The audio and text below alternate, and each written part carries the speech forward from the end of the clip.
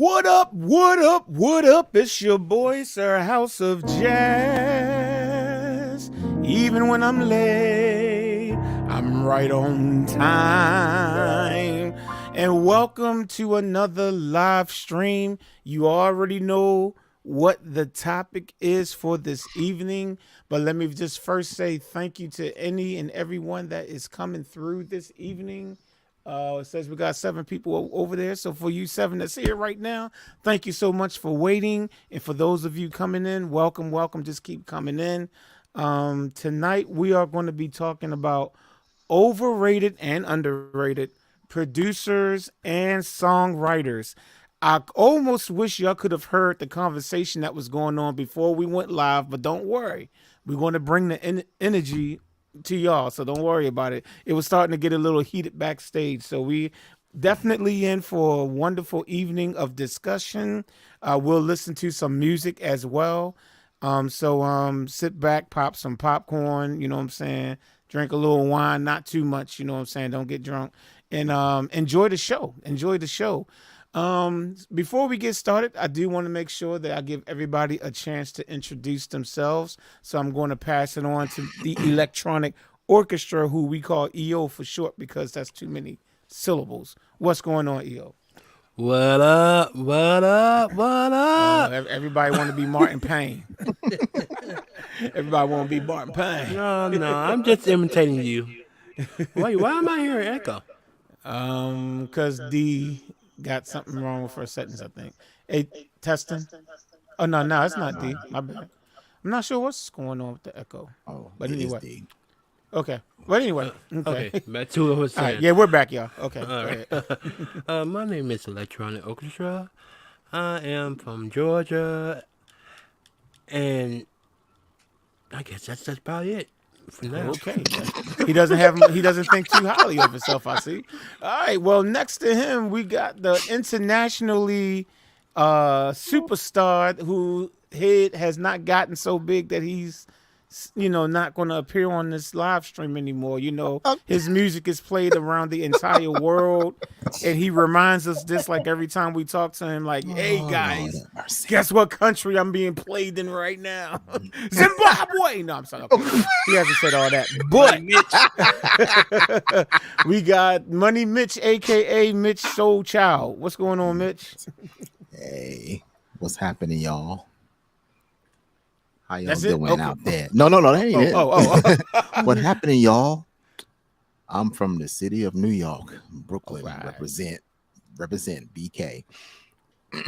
And all of day. course, well, like I said, I'm getting played internationally.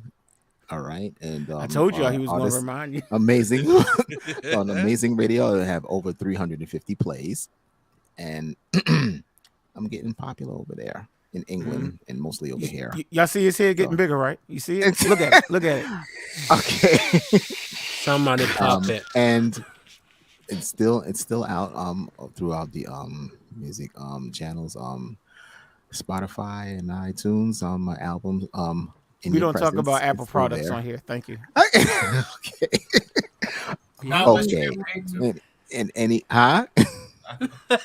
And any music platform you can find me. Okay. Now, what's the name of the album? They don't know the name of the album is called In Your Presence, and it's by me, Mitch Soul. I'm coming out with another project, which will be due out in summer of 2022. Right. And his head is going to get even bigger when that gets out. So y'all keep looking at this live stream every week so y'all can measure the size of his head.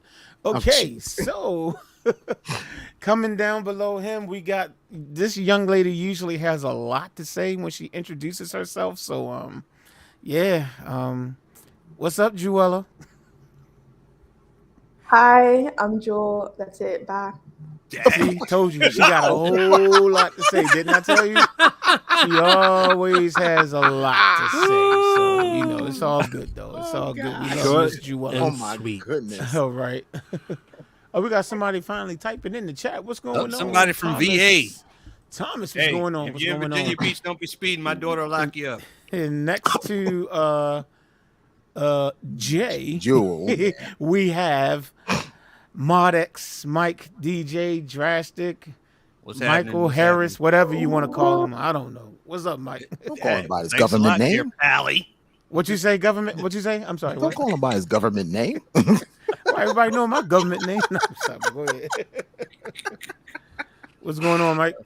It's all good. What's good? What's good? How is everybody?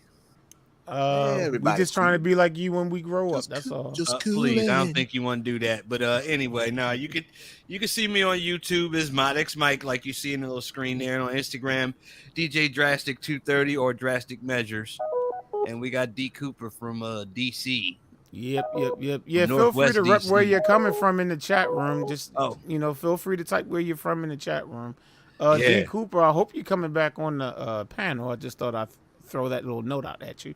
All right, next to Sir Mike, we got the one and only, and literally like the one and only, because there may be nobody else on the whole planet with his name. I don't know.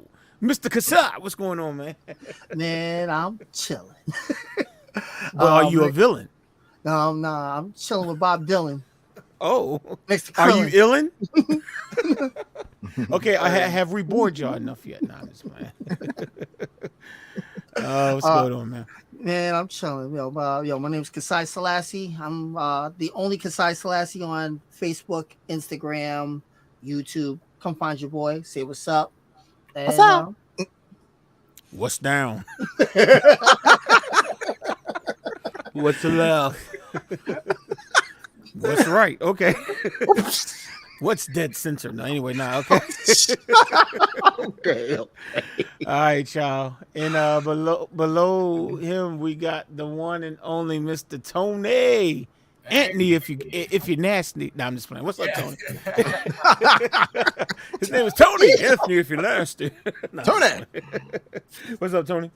Not much. Just I'm in Detroit and pretty bad at piano, but I try.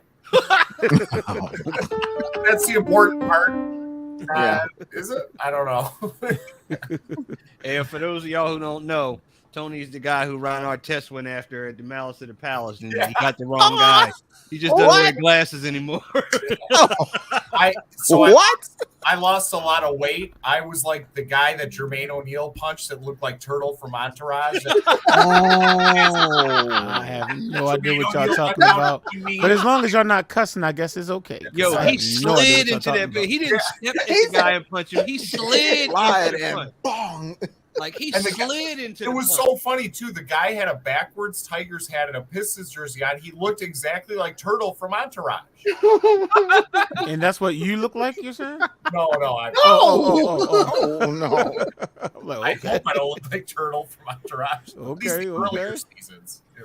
Oh, All right. man. Well, last but not least, at least for right now, we have the one and only, the superstar herself. She interviews all the stars, all of them, big, small, great, little, tiny, whatever. Miss Conversations with D. What's going on, D? How you doing? Oh my goodness! did you eat something bad between the time you Oh was back no, home and it's now? the Cookie Monster. No, I didn't. Anyway, Okay. Have you been doing, No, is that what you can't do did? that. I can't do that. I'm Oh, not okay. messing with I my was getting ready clearance. to say, It's the chicken Okay. from the air fryer. be doing that little So chuck-a-lug a little bit. I'm Conversations with D, and you can follow me on Conversations with D at IG and YouTube, and I'm just here. La la la la la la la la. Elmo's World. D Cooper's World. D loves her goldfish, her crayons too. You thought I didn't know that song? I know that song. I love that. I love Elmo's World, girl. What you talking about? Oh gosh. That was the highlight of my day back in the day, boy. Oh, When man. I was babysitting my nephews, they're 13 and 16 now, but when they were like 2 and 3 or whatever, man, and I would get more excited than they would when the Elmo song came on. They be looking at me like, look at Uncle Richie, he's really excited about that. That's my song, yo. What you know about that? I know about Elmo's World. That's what I'm talking about. But anyway, we are not here to talk about Elmo's World, so we want to go ahead on and get the conversation started. You're going to hear some things that you agree with. You're going to hear some things you don't agree with. Feel free to put your remarks down in the comments section. Just be respectful of people. Let's not disrespect anybody. And please, absolutely please, no cussing or cursing, okay? All right, so we're going to go ahead on and we're going to pick on Tony tonight, and we're going to let him start with either a overrated or underrated. He can choose songwriter or producer. Go ahead, Tony. Well, we were talking a little bit before we went live here, and I want to talk about two people. And first one I'm going to say overrated would be Pharrell, because he is partially responsible for unleashing the beast that is Drop It Like It's Hot on the world. And that is just, that to me is like almost an unforgivable sin. So I'm going to make him. So you think he's overrated?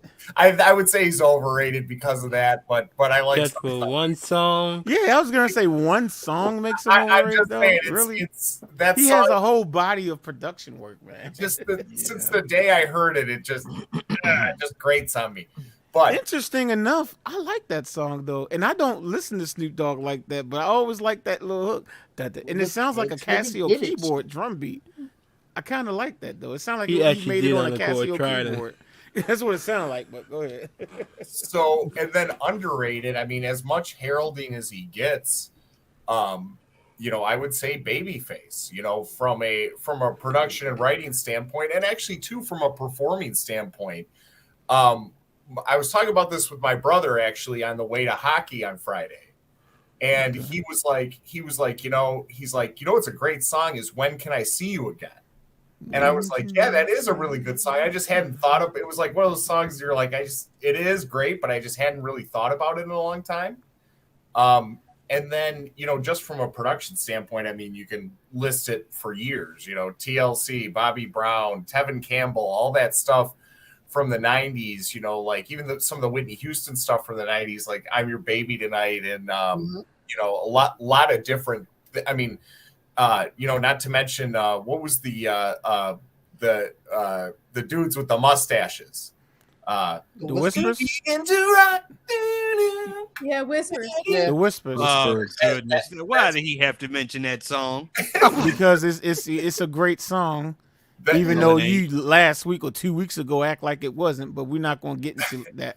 We're not going to Interestingly enough, I used to valet cars at the Detroit Mayor's Mansion, the Manugian Mansion here, and the ex-Detroit Mayor Dennis Archer, Rocksteady was an absolute staple of his parties. All the time in the 90s. He was, that thing was blaring all the time at those parties. Wow.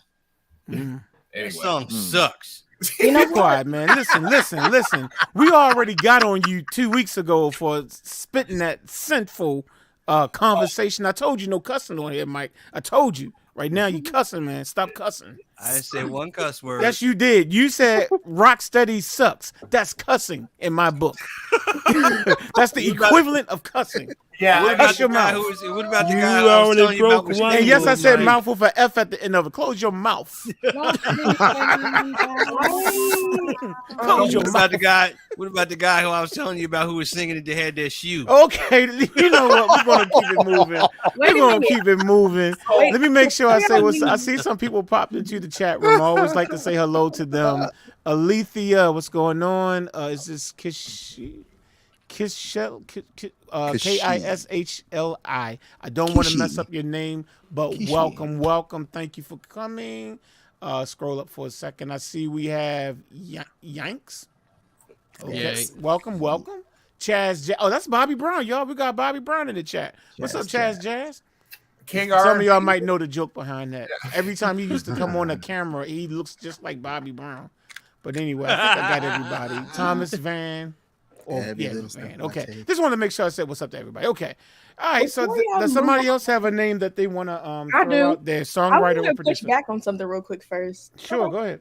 I disagree on your Pharrell take. He is not overrated because his production, yes, Chad Hugo did a lot of his production as well, but he has spanned so many genres. He's done rap, he's done pop, he's done R&B.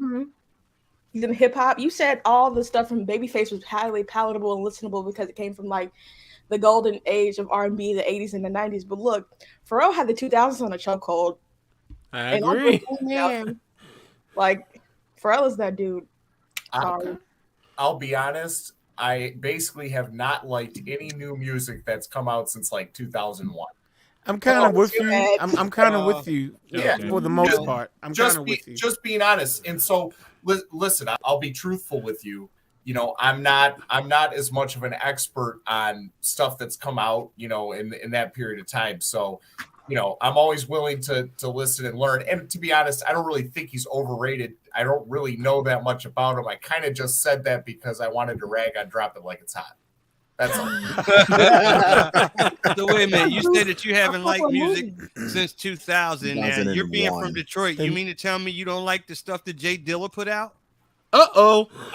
I don't even know who that is, but you talking to To him. be so honest go with ahead. you, I don't even know what or who Jake Dilla is. Oh no! You got to go. Hey, It was behave nice knowing yourselves you, because I don't know Tony. who he is either. he's a rapper. He was a rapper from Detroit that passed away. Okay, He I wasn't don't know just a who he rapper. is. He was a producer. I'm sorry to hear that, but that doesn't change the fact that I don't One know. of the Yeah, baddest but hip hop listen, producers this that guy- ever lived. This guy's MPC is in the Smithsonian. Yeah. That's Yeah. how. Exactly. Yeah. Mhm. This is the guy who made That's songs. NPC is in the This is the guy who Smithsonian. made Smithsonian. songs without having Yeah. to quantize any of his The drum tracks. Aka He never did MPC, that. the MIDI NPC drum machine. 2000. Yeah, NPC you might know him as 2000. JD. I know what an NPC is, but you're saying that they put it in the Smithsonian? Yeah, he's a That's Yeah. how. Put That's how it like this. Hanukkah Yeah, from they Put did. it to you producers like is. this. Like, There's a lot of songs that he he was no produced joke. that you don't even know that he did. Like a lot of Tribe Called Quest stuff that Yeah. they did. Jay Dilla produced a lot of that Yep. stuff, man. Yep. What's those Hey, guys? Slum Alethea, Village. you want to come up on the panel since you're in there running your mouth? You want to come up on the panel? Let me know. I got What your did he email say? if you want to come on. Yo, Go ahead, Mike. That whole off kilter like drunk style That neo soul. like playing behind It's Jay the Dilla, beat, man. style that everybody does. He helped start that. That's That Jay was- Dilla. Yeah. His brother is Dilla's doing that some dude. stuff He was that too. dude. I'm sorry, D. What happened? His brother is doing a lot of stuff too. His younger brother. He was a member of Slum Village. Yeah. Slum Oh, Village. yeah. He Oh, was. Oh, okay. Selfish, right? I remember the group Slum Yep. Village. I Yeah, you remember know that group. song Players that they have? Mhm. Yeah. Players. I only remember them having one song, but I cannot remember the Climax. title. They of it. did Climax too. I saw Usher a long time ago at the Palace, and the opening acts were this was I think it was John Legend, like right before he got famous or whatever. He was opening up, and then Slum Village. He died at 32. Yeah. The I guy think he died passed away in like 2006, right? That's not too correct. long after Yeah. I saw him, yeah. Yeah, 'cause I actually met him in 2000. I was in Detroit. There's a spot there. Was it where Joe Louis Arena is, and you got the Renaissance Center there. There's a thing that's out there by the water. Yeah, the like a Riverwalk. stage and all that, because we had did some Art stuff with Plaza. the Roots. Yeah, we had did some stuff with the Roots and all of that, and that's where we were at, and that's where I met him. Oh, okay, that's what's Yeah, up. Jay Dilla was no joke. Okay. No did a lot of joke. stuff. He's one Paid of away for a lot of. He's one of the best hip hop producers that ever lived. And Well, I'm let me telling ask you this: since we kind of moved over to Jay Dilla, do you say he's overrated, underrated, or he's right where he should be? he is right Right where he should be. Actually, He's that in man legendary belongs- I'm status telling right you, now. I would not be surprised if they put him posthumously in the Rock and Roll Hall of Fame. That's how bad that boy was. Yeah. He was And And the they Right. need to be shoot. There's that a lot of emerged, people like, that through need the to be in whole the Rock and neo Roll Hall soul of Fame. movement too. Like he did stuff with And Erica he pretty much Badu, put his Jill stamp on Scott, I everything, want to say. man. I'm Yep. telling you, there's a lot of stuff that there's a lot of songs that you probably like that Jay Dilla produced. Exactly. Or I wouldn't be influence. surprised. Now, I can't say this for sure, but I would not be surprised if he did something He did Bilal. by Boys to Men, Yes. or if he did something with Everything Boys he to did, Men. Common, De La Soul, Okay. The Far Side, all Yep. these people. Mhm. Ooh. I Yup, like I that remember song by the Far Far Side. Side, running. Too. That Who song would can't never- keep running away. He did that. Mhm. Okay, Jay all right, Dilla's that's a what's bad up. boy, man. Yep. Okay, that's what's up. And Tony don't know who Jay Dilla is. Hey, Yeah. hey, I don't know who he His is, brother so is it's all keeping the good. legacy alive. I Also, have he did a no song idea who he with is. He did a song with the guy in Dwelle. Mm-hmm. Yep. What song? It's called Hey, Jazz, when you get a Don chance, P. Don you P. Google that man. Straight up. I kid you not. You get I it hear when that. you get a chance, you Google that man. I'm gonna tell you how bad this boy was. Slum Village has that song called Players, right? Uh-huh. He produced that. Guess where he got the drums from? The Sugar Hill Gang Rapper's Delight. He took the Oh, drums okay. from that Okay. and produced that song. Oh, that's what's up. The drums. Now you dissect some drums out of somebody else's song and you break that down. That's a bad When you boy. listen to that song and put it together, you wouldn't believe. Chop That's how that bad up. that boy was. Yeah, chop it up. Wow. Yeah, I Okay. think he's the first one that actually did the chopping method. Right? Chopping method. And never yeah. used and never quantized his drums. Yep. Ever. Oh, wow. Yep. Speaking of Detroit people and people that I think are underrated from a performing standpoint, and to be honest, I don't know who produced her albums in the 80s, but Anita Baker. She has one of the best voices that, to me, I've ever heard in my life. I agree. Absolutely. Mm-hmm. Oh, yeah, absolutely. when it comes to Yeah, vocals. listen, I ain't got no shred of argument with that. Yeah, absolutely. Yep. We are Anita Baker fans on this channel. Yeah. Who produced that album with like Caught Up in the Rapture on it? I'm not Mm-hmm. sure. I know one of her songwriters and producers was Skip I know. Scarborough. I know that's one. Yeah, I don't think he did yeah. all of them. Barry Eastman. Okay. Yeah, it There's was another. different people. I know I she think, had a but I know manager Skip named did Shirley a lot of Shirley work Bass. with her. songs on her album too. That's another thing people didn't know. She wrote most of them Yeah, songs. she wrote some of them. Oh, Mhm. she's got now here's a very, very underrated producer and writer, Rod Temperton. Yes. Hey. Yes, we did one. Absolutely. I for mean, her. hey, come on He now. wrote most of Always Michael and forever. Jackson.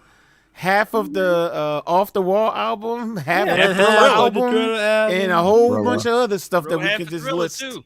And We had half a of Rod them Temperton bad. night 2 years ago on my channel you where really? all we I would've did loved to have was been- celebrate Rod Temperton for the whole Yeah, night. a lot of people didn't Yeah, know. we did a like, whole he night was for a Rod bad Temperton. boy. Yeah. He was a Yeah. bad boy. You know, Yeah, actually, we did that a whole song, night for him. actually, Check it out Michael on YouTube if Jackson's, y'all haven't seen it. Yeah, just type in House of Jazz Rod Temperton. Yeah. We did a whole night where Thanks, we did Alex. nothing but He Rod did Temperton. "Live in Me" music. by Rufus. He did By Rufus, "Stump" yeah. by Brothers Johnson. He did "Give Me the Night" by George Benson. "Love" by Yeah. Love. Love Off Times Love. Broadway. Love times love. Times Love. I'm sorry. He did some Quincy Jones, Patty Austin, Herbie Hancock, Uh-huh. Donna That's it. Summer. The secret. Yes, Baby but did he Come to produce Me. Kermit the Frog? Baby Come to Me. No, Did he he did not. produce He did Kermit the Frog? Thriller. If- He did if- Thriller. But if yeah. he can't, but if he has not produced Kermit the Frog, I don't want to talk about him. I'm just kidding. Yo, He he did actually Mama Be There. He did Sweet Freedom. Well, Climb. like I said, we did an entire Stephanie night Mills. for Rod Temperton, so y'all can check it out. Yeah. But yeah, absolutely, he's Secret probably Garden. underrated. actually, He he put a wrote move on my heart. he Right, I wrote know. I Rock think With he You. might be Yeah. underrated because I don't think a lot of people know his name like that. A lot of people don't He know wrote "Rock him with like You" that. for Michael Jackson. Johnny Jackson. Wilder, and he Oh, wrote yeah. it for Johnny Yeah. Wilder first, and Johnny Wilder didn't want the song, so he gave it to Michael Jackson. Yep. And now it's a classic. Johnny Wilder was the lead singer of Heat Wave. Yep. Yeah. Oh, Okay. And That when guy he- could sing. And when he gave the song to Michael, it became history. Yes. On her I- first album, she worked with Patrick Moulton and Otis Smith. Anissa. I got one. Y'all might don't agree with me with this one. I think RZA is underrated. Oops, sorry. RZA, RZA? Yeah, Didn't mean to do that. RZA from the Wu-Tang Clan. Wu-Tang. Yeah. You think he's overrated, underrated, or what? underrated. Underrated. Okay, speak your case, sir. Mostly because he produced mostly all of Wu-Tang stuff until the 2000s, unfortunately. And then I like his producing sound. Like he always combined a lot of kung fu movies stuff in his music just to create something new. I will give you this. You don't hear too many hip hop producers that go on to score films. Right. I'll give you that. Obviously, he has something that somebody wants. All right. I think When yes. the first thing that I ever heard him scored was Kill Bill. Yeah. Kill Bill. Yeah. Did he really score that? I didn't. I'm sorry. I know he produced something. I don't know if he scored, but I know he has scored films. I do know he has scored films. I think Yeah. he partially did some- scored he- Afro Samurai, even though that wasn't a film. That was a TV show. Have you ever heard of a film called Ghost Dog? That was with Forrest Whitaker, and Yeah. Rizzo was in it too. So Ghost. I was Dog? just gonna say Okay. in terms of being an actor, he's very underrated. He's also very good in a movie called Derailed with Clive Owen and Jennifer Aniston. Yeah. And he's really, really fantastic in that movie. yeah, Yeah, that's actor. He's good too. Oh, I just looked it up. Yeah, he did score. He scored Bill on both Kill Bill films. Wow. Oh, Okay. okay. I Even thought it Quentin stuck in my head. Tarantino won him. Okay. Yeah, so I'll give you that. I'll give you that. Again, you don't hear too many hip hop producers moving on to that kind of realm. You hear R&B and jazz and those guys who compose and move on to those kind of realms, but not hip hop producers. So yeah, I'll give you that. Yeah. Okay. All right. Does somebody else? Go. Did anybody else have anything? I don't want to move on if somebody else has something to say. If not, does somebody else have another songwriter or producer that they want to put them out there? I can give my overrated one. Go ahead, E. Well, hold up, EO, because Mitch hasn't given one yet. Okay, go ahead, Mitch. Go ahead, Mitch. Go ahead. I was gonna say DJ Premier. Oh yes. Okay. Yes. Speak your mind. I don't know him, so go ahead. I've heard his name, but I don't know who he is. Categorize him? Yeah, because Underrated or overrated? He's I would say he's. I can't say neutral. I can't say he's overrated. Right where he belongs. Right where he belongs. Overrated, underrated, right. or right where he Yeah, belongs. Right where he belongs, because I Yeah. can't say he's underrated or overrated because he produced a lot of stuff for a couple of hip hop artists. Oh, Even though he was with Guru called Gangstar, right? Uh-huh. I do remember Gangstar. So it was the other guy that was in Gangstar. Yeah, That's what you talking about. He's the guy who was DJ in the back. Okay. That's Premier. Okay. Yeah. Cool. Yeah, Guru. Yeah. So and then he started producing some stuff for Rakim. Mm-hmm. And a whole lot of Illmatic with Nas. Illmatic, yeah. He did a lot of produced stuff, that. man. He produced KRS-One, Mhm. the Boom Bap, Return to Boom Bap, Yeah. Annie Up, the Bam Bam, Bam Bam, MOP. Annie Up. MOP. Yeah. Premier's over a whole lot of stuff, man. Yeah. Over a whole lot. He's a real cool cat too, man. That's my man right there. Yeah. He got a room full of records, Mm. MPCs, a whole thing of discs that you put in the MPC, and then you just all his works, everything. So he's right. He's right where he is. Yeah. So he's neither overrated or underrated at all. I got another underrated one. I don't. Oh wait. Hold on, EO, you can't just take over, EO. No, you. Give I'm just other waiting for people a somebody chance to come first. in.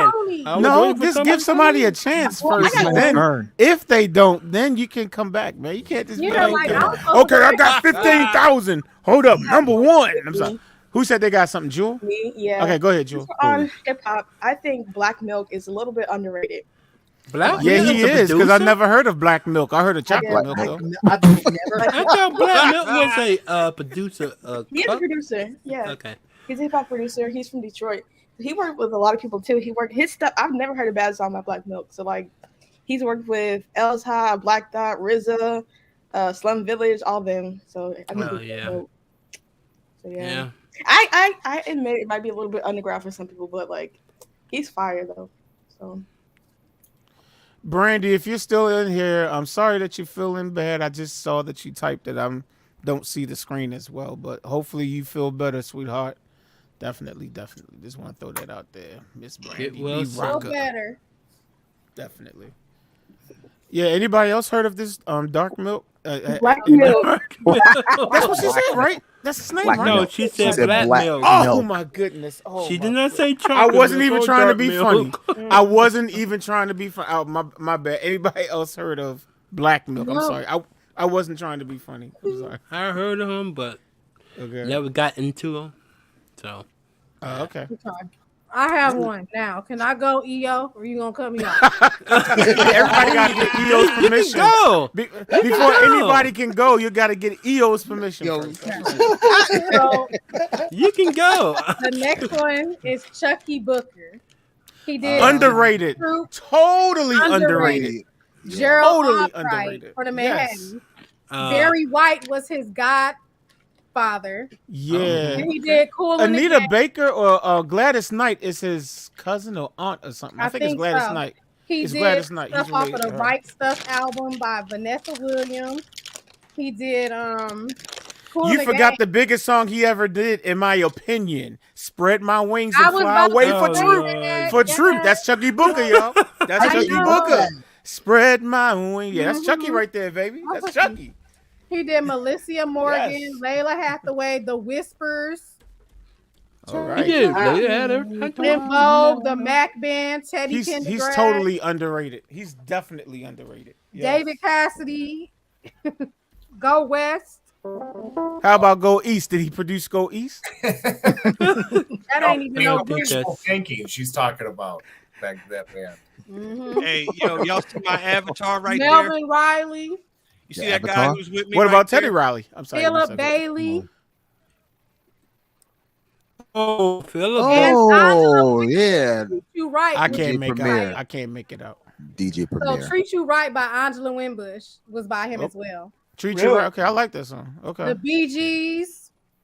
He's produced. Hold up, Chucky Booker produced the Bee Gees. Are you Bee Gees? serious? He produced, yes, he did some programming and stuff for that. Yeah, for the Oh. 1997 album, Still Waters. Okay, I would have never guessed that. Randy, Okay. Never Say Never.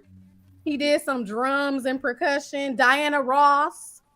Oh wow. Oh, Yeah. okay. I Oh, can don't like get her. Mike started on Diana Ross again. Oh yeah, he Okay. did his thing. Lionel Richie Encore album. Okay. Are you like reading from Google or something? I got a list. I came prepared for y'all. Okay. Hey, I We got a can tell list. that. too. Just I don't have a mention list any too. songs, boy. She gonna start singing in a minute. I got my list on my Howard. tablet. I got my list on my He tablet. sweat. but- Sweat. I Okay. wanna. All right. Yeah, but I definitely would say that he's wanna. underrated because he's Very done a lot, but underrated. people just don't know. Yeah, they don't know. But Can I say yeah, my overrated? Jay Melody is correct. He is the man, no doubt. Can No I say doubt. my overrated? Sure, go ahead. P Go Diddy. ahead.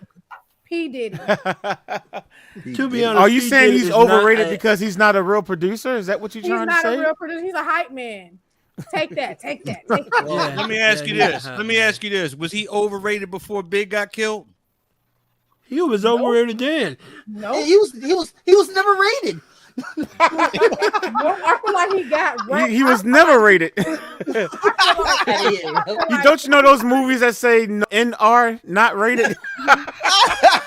I'm just- So I feel like to me, NR, this is- not and rated. don't take this the wrong way, but I feel like to me when Biggie died, that's when he actually got, overrated. I mean, to be honest with you, I don't want to get into conspiracies, but I wouldn't be. I would just say I wouldn't be surprised. That's all I'm gonna say, and that's all I'm going to say No, about that. no. That's Take all that, I'm going to take say. that. I wouldn't be surprised, and that's it. I'm not No, even that going to go didn't- into no. any detail of what I mean by that. I'm not going into any details. I'm just going to simply say I wouldn't be surprised. Next, okay, who's the next artist?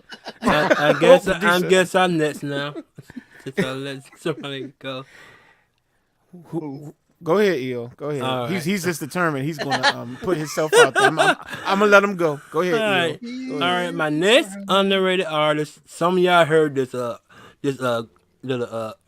this group of producer, Organized Noise.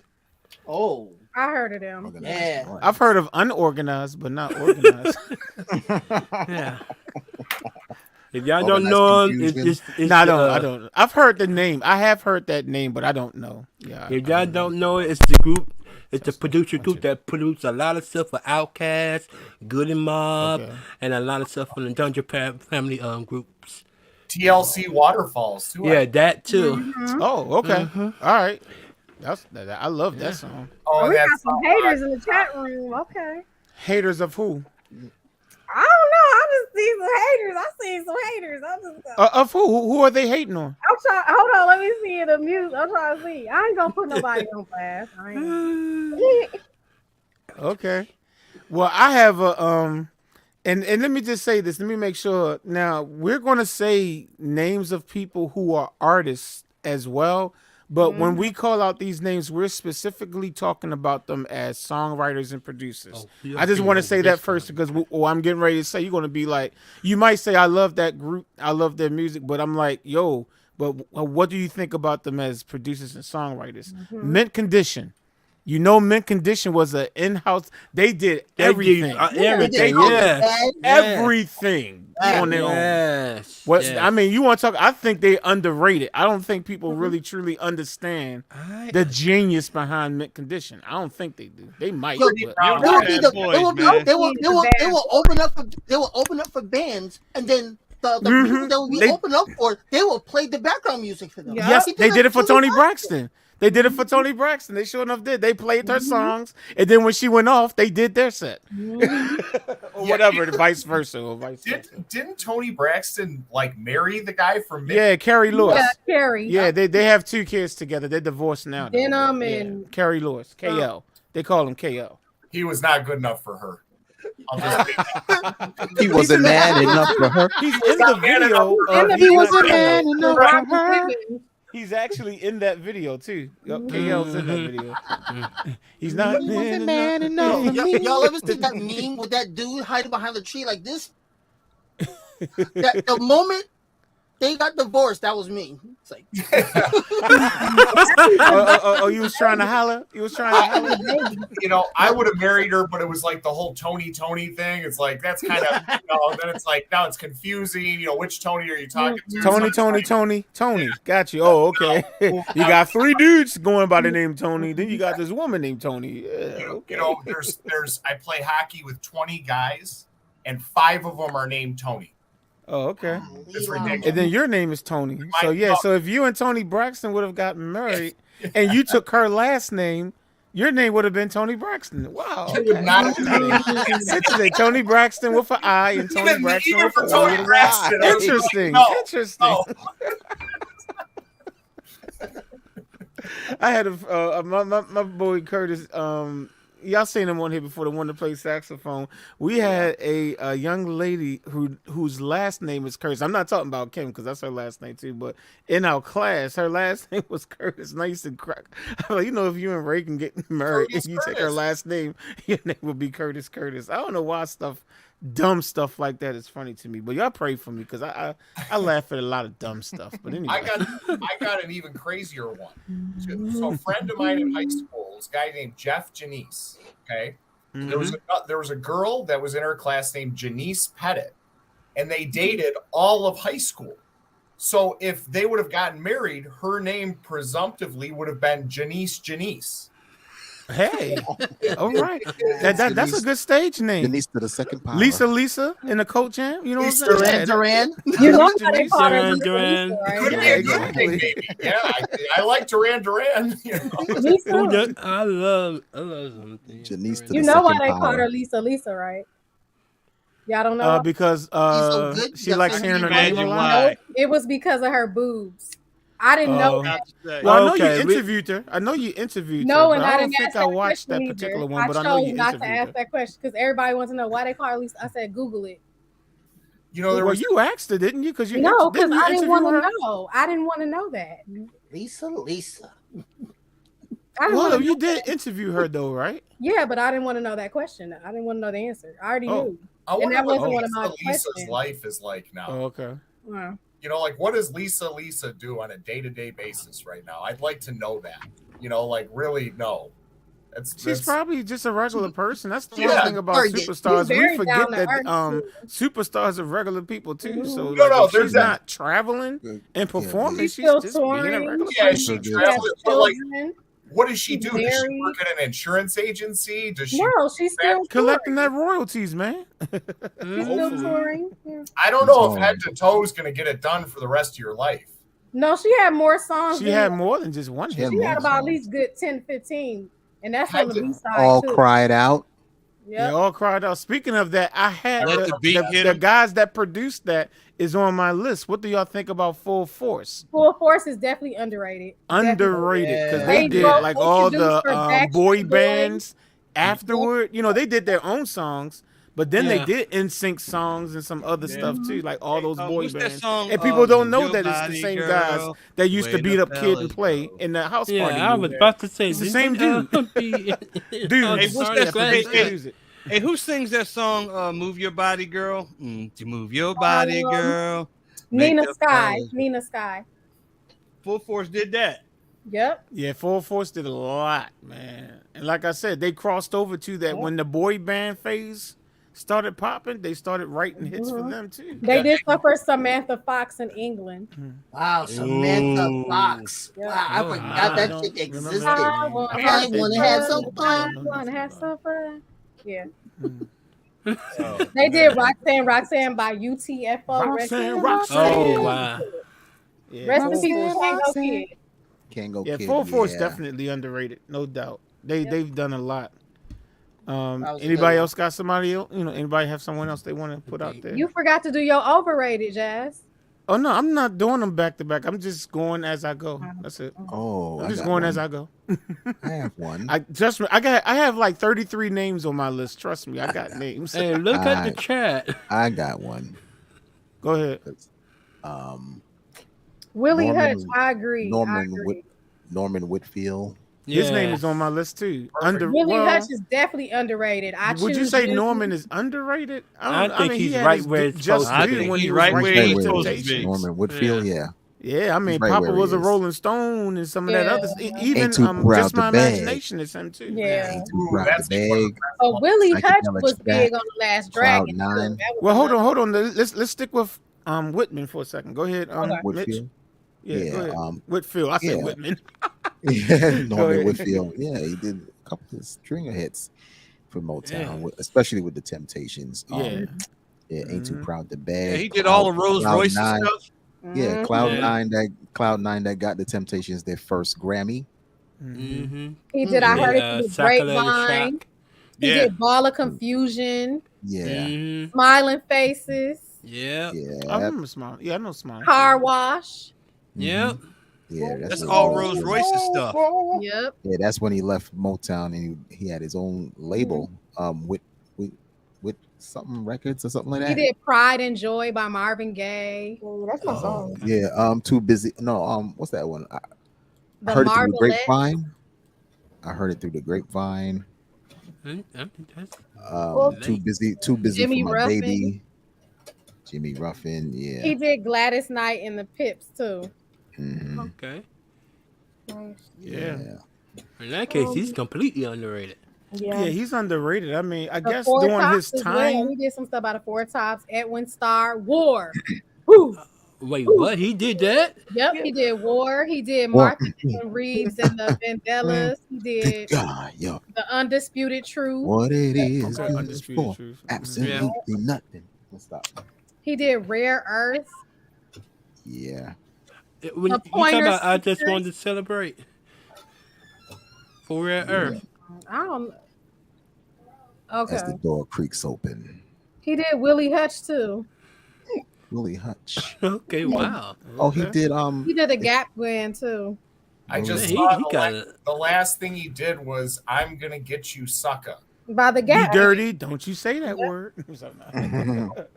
I'm I sure. want to get you, sucker. Willie Hutch. Yeah, I it was didn't know he not- did that. You talking about did he Norman do- Whitfield did I'm gonna get you, sucker? Yeah. I didn't know that. I didn't know that. So- was him. Oh, So is that related to the Wayans Brothers movie or the? Well, I'm assuming that's the song you're talking about. That's the only song I know is the by the theme Gap- song, by the the title cut from the movie. That's the only I'm gonna That's get you, okay. sucker So that's song I off know. the movie soundtrack. Oh, okay. Well, then, yeah, I guess it's I guess 'Cause it there's, Oh. yeah, there is a song on. There is a song called "I'm gonna get you." I think it's the Gap Band singing. Yeah, and It is the Yeah, Gap it's the Band. Gap This Band is singing. the I'm last- gonna get you, sucker. You're dirty, and then like, don't you say that? No, that. Willie Hush was definitely underrated. I agree because he was on that Last Dragon soundtrack. Huh? Oh, the Mac I soundtrack. thought we was talking about Norman Whitfield. Well, we got Whitfield. off of him. We got Oh, we did. I somebody thought said, didn't you say he did? I'm gonna get you, sucker. yeah. Was but that the Norman guy Whitfield? Or was said- that somebody else? That was Norm Whitfield. Oh, yeah. Okay. I was getting ready to But say. the got guy, me the confused person here had now. named like 3 people. They said Norm Whitfield and then somebody Bailey. Was it Bailey? And then Will Hutch. Okay. Barrett Strong. Very strong. Yep. Yeah, but actually both Norm and Barrett wrote songs together when they were in Motown. Yeah. Yeah. Yeah, another Motown. Now, he might not be considered underrated, but what y'all think about Smokey Robinson? Do you think he's overrated, underrated, Right or where he he's supposed should to be. Correctly. No, he's where he's supposed to be, man. I think Smokey where he's stuff supposed is to stamped be, on there, yeah. man. As a Yeah. writer, especially as a Yeah. writer. It's stamped on there, and not only as a writer, but he had 2 different phases as a performer, right? He had like the 60s, the Miracles one and whatever, Yep. and then he had like the 80s, Just to See Her Again, and One Heartbeat, all that stuff too. But Did that with Kenny G. yeah, Mhm. he will forever be underrated in my mind too, because I bought a cameo from him for my mother for her 65th birthday, Okay. and he like made my mother's life with it. So yeah, he will forever be underrated to me. If you watch that Motown movie, he lost $100 to Barry Gordy. Yeah, You talking about the one from Showtime? Yeah. They did like 2 years ago or something. Yeah. Right, and they was they had bet on who had done I Heard It Through the Grapevine first, and he was saying that Gladys Knight and the Pips had recorded it first. Actually, it was Marvin who recorded first with Norman Whitfield, but it wasn't released till after Gladys's thing because Norman Whitfield kept getting on Barry Gordy's nerves Oh, I heard it through the grapevine. about Okay. releasing it. Okay. Well, I have one. True. So right where he's supposed to be is Stevie Wonder. Absolutely. Yeah. 100%. He's not Yeah. overrated. Yeah, Stevie is right where he needs Yeah, to be. he right he's supposed there. to be quote unquote overrated, but not No, in he the is negative not. sense. Absolutely not in the not. negative sense. Yeah, he's I agree. And I'm not saying that because he's my favorite. No, Stevie Wonder put out more stuff than you would believe. Yes. Mhm. Trust me when I tell you. He even put out stuff for Aretha He Yeah. sure did. in the early Yeah. 70s, D. Yeah. He Yeah. wrote. Early 70s. He wrote. Oh, you know I hundreds- know about He Stevie. wrote. Yeah. He wrote Yeah. hundreds. He wrote hundreds of songs. Yes, he did. Yep. Different Maybe artists, 1,000. especially. He's up there Especially with Prince.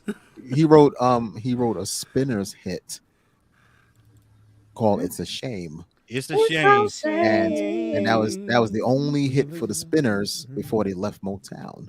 Because What? their contract, Oh, wow. because that was 1970, and then because their contract was going to expire the next year, and then what happened was that Aretha Franklin actually reached out to the Spinners and said and convinced them to come to Atlantic Records when their contract expires. So they waited till they expire, and then the following year they signed with Atlantic Records, and they had the string of hits after that.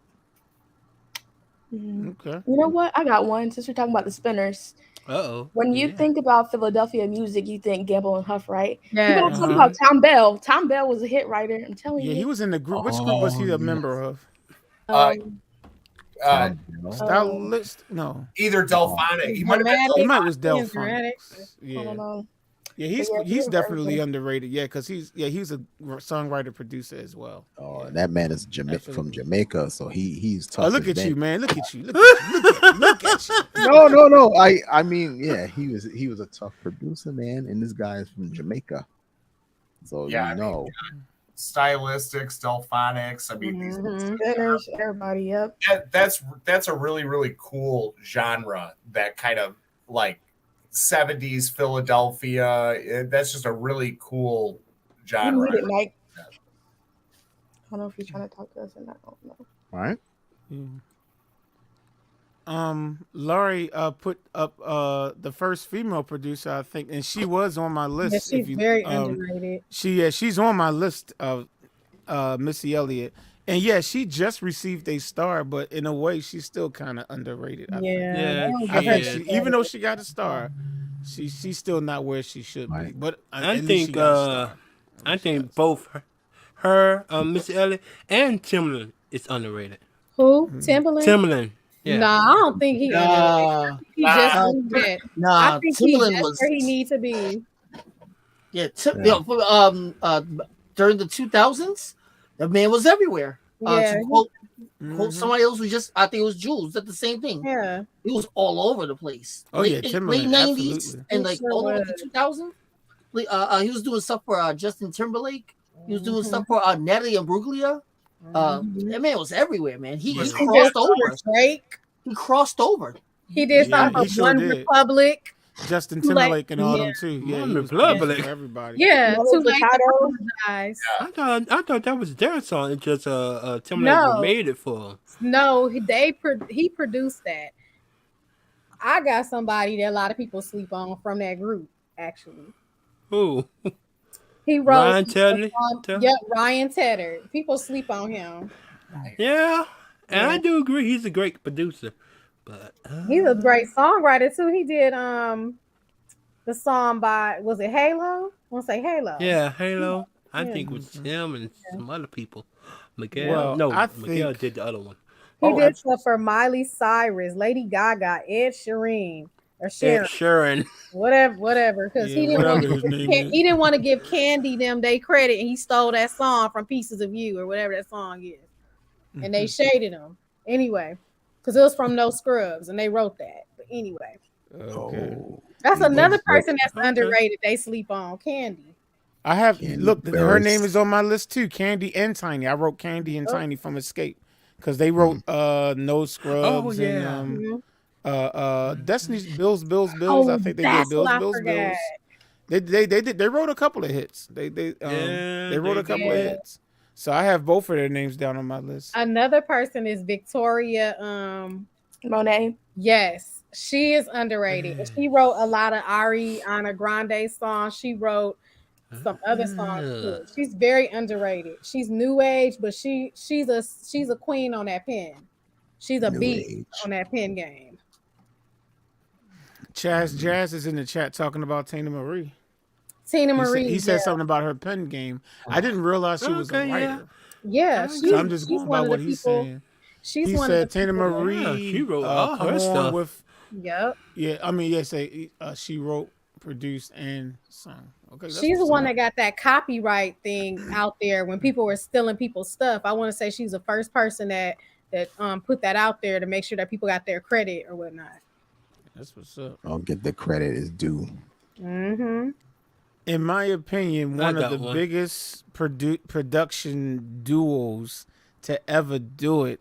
I Oh already my know where he's goodness. going. Well, before I say their name, I'm going to play a track that was submitted. And now the version that you're hearing is produced by Ron Music for Life, and the vocals is by Nisha, but the original producers, we'll talk about them after we play this song, but let's take a listen to Ron and Nisha's rendition of Janet Jackson's Anytime, Anyplace. Yes. Translation. Oh, exactly. what we're Translation. talking about. Chitlins in the driveway.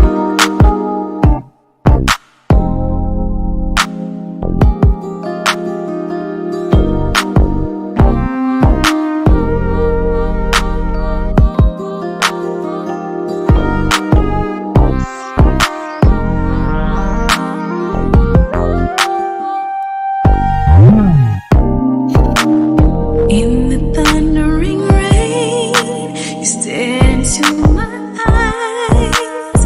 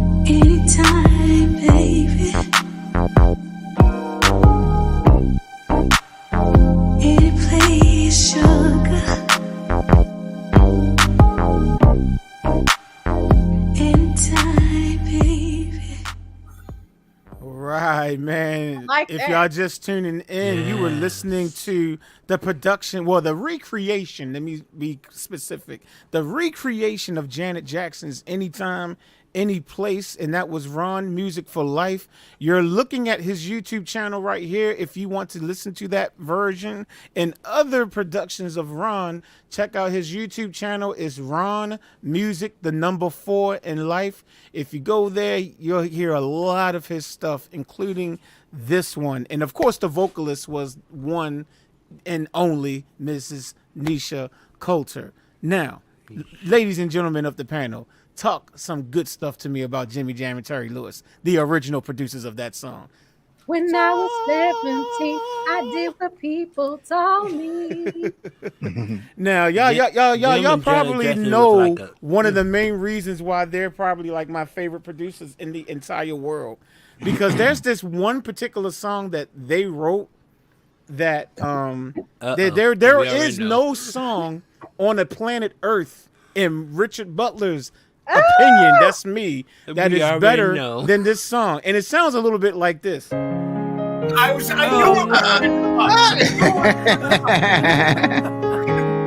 knew We knew where this was going. You knew where you were going. I thought I mean, come on. If you can write a song come on, they're the best ever. I don't care what anybody say. Those are my boys right there. Prince, thank you for firing them, man. I appreciate you Thank firing you. them Yes, from the I top. was about to When say you that. fired them, that was the Dave best Prince thing that fired ever That was a happened blessing in to disguise. them. That was the best thing you ever It did. Yeah. really was. Thank you. He Thank you let for him go, firing and If then it he. wasn't for them, we wouldn't have got SOS. Mhm. Yes, Well, we well, did. that's the reason why they got fired, though. I know. No, they did SOS, and then Yeah. after Prince found out about it, that's when Prince said, "I told y'all guys not to produce anybody else, so you're fired." They did Encore by Cheryl Lynn. So They yeah, did we that. still would have had the SOS band, but yeah, So, but I don't know if we would have had the other stuff. They did Sherelle. Change. Alethea, I don't think Sean's coming on this time. She said Sean Stockman coming on again. so Alexander O'Neill. Yeah. Oh yeah, I mean, come on, Austin. man. They Force Yeah. MD's Tender. Sherelle. Janet Jackson. Hello. Yeah, Janet Jackson and The Jimmy Human Jam and League. Terry Lewis are like a tight knit. Rhythm Nation 1814. Exactly. It's the best Everything album. from Human Janet's Human third by album Human League. until what she has out now. You know, That's to the last way thing is Janet Lewis. love goes. Yes. My Yeah, and Yes. I mean, Morris basically, Day. all of her hit songs, every Came from last one of Jam. them, for the most part, was produced by Jam and Lewis. And she's she's right up there with Michael when it comes to popularity. Yeah. You know what I I'm saying? think Especially that's with where her she show and went everything. I mean, wrong. come on. These guys are geniuses, man. I think that's where she went wrong when she stepped away from that sound, because after that, it just kind of got like, and Well, she They couldn't have stick great to heritage. the same sound that from the 80s and early 90s. well, she had no, to, but they could have did adapt her something sound. for her. You know, even more. You know, I think they. Oh, coulda- you know what Yeah, album I forgot that is classic, that they produced the entire album. Almost forgot. Any Heartbreak, New Edition. Yes.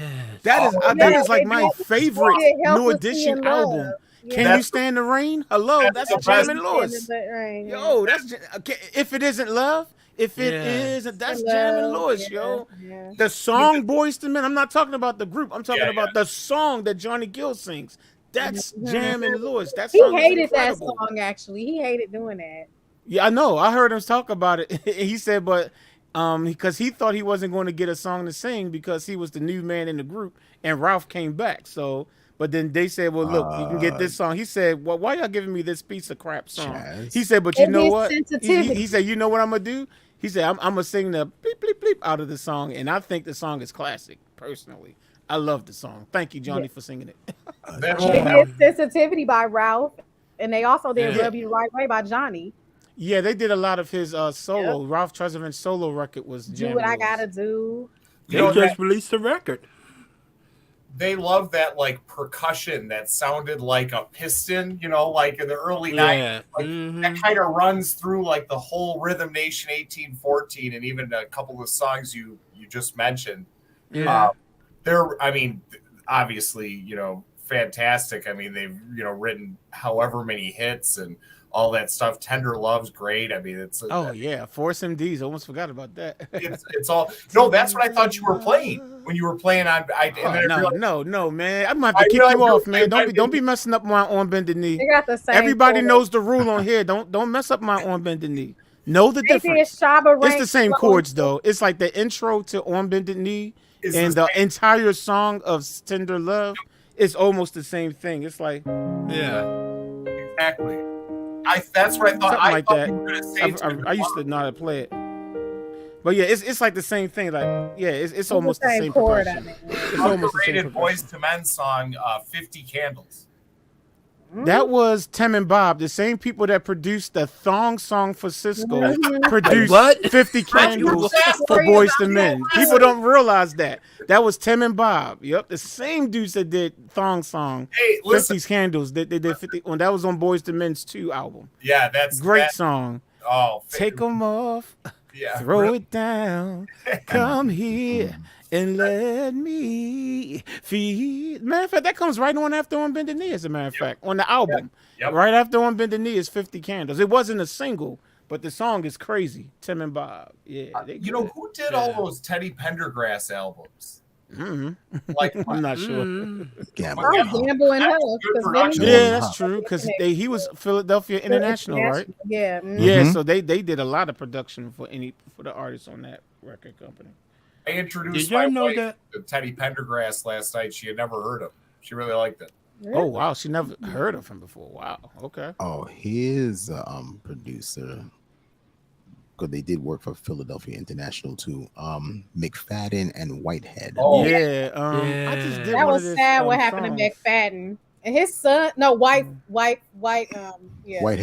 Yeah, Whitehead. His sons are on Instagram and like, you know, one of them I think is still doing music. I follow him or something. He follows him. Talking about Kenny. Oh, McFadden and Whitehead. Right. Talking about his son, Kenny Whitehead. Oh, okay. Kenny's still doing music. Yeah, both McFadden and Whitehead, they're both gone now. Yeah, we know they did. Yeah, that's why I said it's sad what happened to McFadden. Well, both of them. Yeah. Well, what happened to Whitehead? Whitehead got shot in the driveway right around the corner from here. Oh my Lord. Laurie just made a good point, man, that Terry Lewis used to be married to Karen White. I was jealous of him back in the day because Karen White was fine as a fine. Ooh, and Terry, they're not married anymore, but yeah. I was like, you a lucky dog. I'm a little kid looking at Terry like, man, you lucky, man. I was just a little kid when they got married, but I'm like, you lucky because Karen Wright is fine. She's still gorgeous. Yeah, she is. Yeah, she sure is. She sure is. Absolutely. And can still sing, and she can still sing my favorite song by her, Superwoman. I love that song. Oh, yeah. I'm not your Superwoman.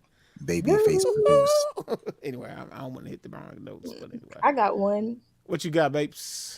Ashford and Simpson. They're a little underrated as producers. Yes. As producers, yeah, I guess they probably are underrated. Yeah, and songwriters. Yeah. They're not underrated as songwriters, man. They got a lot of stuff. But people don't know that. But people don't know that side of them like they know them as artists. Yeah, I don't think they do. I could be wrong. I don't think people know, them as artists. They probably know their songs, but don't know it's them who did it. Right, exactly. That's what makes them underrated. Because people don't realize that they did that. Yeah, they have a lot of stuff, man. Right, like Tony asked about the production on wait a minute. Teddy Pendergrass's album. Super chat in a long time. Hold up, wait a minute, y'all. Hold up. I'm sorry to cut you off, but I haven't had a super chat in like 3 or 4 months. Thank you so much. It's this no, I haven't had a super chat on a live stream in like 2 or 3 months. Is this Sharonda? Sharonda Nance, thank you so much. Or super sticker. Well, I appreciate it. Thank you so much. Thank you so much. You're my first super chat in 2022. Thank you so much. All right, go ahead. I'm sorry, Jewel. What was you saying? The Ashford and Simpson produced on a a few of Teddy Pendergrass. Oh, the Teddy Pendergrass albums. Yeah. Wow. Like Okay. I know they produced on TP. I don't know about the other ones, but You know, I was really noticing last night when I was listening to it. Close the door, like the flute and the strings on that. Mhm. That's really, really, really well put together. You know, just an observation, I guess. They did Marvin and Tammy too. Ain't no mountain high. Sure did. Precious Love. Oh, that's the best one. Ain't nothing like a real thing. You're all I need to get by. I mean, That's the song. That's the first song that Kim and I ever did together. Oh snap! I might have to play that loving now. ain't easy to come by. You ain't living till you're loving. It's on my YouTube loving channel. me, honey. I mean, they did a lot. Reach out and touch somebody's hand. Oh wow. Reach out and touch. Or reach out and choke somebody's throat. Oh, wow. That's what I used to sing to. They did. I mean, Reach out and choke somebody's throat. Somebody's throat. They leave me alone. They better leave me alone. Leave me They alone. did I'm Every Woman by Shaka Khan. Yep. I didn't know that one. They did Clouds as well. I didn't know that one as well. You see what I mean? Hits, just hits, stacked up hits. I mean, they did a lot. Like, I mean, it's Stephanie Wills. I mean, this is not even a Roberta Flack. I mean, wow. Oh my. Wow. They did a lot.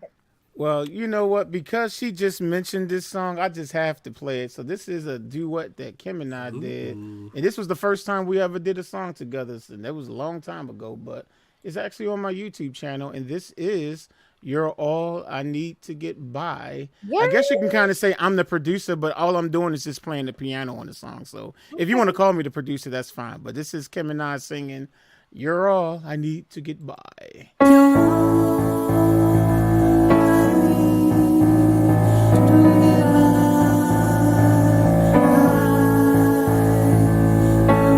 Like sweet morning dew, I took one look at you, and it was plain to see you were my destiny. With arms open wide, I threw away my pride.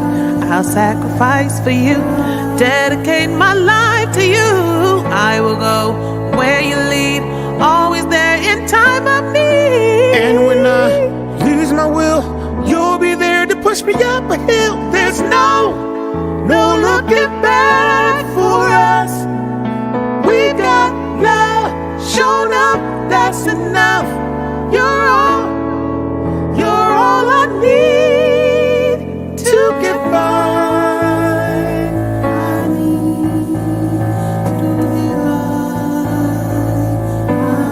Ooh. Like an eagle protects his nest, for you I'll do my best. Stand by you like a tree, dare anybody try to move me. Darling, in you I found strength where I was torn down. Don't know what's in store, but together we can open any door. Just to do what's good for you and inspire you a little higher. I know you can make a man out of a soul that didn't have a goal. Cause we've got the right foundation, and with love and determination, you're all I want to strive for and do a little more. You're all the joys under the sun wrapped up into one. You're all I need. You're all I need. You're all I need to get by. Ooh. Oh, baby. Ah, honey, honey, honey, honey, yeah. Oh, I need you, darling. I need you, baby. Oh, I need you, baby. sing it, sweet baby. Ooh, get by. Don't think I could get by without your lovely smile. You're all I need to get by. All right. That was Kim and I performing You're All I Need to Get By. Aye. I want to just take a couple minute to say thank you to Larry and Alethea, both of you. Thank you so much for the super chat. And let me read what Larry said. Hold up. He said, Raphael Sadiq Wiggins has a pen history that doesn't get enough recognition. I agree. I forgot. I forgot about him. I agree. And Alethea, she sent a super sticker. Thank you to. Oh, hold on. Wait a minute. Oh, D too. Oh, D. Hey, D. Thank you, baby. Only Appreciate it. $9.99. Thank you, Miss D. Cooper. Appreciate y'all. Thank you. All right.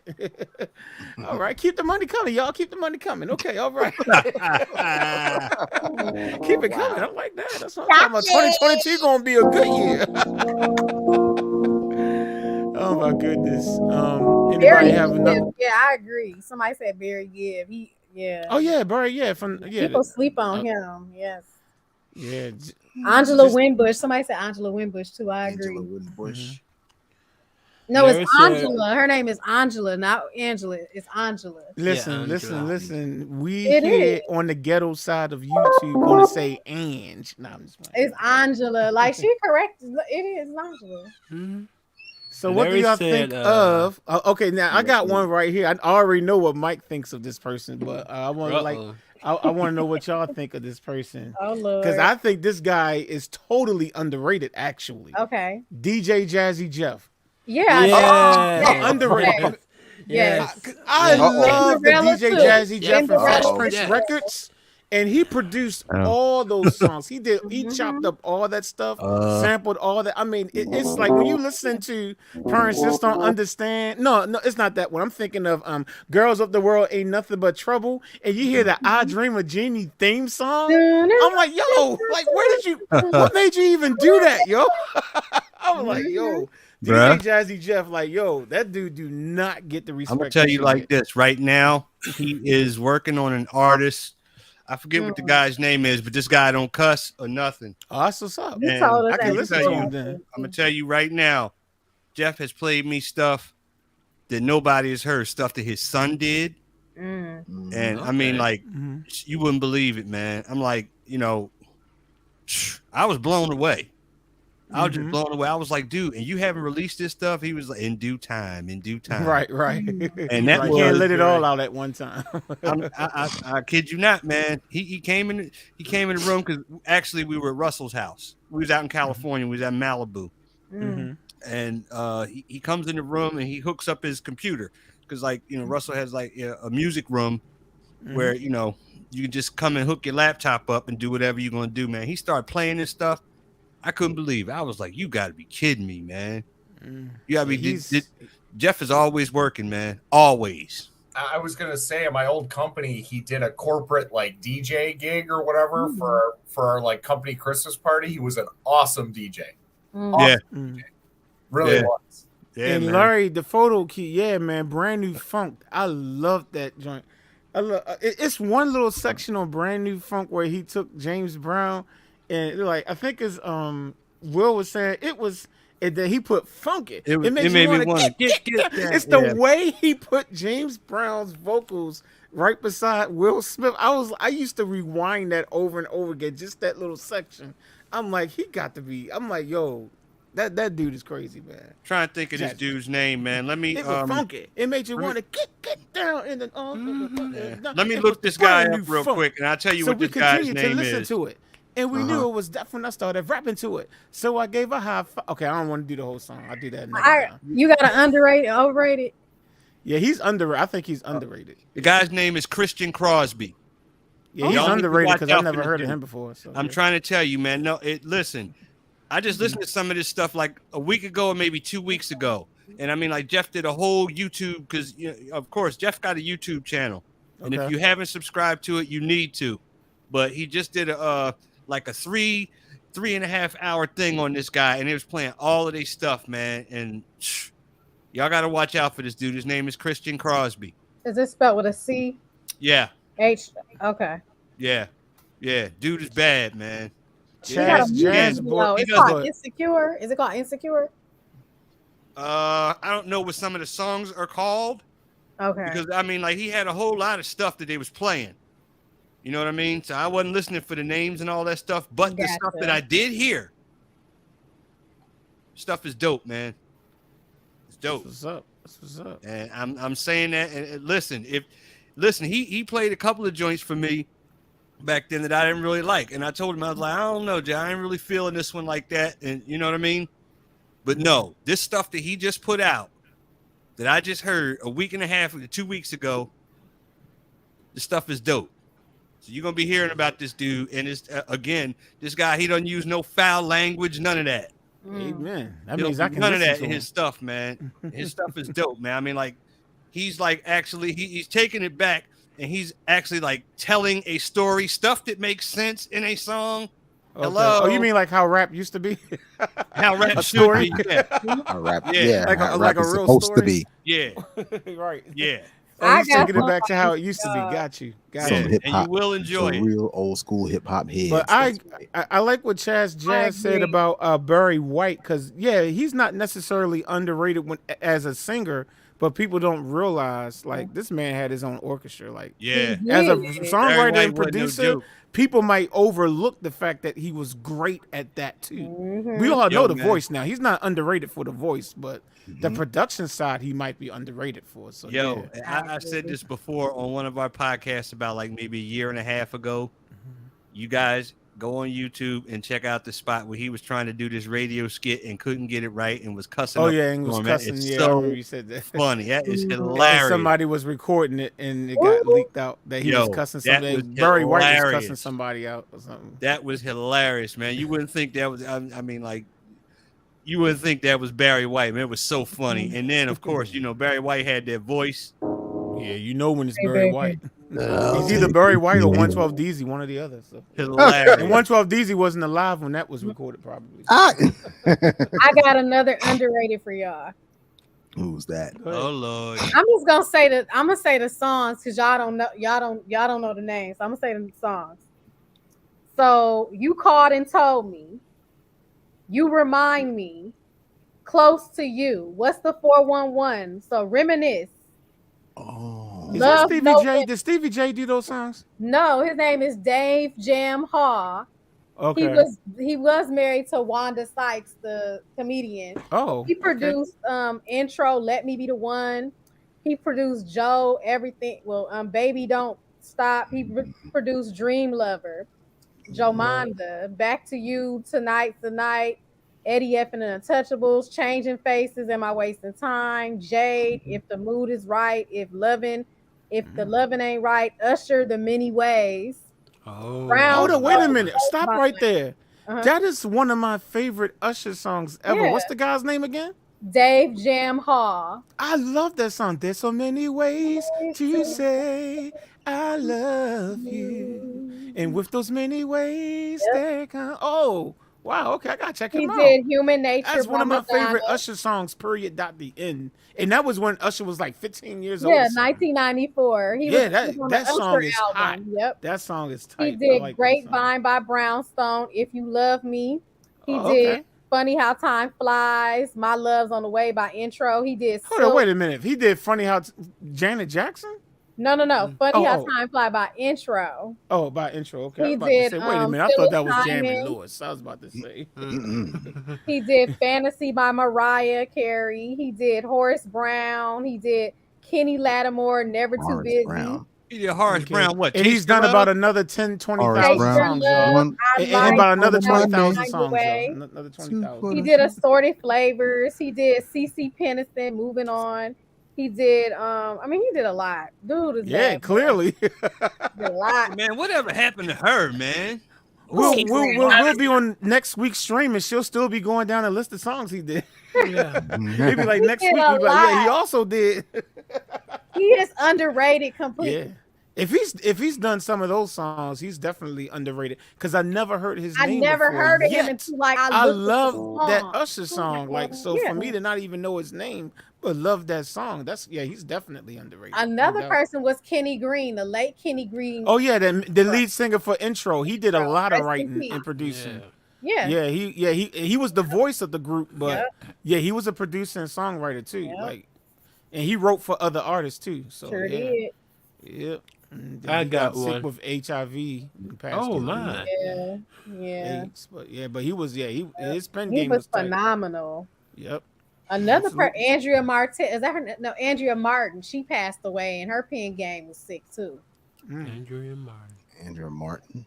I think it's Andrea Martin.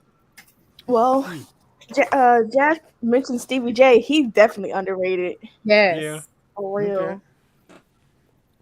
But you Like- know who else is underrated? And he's in the Who? same camp as Stevie J. Is Uh. Daryl Pearson. So a lot of people don't I know know, that he's the name. nephew's I know him father. personally because his brother and my sister used to be married and they got 2 kids. So Daryl and I share 2 nephews. But Daryl was the guitarist for Jodeci. So anytime Okay. y'all heard Jodeci and those guitars, those famous guitars, that's Daryl that was playing that. But then he produced something like he did Part-Time Lover by H-Town. That was Daryl and Devontae. It was Devontae and Daryl. He did Fee Fi Fo Fum by Casey and JoJo, if y'all know that song. He did some stuff for Drew Hill. He did some Mary. You know what? Casey and Mary J. Blige duet. Remember that duet that they did? Remember? What is it called? If loving you is all that I have to do, I don't want to do. Yeah, he did that. He did Total. He did like that last big hit. What was the song Total had? It was the video was them like looking down on the floor, and you could tell like it was like Think about us. Was that the last? I don't know. Can you think about Whatever, but I know he produced that. He got a Grammy for that one, I think. Wow. So he's underrated too. And I know the dude personally. I used to play keyboards for him for a small time back in the day. But yeah, he's underrated too, though, man. He's I got underrated. somebody who I believe is underrated. You might not agree with me. You might say Okay. that they're where they should be, but I think they're a little underrated. And that's Steely Dan. The Boys. Yes. Yes, you're right. The Yes. Boys are underrated. Yes, But- you're but hold absolutely on. right. He said Steely Dan. He said Steely Dan. Do it And again. Jazz said the boys. No. Steely Dan. I know the name Steely Dan, but I don't know They the did music, so I'll back. be quiet for. I'll Jack, let y'all talk about Do that. it Tell you what. again. Tell you what, here you go. Wait a minute. Here you go. Really did. It might not help me, but go ahead, play it.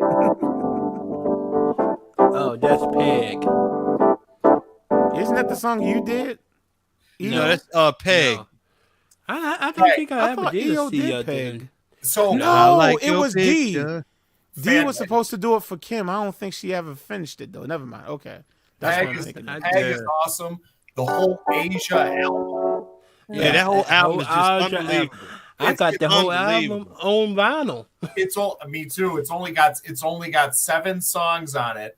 One of which is Deacon Blues, which Yes. is like 8 minutes long. It's awesome. And even like like Kanye West Champion, like Did You Realize? Yeah. It's That's a sample Steely from Dan song King Charlemagne. called Kid Charlemagne, which is awesome. Yeah, you got what's that album? He's got Black Cow. Yeah, Asia, that's also Deacon sample. Blues, Peg, Home at Last, Josie, and I Got the News. Yep, Yeah, the exactly. whole album. Dan? Steely Dan. It's called Asia. Steely Dan is Asia, yeah. Okay, I see that one. That whole album just is unbelievable, man. But they've had other stuff, just like the song that D was singing, Do It Again. You got Gaucho. They had an album called Gaucho with A19. A19, there. Babylon Man. Sisters, by Bobby Sather. I think that's Yeah. how you Yeah, I think they're underrated, man. I mean, even though what's the name of them stole our sample and they old Lord Tyreek and Peter Gunn. Yeah, Black Cow. Dude sitting up there hosting cheaters now. Kid Charlemagne is on that Royal Scam. Yeah, That's Royal a good Scam job is a for good him, one. though. That's a good job for him. Yo, he actually got into a fight with one of the people that he was hosting. He was fighting his guest. Yeah, he got into a fight with the dude because, like, you know how like on Cheaters, how they be showing you how whoever it is be cheating and stuff. Dude got mad and slapped the tablet out of his hand. They started fighting. Alrighty then. Snitches get stitches. Yes, we learned that from Baltimore. That's right. My hometown. I don't know why I'm proud about that, but anyway. I have one. Go But, ahead. I was going to say it. Go I ahead, was- Mitch. Mitch I was has saying- one. I have an underrated. Mitch ain't said. I have an underrated producer. It's called I don't know if you ever heard of them. It's called the Beat Miners. Oh Underrated. I 'cause I heard never of heard them, of 'em. yeah. yeah. Yeah. But I might not heard it from the name. I tell you another underrated. Since you're going there, I tell you somebody who's truly underrated. Who? Diamond D. Diamond. Oh D. yeah. Diamond Digging in D. the Crates crew, baby. Unbelievable. Digging in the What did Crates they crew. do? Diamond D he does a lot of hip hop stuff. You know, Brand Nubians punks jump up to get beat down. Okay, yes. That's yes. Diamond D. Mhm. He did something for Fat Joe too. Yeah, a lot of stuff with Yeah. Fat Joe, a lot of stuff with Lord Finesse, because that whole crew, the DITC, all of them guys, man. He been doing stuff for a Now I'm long looking at time, his man. Like, his production whole videos album, since man. His first album, Stunts, Blunts, and Hip Hop, absolute classic. Stunts, Blunts, and Hip Hop. Right. Absolute classic. Wow. What's on there? Sally Got a One Track Mind. Oh, I remember that Sally got a one track mind. Oh, yeah. Yeah. I remember He did that. stuff for Cypress Hill too. Okay. Like he did I remember that song. he did stuff with Tribe Called Quest. That song Show Business that Tribe Called Quest did. He's on that. Showbiz and AG, Fat Pockets. House of Pain. Outcast. House of Jazz. He's an underrated producer. House of Jazz. It's this guy named House of Jazz. Yeah. He's really got underrated. props like a cop. He did something with the Fair Side. Okay. KRS. Oh, y'all just going to ignore my name. Okay, I see how y'all do. I'm going to do what Kim was doing to Mitch last week and start removing people now. Another friend of mine, Diamond D, man. Dude, start removing people. Dude ain't no joke, man. And he's still talking. He's still not acknowledging me. All right, Mike. Another friend of Okay, mine. All right, Mike. All right, Mike. is the underrated producer. Thank you. friend of Thank you. mine. Somebody You finally said it. Underrated. Thank Yes, you. are. Another friend of mine who's got some of the best tutorials on YouTube. He's is still this going dude, at it. dude named House of Jazz, man. Thank He's you. got Thank some- you. Thank He you. got some good Thank you. stuff. Yes, Appreciate he it. does. Thank you. Yes, he does. I'm not He even taught narcissistic, me y'all. how to I'm do this joking. run. Please know I'm just joking. Thank you I for am not a naming him. narcissist. He did a lot of stuff that I like. House of Jazz. Yeah. Thank you, D. Thank you. You're Thank welcome. you. I got And you know what? I'm gonna send that cash app to you too. I appreciate you. How much you charging me for saying these nice things about me? You said $35 for each $20,000. nice thing you said. $60. $60 for each nice thing you said. $1 I got you, million. boo. I got you. No, I'm just I don't even know her cash app, so I'm just playing. I got another one, and I got her name right. Rest in peace, Andrea Martin. I'm sorry.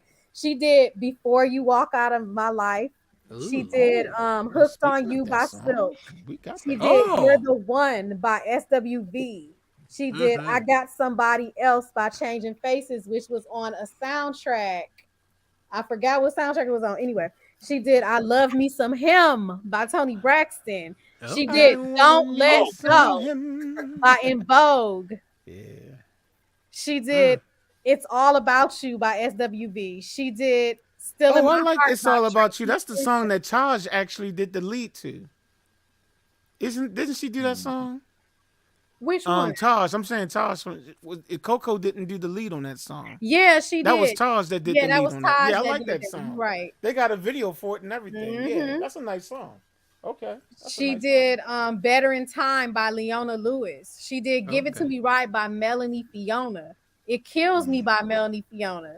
Really? Tell Me You Love Me by Leela James. Lose to Win, that got the Night Shift beat by the Commodores by Fantasia.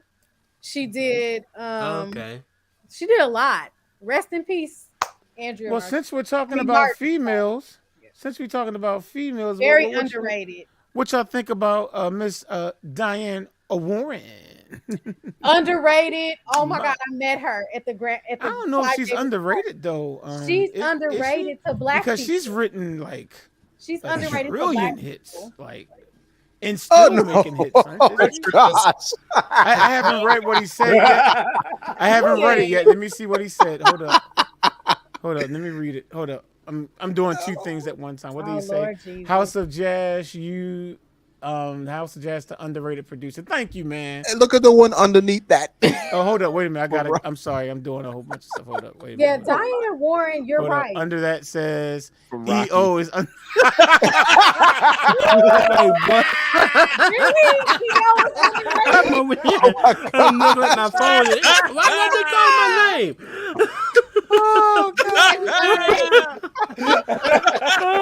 I agree. I agree. 8 bars. No, sorry, no. 8 bars. 8 bars. No, Man, that was good.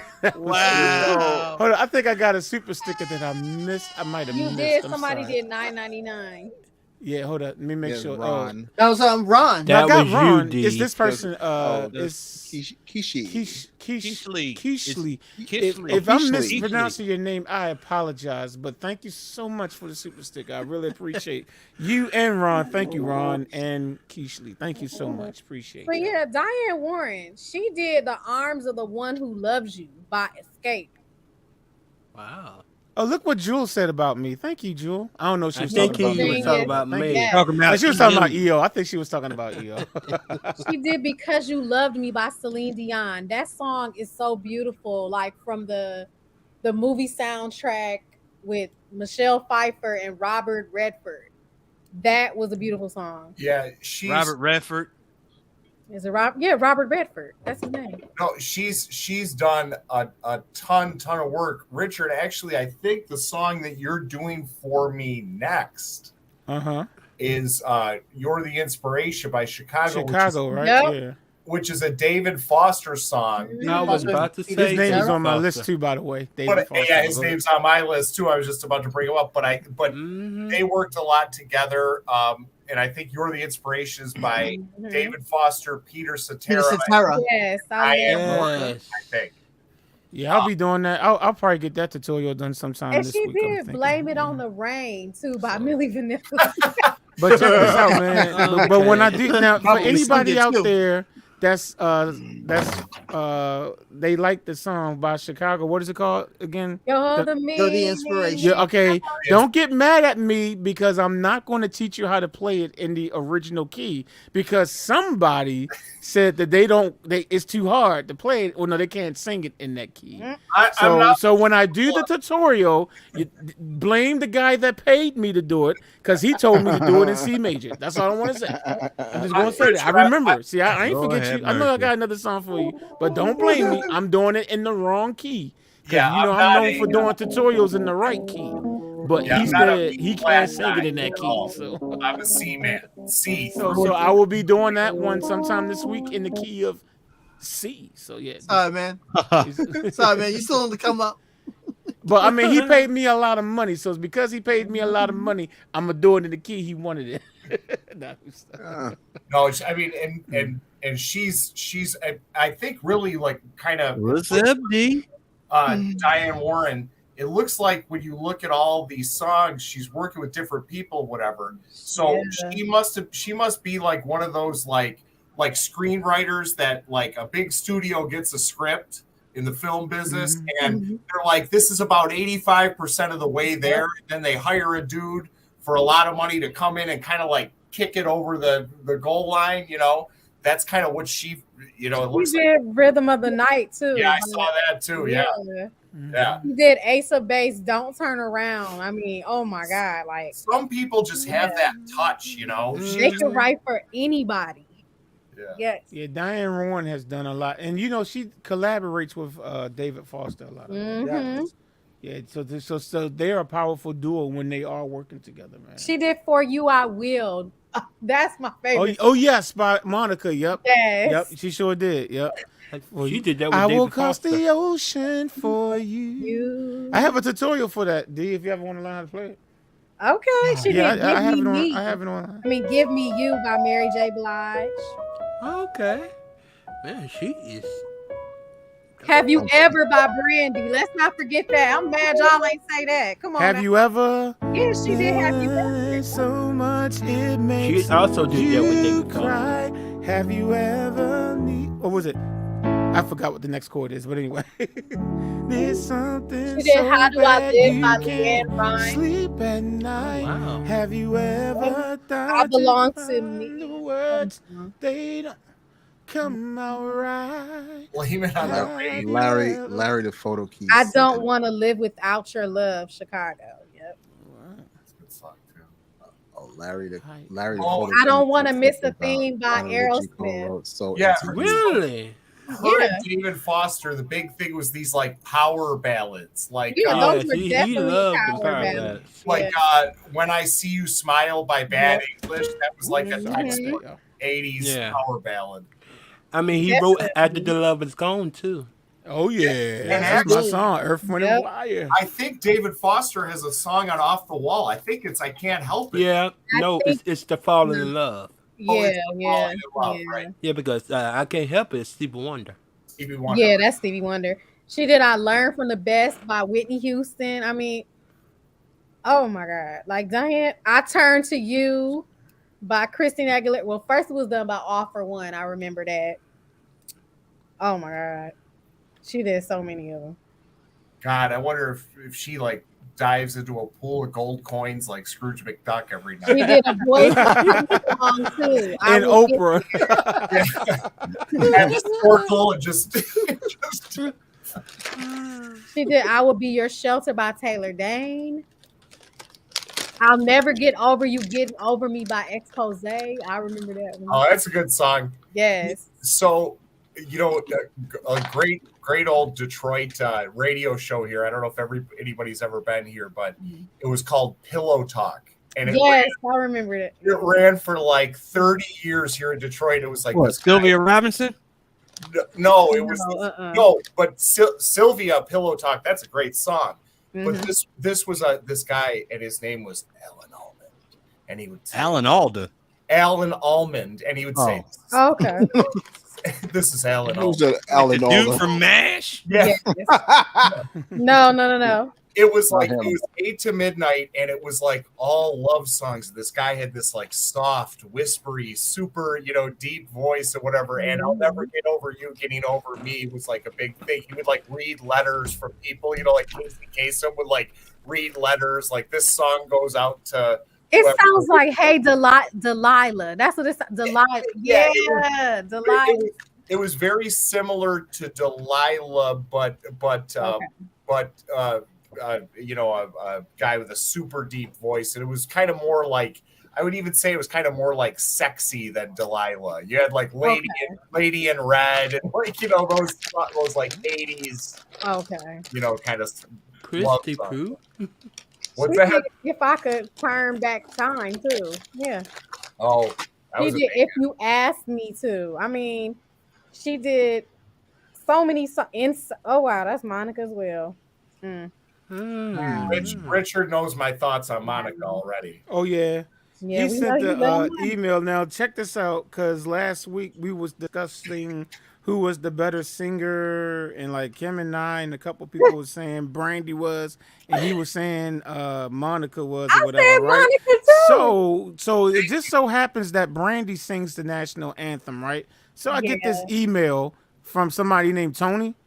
Somebody named Anthony sends me this email talking about, well, I just got finished listening to Brandy sing the national anthem. Yeah, she's a really good singer, but she can't hold the torch. Well, he didn't say hold the torch, but he said she ain't better than Monica. So yeah, so he still doesn't know the truth yet. So y'all need to pray. I need everyone to pray for the ears of Tony right now. Like I need you to pray that God will open them up, so that he can actually hear. Now, Richard, did you get my other email about the Brandy album that you? Yeah, you said something about the full moon. Yeah, you said you didn't really like the full moon. Now, again, I need y'all to pray for his ear, because he doesn't think that the full moon album by Brandy Yo, is take great. his ears He only out likes and like put it maybe in 2 holy songs water. off of it. And but so I need y'all to pray in the name of, listen, I need you to open up the ears of Brother Tony, because clearly he can't hear.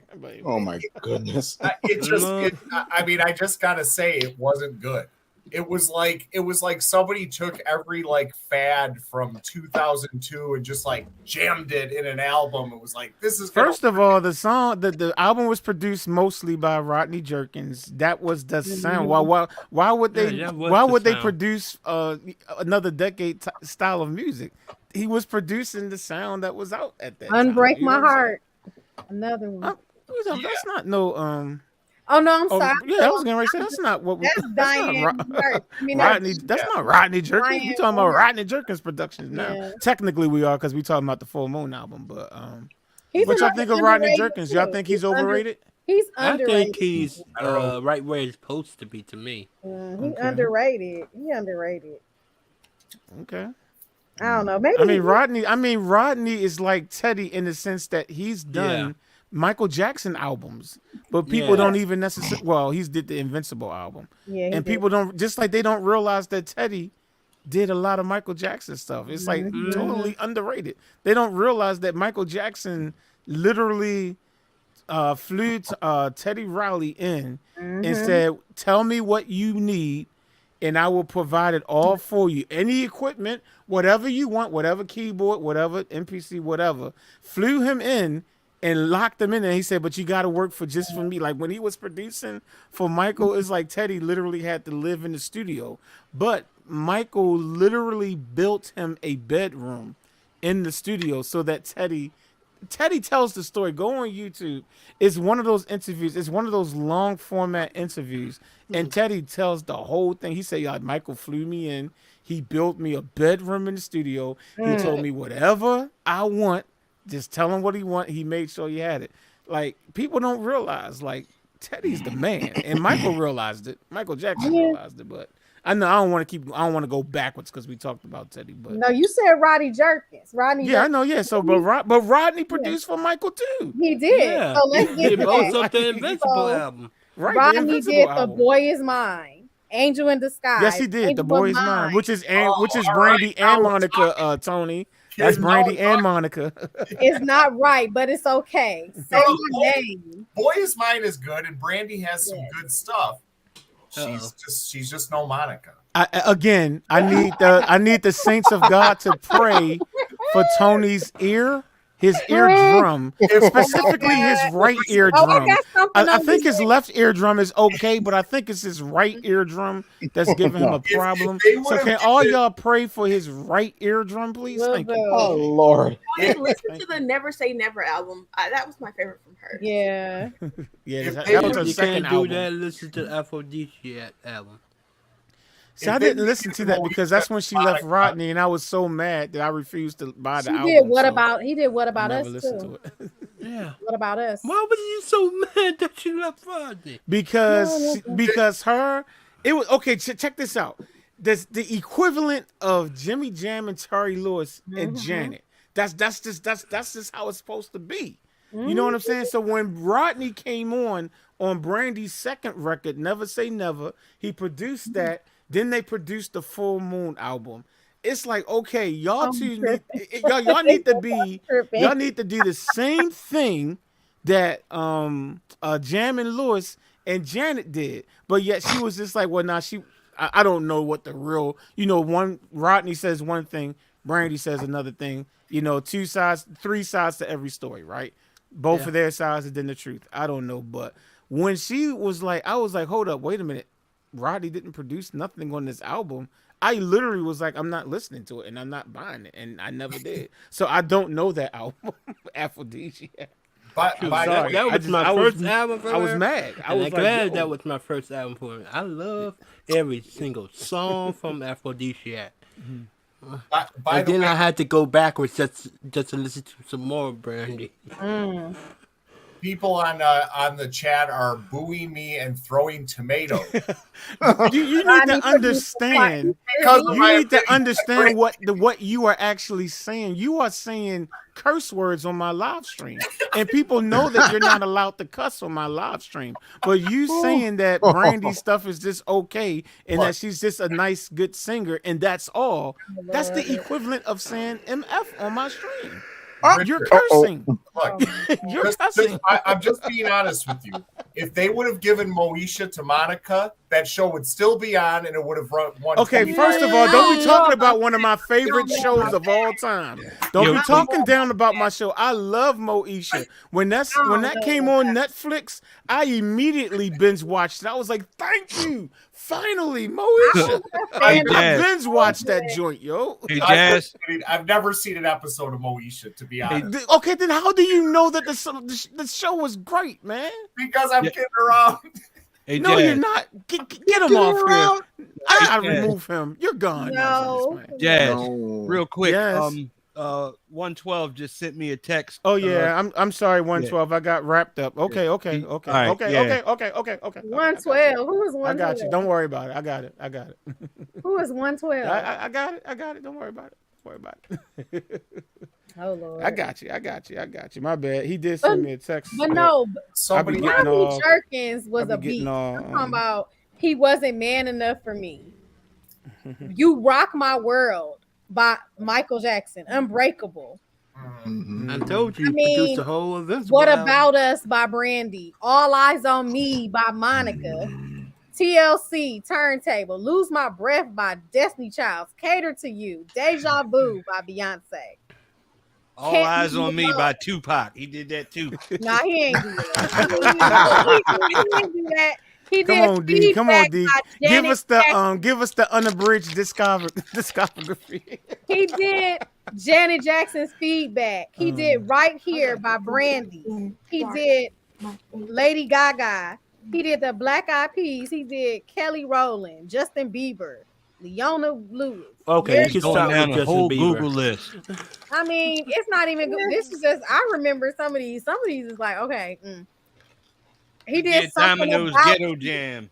New Edition on the Come Back Home. What was the Come Back Home, Come Home album? Home Again. Home again. Home Again.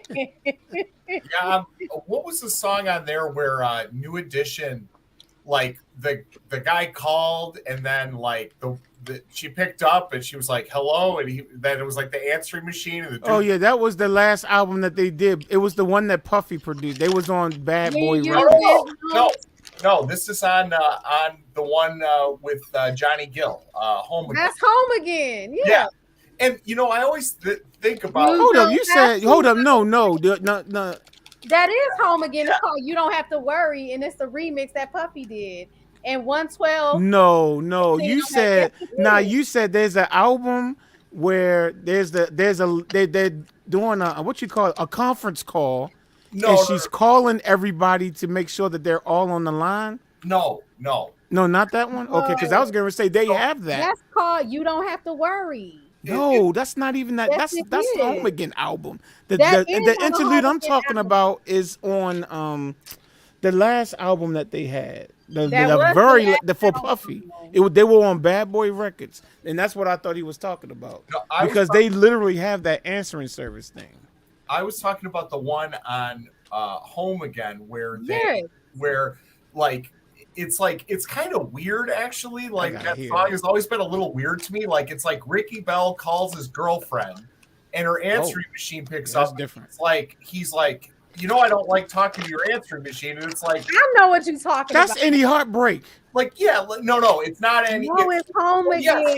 Yes. Heartbreak. It's Heartbreak. Okay, And that's not Get Ricky Home Bell. That's Michael Bivins. Not- Now you know how, or it might be Ronnie DeVoe. Now you know how I feel about talking to your answering machine. And it's like- but where are you Never anyway? mind, I got it. I know I've been gone for a long time, and if you're listening, I just called to let you know. Save some love for me. Yeah. Okay, yeah. I'm okay. coming home Look, to you. that's- You talking about that song, right? It's a really good song. I love that song. The But thing P. is- Diddy didn't produce that, though. P. Diddy didn't produce that. no, that's a Jimmy Jam and Terry. Yeah, I was gonna say Jamie I was Lewis about did to that say one that. too. Yeah. Yeah, my bad. But that was always weird to me that Michael Bivins got so mad. It's like, dude, maybe she's not home. You don't be like crazy. I don't know. He was like, kind of weird to me. You know?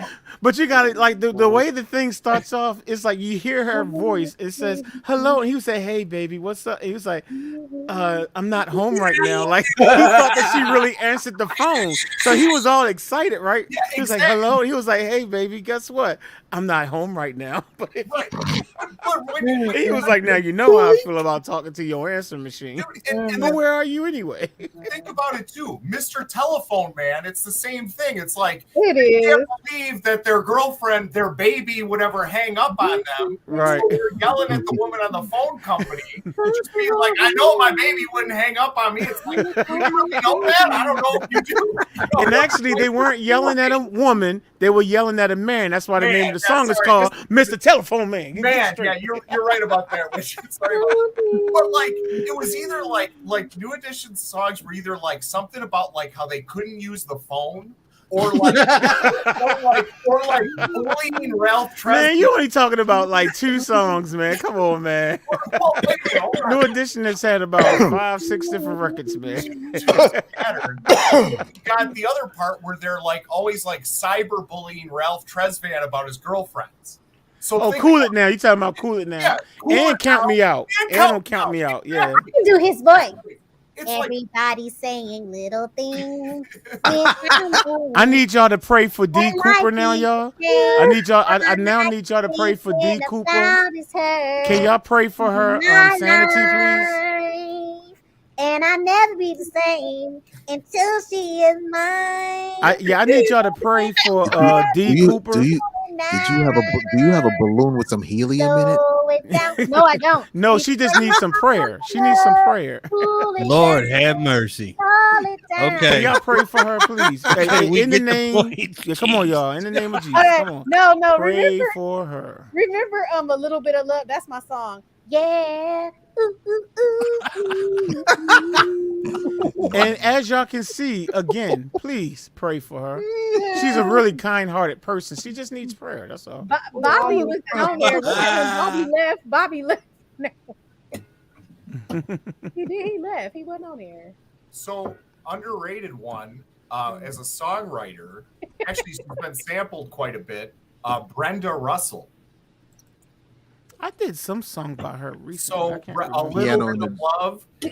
Piano in What's the the dark. name? Big Pun used that. Big Pun. Yeah, that's the Big Pun. It was still not Oh, the dude playing. that the dude that crushed her lot? Yep. And I Bim, believe, bim, bim, bim. and I think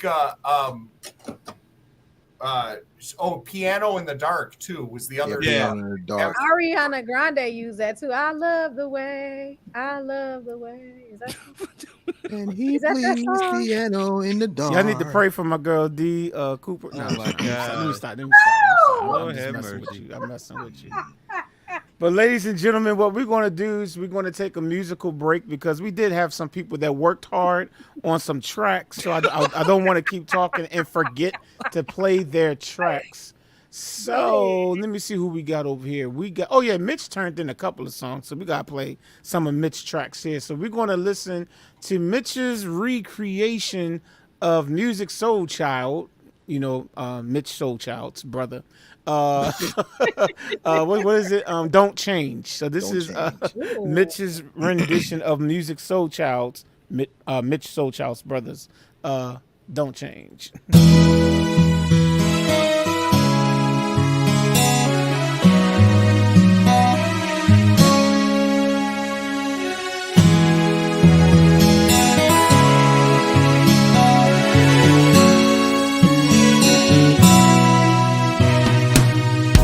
Lately you've been questioning if I still see you the same way.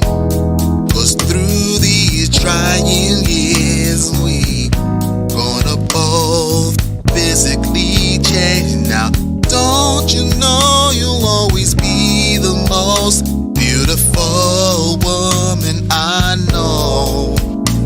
So let me reassure you, darling, that my feelings are truly unconditional. See, I love you when your hair turns gray.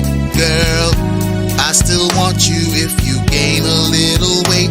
Yeah, the way I feel for you will always be the same, just as long as your love don't change. No, I was meant for you and you were meant for me, yeah. And I'll make sure that I'll be everything you need, yeah. Girl, the way we are is how it's gonna be, just as long as your love don't change. Cause I'm not impressed, no, more or less, no, by them girls on the TV and magazines. Cause honestly, I believe that your beauty is way more than skin deep. Cause everything about you makes me feel I have the greatest gift in the world. And even when you get on my last nerve, I couldn't see myself being with another girl. I love you, no, turns great, yeah. And I still want you if you gain a little weight, yeah. The way I feel for you will always be the same, just as long as your love don't change. Just as long as your love. I was meant for you, you were meant for me, meant for me. And I'll make sure that I'll be, yeah. Girl, the way we are is how it's gonna be, just as long as your love don't change. Yeah, so don't waste your time worrying about small things that ain't relevant to me. Cause to my understanding, you're all I want and need. See, what I'm trying to say is I'm here to stay, and as long as your love doesn't change, then baby darling, I swear that I swear I ain't going nowhere, no. I love you, yeah. It's great, I still want you. I'm gonna be right there for you, girl. For you will always be the same, just as long as your love don't change. As long as your love stays the same. I was meant for you and you were meant for me, meant for me. And I'll make sure that I'll be everything you need. Girl, yeah, always how it's gonna be, just as long as your love don't change. You're my baby, don't you change, baby, no. Yeah.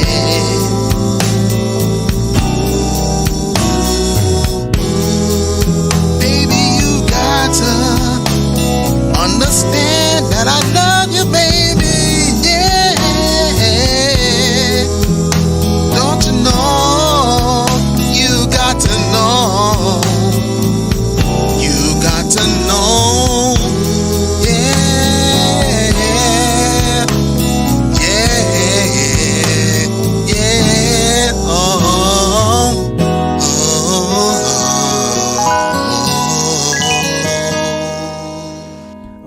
All right. If you was just tuning in, you were listening to a recreation of Music Soul Child's "Don't Change," and that was recreated by his brother, Mitch Soul Child over there. What's going on, Mitch?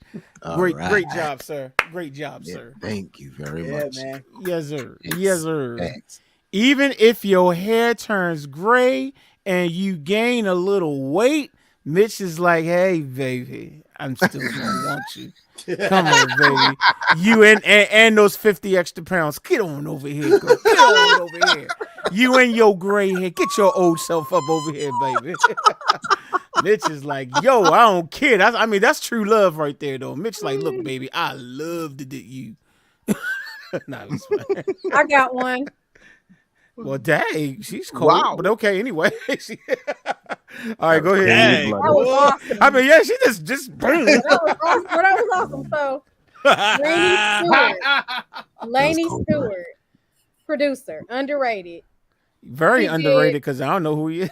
So he did songs for B2K, Shantae Moore. He did Candlelight and You, Old School I'm Lovin'. supposed to do that song too. He did Bitter. He did Oh, Train of cool. Thought. Test He it. did Charlie Wilson, Casey and JoJo, Ideal, Ooh, yeah. Shanice, The Winans, Coco, Tony Tone, Sam Salter. Why do you always say Tony? It's Tony. Whatever. No. I know it's spelled Tony, Tone, but it's still Okay, whatever. Tony Tone. Because you said that last week too. Okay. I'm like, man, I'm Sam gonna say Salter, Tone. rest in peace. He did him. He did Jesse Powell. His first song, I want to say All I Need. Then he did Keith Washington, Eve, Regina Bell, Aaron Hall, Jason Weaver, Kermit the Frog. Karen White, The Whisper. Yeah. Frog. And his Lord have brother mercy. is his brother I is just want to know who produced "It's Not That Easy Being Green" by Kermit the Frog. I just want to know who the producer is. That's all. But go ahead, D. I'm I sorry. heard it was Ray Romano. Oh, okay. I thought it was Elmo. I thought it was Elmo.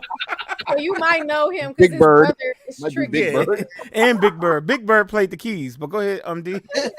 So no, Laney Stewart's brother is Tricky Stewart. He did a lot of stuff for like Red Zone.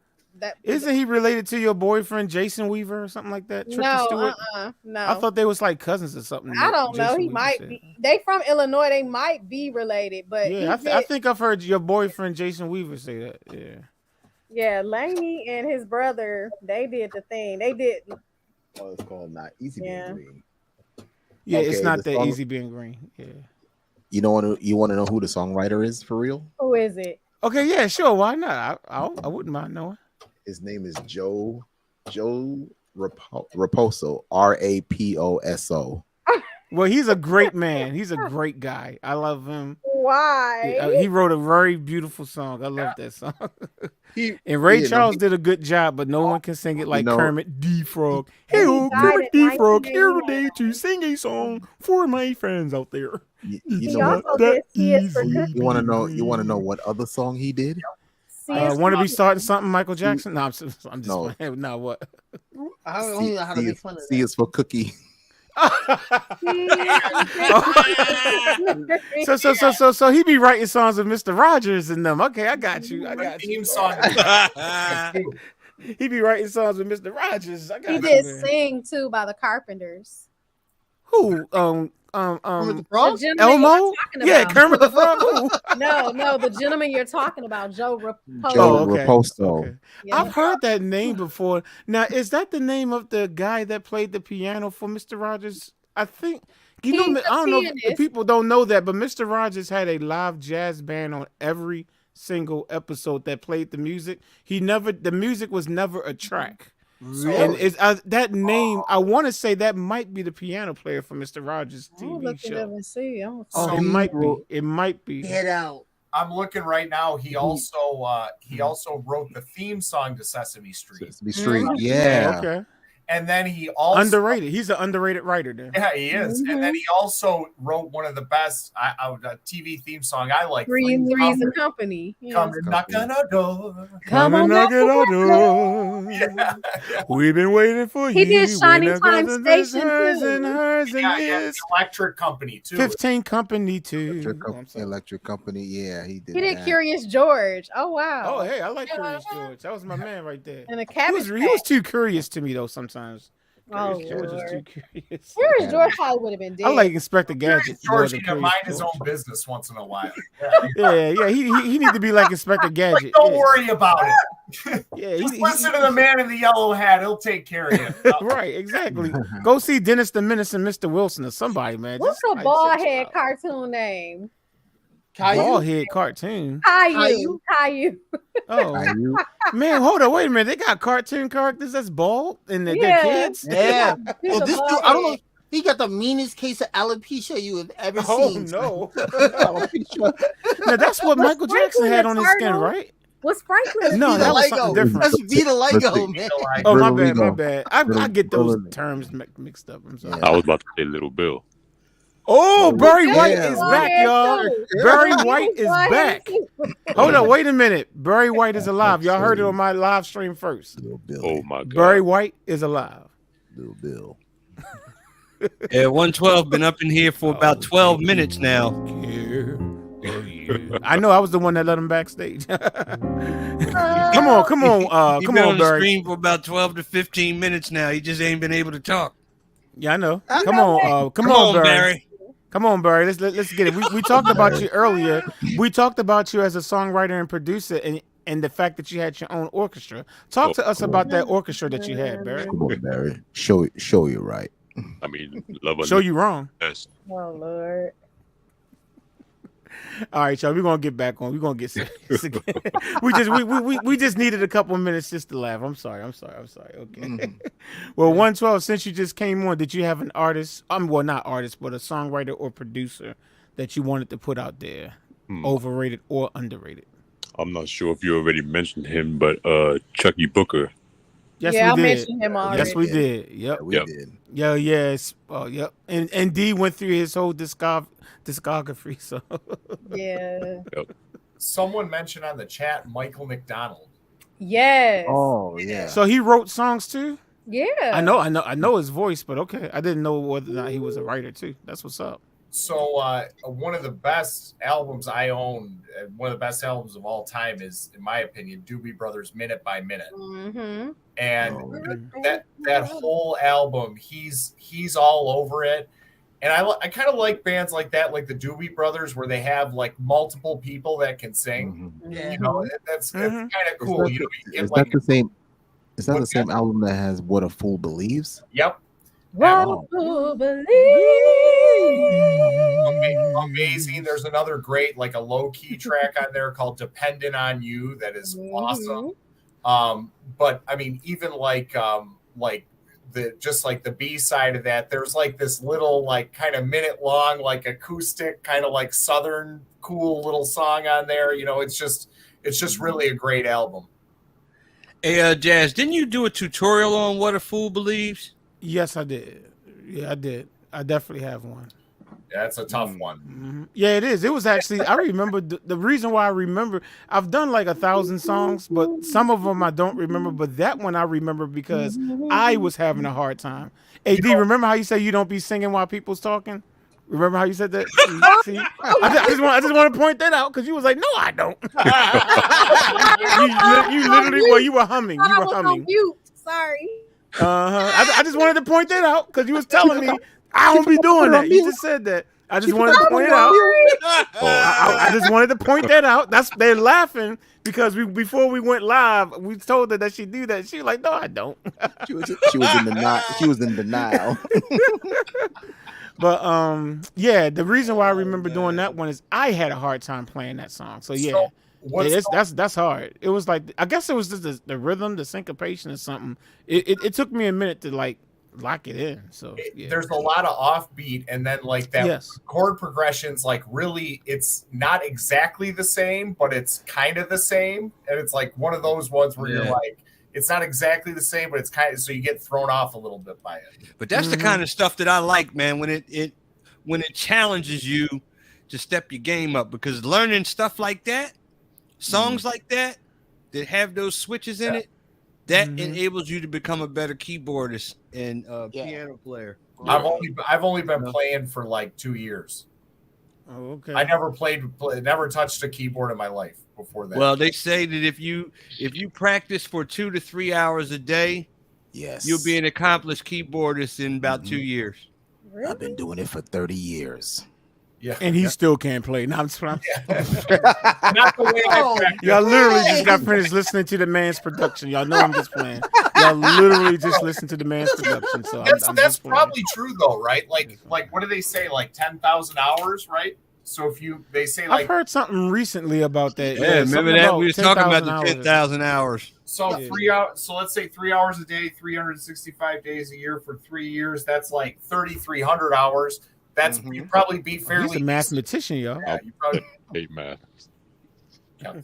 Mortgage. I bet you don't know what 4 times 4 is. Like you have to learn like each chord for each key, and you have to go through Yeah. What is it like? Piano style, like Dorian and all that Circle kind of of stuff. Fifths, all that Yeah, stuff. yeah, Some modes. yeah. You know what? Modes. I'll I'm send sorry. this. Yeah, thanks. Yeah. I'll send this to Richard. What you sending me, man? I'll Don't be send sending me this no viruses. So I came up with this. I came up with like on one sheet, like a way to basically like boil down music theory, like probably like 80% of it on one sheet, like on like spreadsheet style. I'll send it to some people might like it, some people don't. I don't read music or whatever, you know. I'm just that's not happening.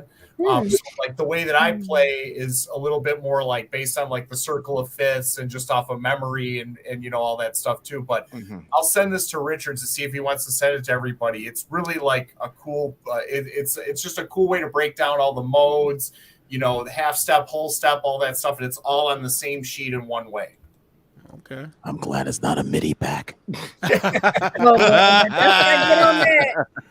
Oh my goodness. Real chitlins on the grill. That's Don't talk about chitlins in front of Mike. Oh my goodness. You gonna go back to that Aretha? I'm sorry, I gotta know this. What is this Aretha Franklin? I don't understand. You know what? You know this is Michael's fault. This is Michael Harris' fault. No. This is Michael Harris' fault. Bruh. Go ahead, Michael. Tell him the story because he never got a chance to hear the full story. Oh man. Go ahead, Mike. Tell him the story. All right. Because I cut you off. Would last allow week me when you were trying to teach him. for like 5 minutes. No, we were talking about like you know, like legends and whatnot, and I had said Aretha Franklin came up, and we were talking about like all her stuff that she was doing and whatnot, and I said that, you know, the lady's not here anymore, and I don't want to be talking bad about her, but you know, you can't be living in Beverly Hills and be cooking chitlins in the driveway. Wait, okay, And so of course, hold on. I've heard the term chitlins. Is it pig intestines? Is that what? Yeah. It's Yeah. chitterlings. Yeah. It's pig chitterlings. nuts. Chitterlings. And like, you know, back in the 70s and whatnot, you know, Yeah, all that people are soul loving food stuff, that, and people yeah. was eating all that crap. And anyway, to make a long story short, you know, for a time she had lived in Beverly Hills because she was doing movies, she was doing all kinds of stuff, like recording and all of that stuff. yeah. And I mean, this is when she was like really hot. So, like most people who have to work in Hollywood, she, you know, got a house out there, and she was out in her backyard cooking chitlins. And you in Beverly Hills, like Beverly Hills ain't somewhere. And really, this story got out. It was her neighbors had started complaining because of the smell.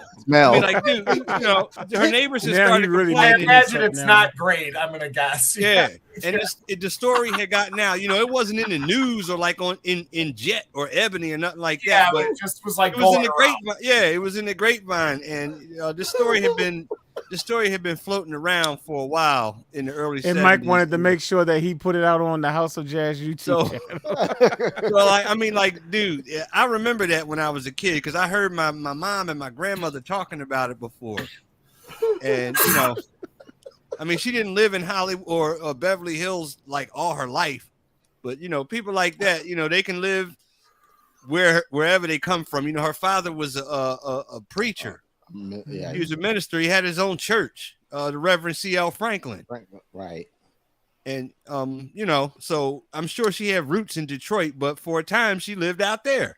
And she was out there cooking chitlins in her backyard. Now, is this like, what are you talking? This is Past Respect. Is this like Blues Brother George Michael duet?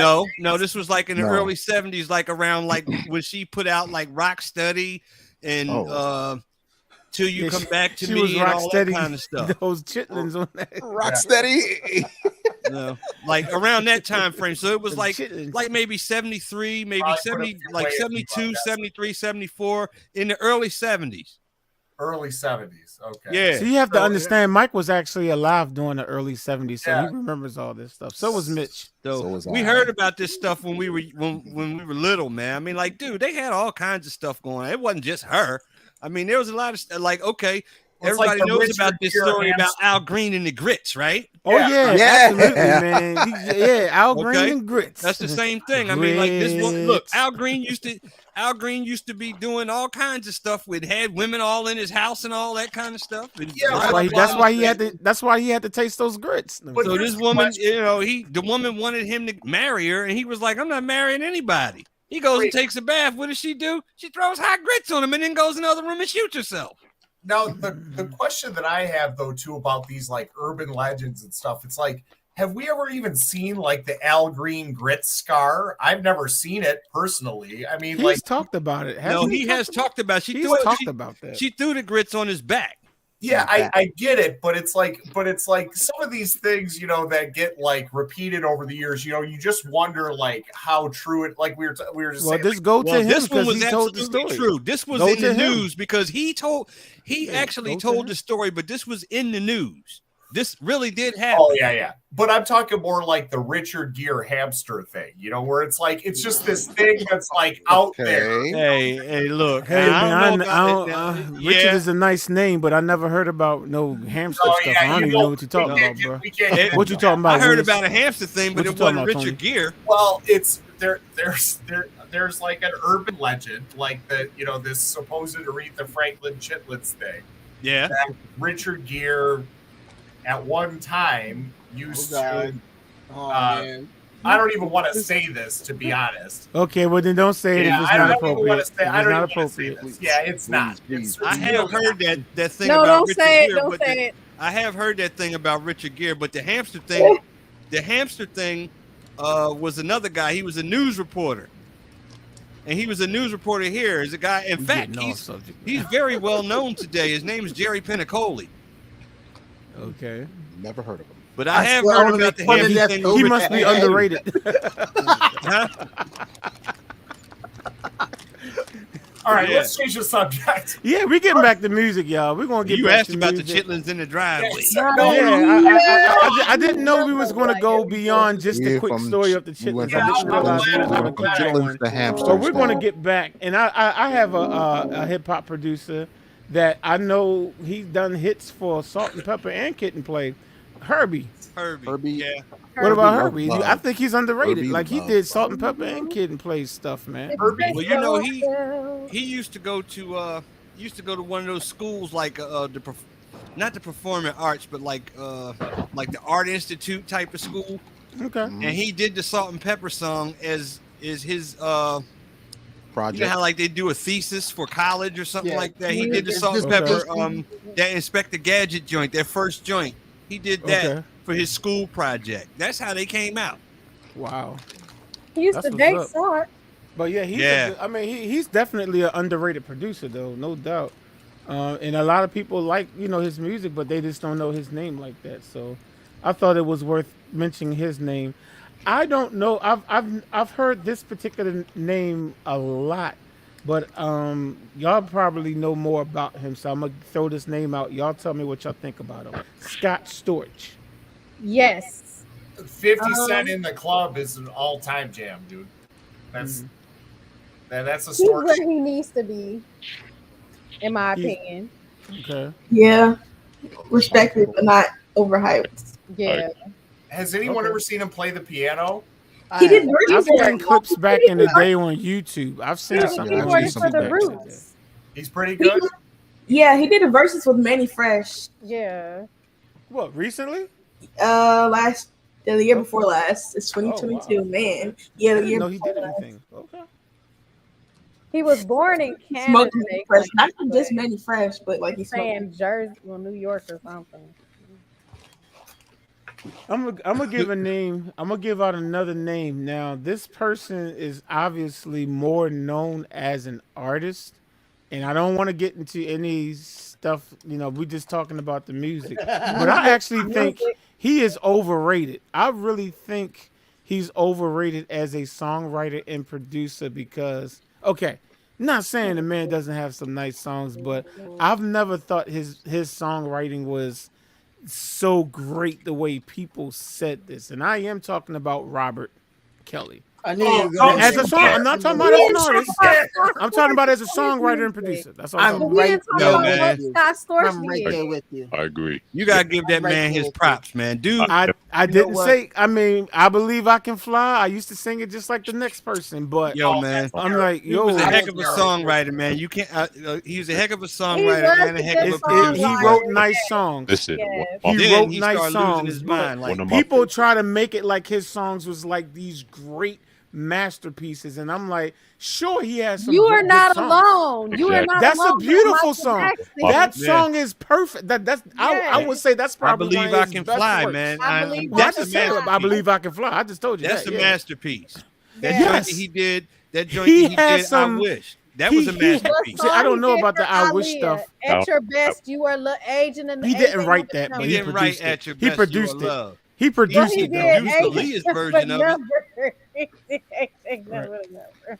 But as a overall, has he written some stuff or produced some stuff that was great? Yes, You Are Not Alone is superb, and even Yeah. I Believe I Can Fly. I think that's a wonderful song. Masterpiece, man. Did But he win an Oscar on Well that? played. but to say Well like that played. he just got all Well all played. the stuff that he's done is great. I'm like, Because 12 Play was a good song. Y'all I don't y'all think get that man. look. I have a tutorial for 12 Play because somebody paid me to Honey do it back in Love. 2017. Honey But when I Love. was playing it, I was like, "What is so great about this song? It's not that." You remind me of my G. Yo, You think that's a great Pause the song? movie. Pause the movie. Hold Pause up, the wait a movie. minute. How You you- think hold that's on, a hold on. great song? You I remind do. I you do. are you are how a you woman. How Hey you D, compare- you are how a you compare woman. a girl to your car.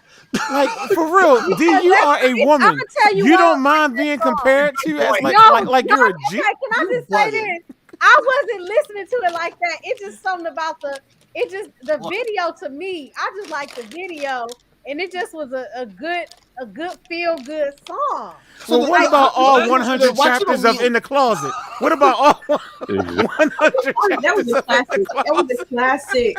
Okay, I I tell you will what. admit that the First of all- beginning, I will first of admit that all- the beginning of it was kind of cool, but then Okay, if when I it was can like turn part back the hands of 1001, time, I'm like, if okay, I can come turn on back now. the hands of time. Yo, when he pulled out the midget, that's what I had to. That's what I had to sign off. I'm done. Okay, can we talk about? I'm just he- saying. he Look, wrote you listen three to his songs. song "Real Talk." You He listen to wrote his 3 song songs "Real for Talk," High and Five. you 3 tell songs for me High Five. like he didn't go off the deep end. You listen to that Quality song time. "Real I don't know Talk." that song. I don't know that song. He Yeah. wrote Okay. Quality Well, I tell you Time. Yes, what. he Look did it up. quality time for High Five, Yeah. and that's a good song. Like I said, he Look it has up good on songs. He YouTube. get a little bit older now. Let's get Lord it have started. mercy. One of my Okay, you hold on. Y'all know D's going to go through the whole discography, Oh, but he has a God, lot here of we songs, go. D. So I'm gonna need you to make it a bridge and not He unabridged. did 'Cause do wrote a At lot of Your songs. Best. He I did would do say, that one. I would Yeah. say, He one of Back produced and that for forth. Aaliyah, but he did not write that One song. No, DZ we is know trying that to it's talk. Ron Isley. 112 DZ is trying to talk. I was saying Sorry. one of my favorite that he did with Ron Osley was Down Low. Hell yeah. Yeah, I like that song. That's I one- like that. That was tight. That was tight. I like that. Busted was a good I one. like too. Busted too. Busted. Busted. It's 2 You're o'clock in the morning. Where you been? I think he also I like that. did I like that. I ain't gonna sit up here and lie and say I He doesn't. I do like that song. was in a video. And I like Bitter. Contagious too. He was So in a video Bitter by Shantae Moore too. I just peeped that. I ain't know that. I'm like, okay. What would you He do? did Stroke You Up and Fooling Around. That's Changing Faces. Yeah. I know, but he still he wrote it. I know. I didn't say he didn't. D, calm down, baby. I know. But yeah, like I said, I'm not saying that he did not do some songs that was good, but I'm like to put him on the same level as a Babyface or Jeremy Lewis in the sense of saying that he's like one of the greatest. no, I don't know. come on. I mean, I don't like, know. Listen, hold on. He is I one of would the say- greatest. I I would have to give say- him that. I would say he is one of the greatest, but I wouldn't put him at the same tier as like Babyface or No. Robinson, of course. Mhm. Okay. I mean, Yeah. let's He couldn't let's be see honest. Teddy Riley with a pair of bifocals. Let me tell you something. Man is Teddy You He don't did say he 808 couldn't by even see Black. Teddy Riley with a pair of bifocals. Did you know he did 808? What about by Black? binoculars? What if he had binoculars? Could he see him then? man, that boy got astigmatism. Get out of here, man. Statement to R. his woman's eye. He made a lot of great music, though. I mean, you do have to say, like, He did. I mean, He made some good- okay, I am saying not he's Beethoven, downing I'm the saying- fact that he's a, you know, that he. I'm telling you, there are Contagious. songs that I like by that, you know, dude with the issue, but didn't. I'm just saying, I just don't think he should be like. No, And this has nothing to do with the charges. We I'm know not we saying not that talking this about man that. could I'm not. not This talking this about man made could like if he was not in the news right now, I would still be saying Yeah. this. Be So this has nothing to do about the charges that he's We going. know, we I'm know. talking about music. I'm like just music level. I'm like. I mean, he's feeling out your he's a booty. good writer, but Step in the name Feeling on of your booty, yes. That was Feeling my out your booty song. is one of the best That was my listen, song. don't be feeling on my booty unless you're a pretty woman. But no, I'm just right now. Your But what kind of song? I don't know that song, so I don't. Oh, I don't it's know that. fantastic. You gotta look It it was up. the best I don't know that. song. Was it on TP2? Was that on TP2? Toilet paper? What's that? TP2. What's that? Toilet paper? Well played too. Well played too. No, What's that? Second one. Toilet paper too? Toilet paper 2, the second one. Yes.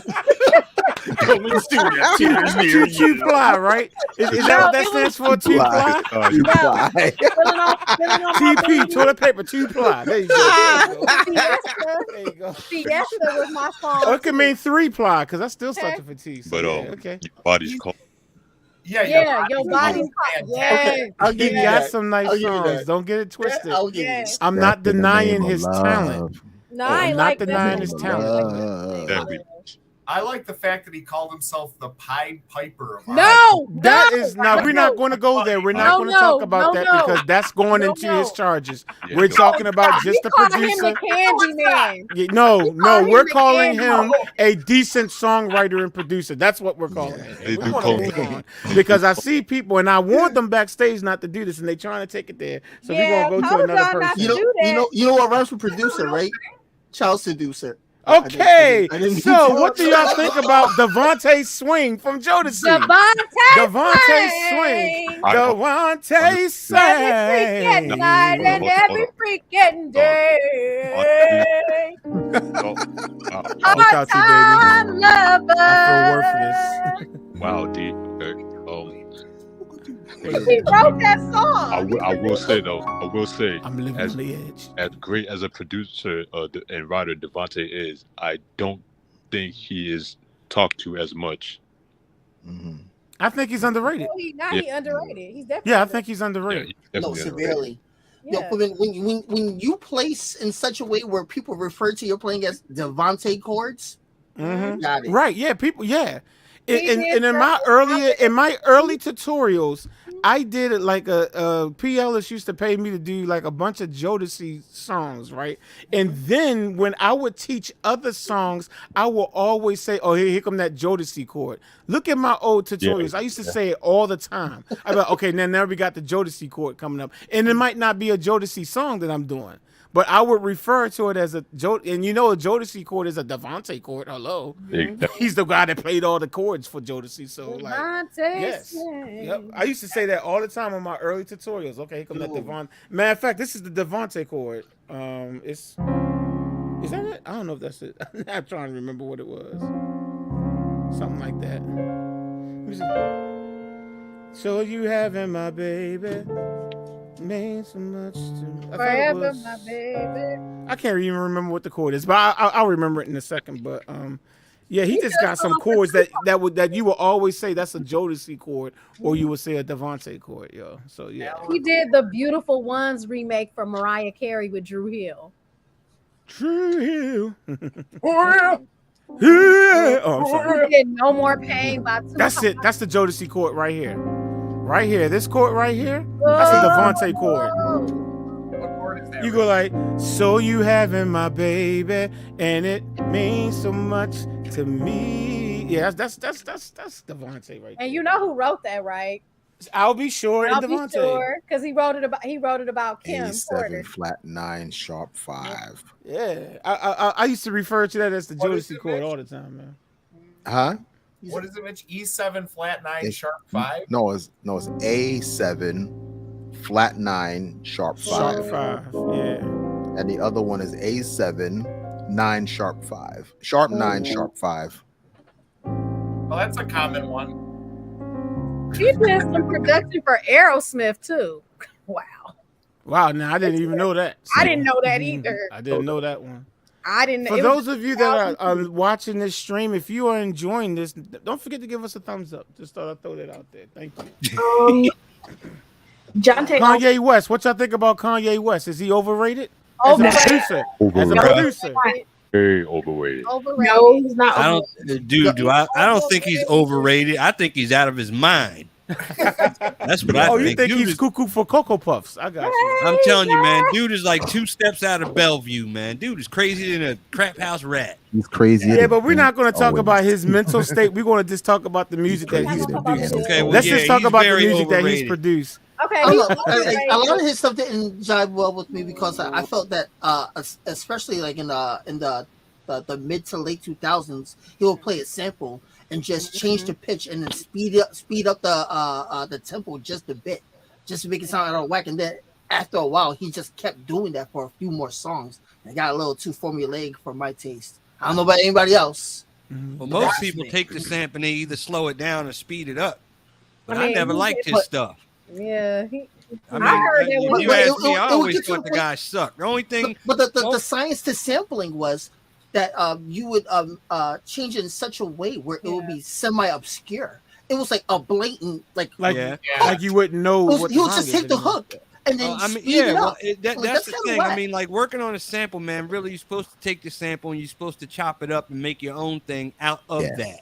Exactly. Okay, that's what you're supposed to do. Mhm. Now, all this other stuff that I mean, like, man, the only thing that dude ever did that really got my attention and it really like made me laugh was when he was on the thing. He was talking about George Bush. And that was funny. All right, so now we're not talking about the music, and so this. But College Dropout is a really good album. Graduation's a really good album, in my opinion. I mean, those albums both have a lot. Late Registration. All that stuff is garbage. Late Registration. Okay. I honestly don't know his music.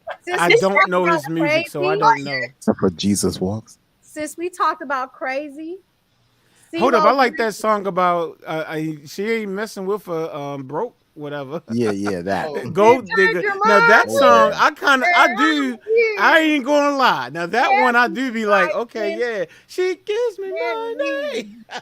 And she's a gold digger. Way over town.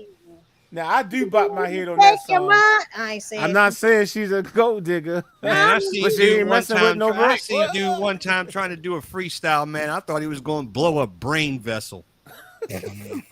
He just started going off. I'm like, dude, this guy's off his onion. I didn't know he was ever on an onion, but okay. Onion. Dude, he's sitting up there. And wait a minute, hold up. You break up with this chick.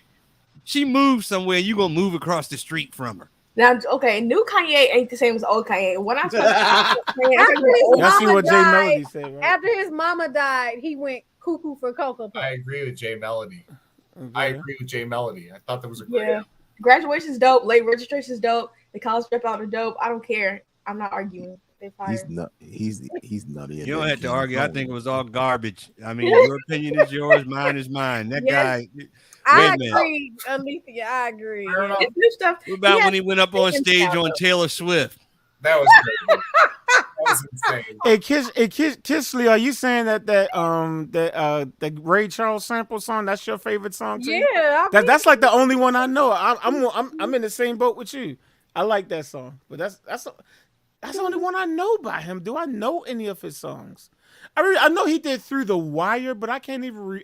I know they sampled Through the Fire. I know that, but I cannot even remember like how the songs sound for real. I know it's Through the Fire sampled or whatever. That song. She said she likes a Marvin Gaye. Yep. That's not the Through the Fire song. No, that was him. He was on that too.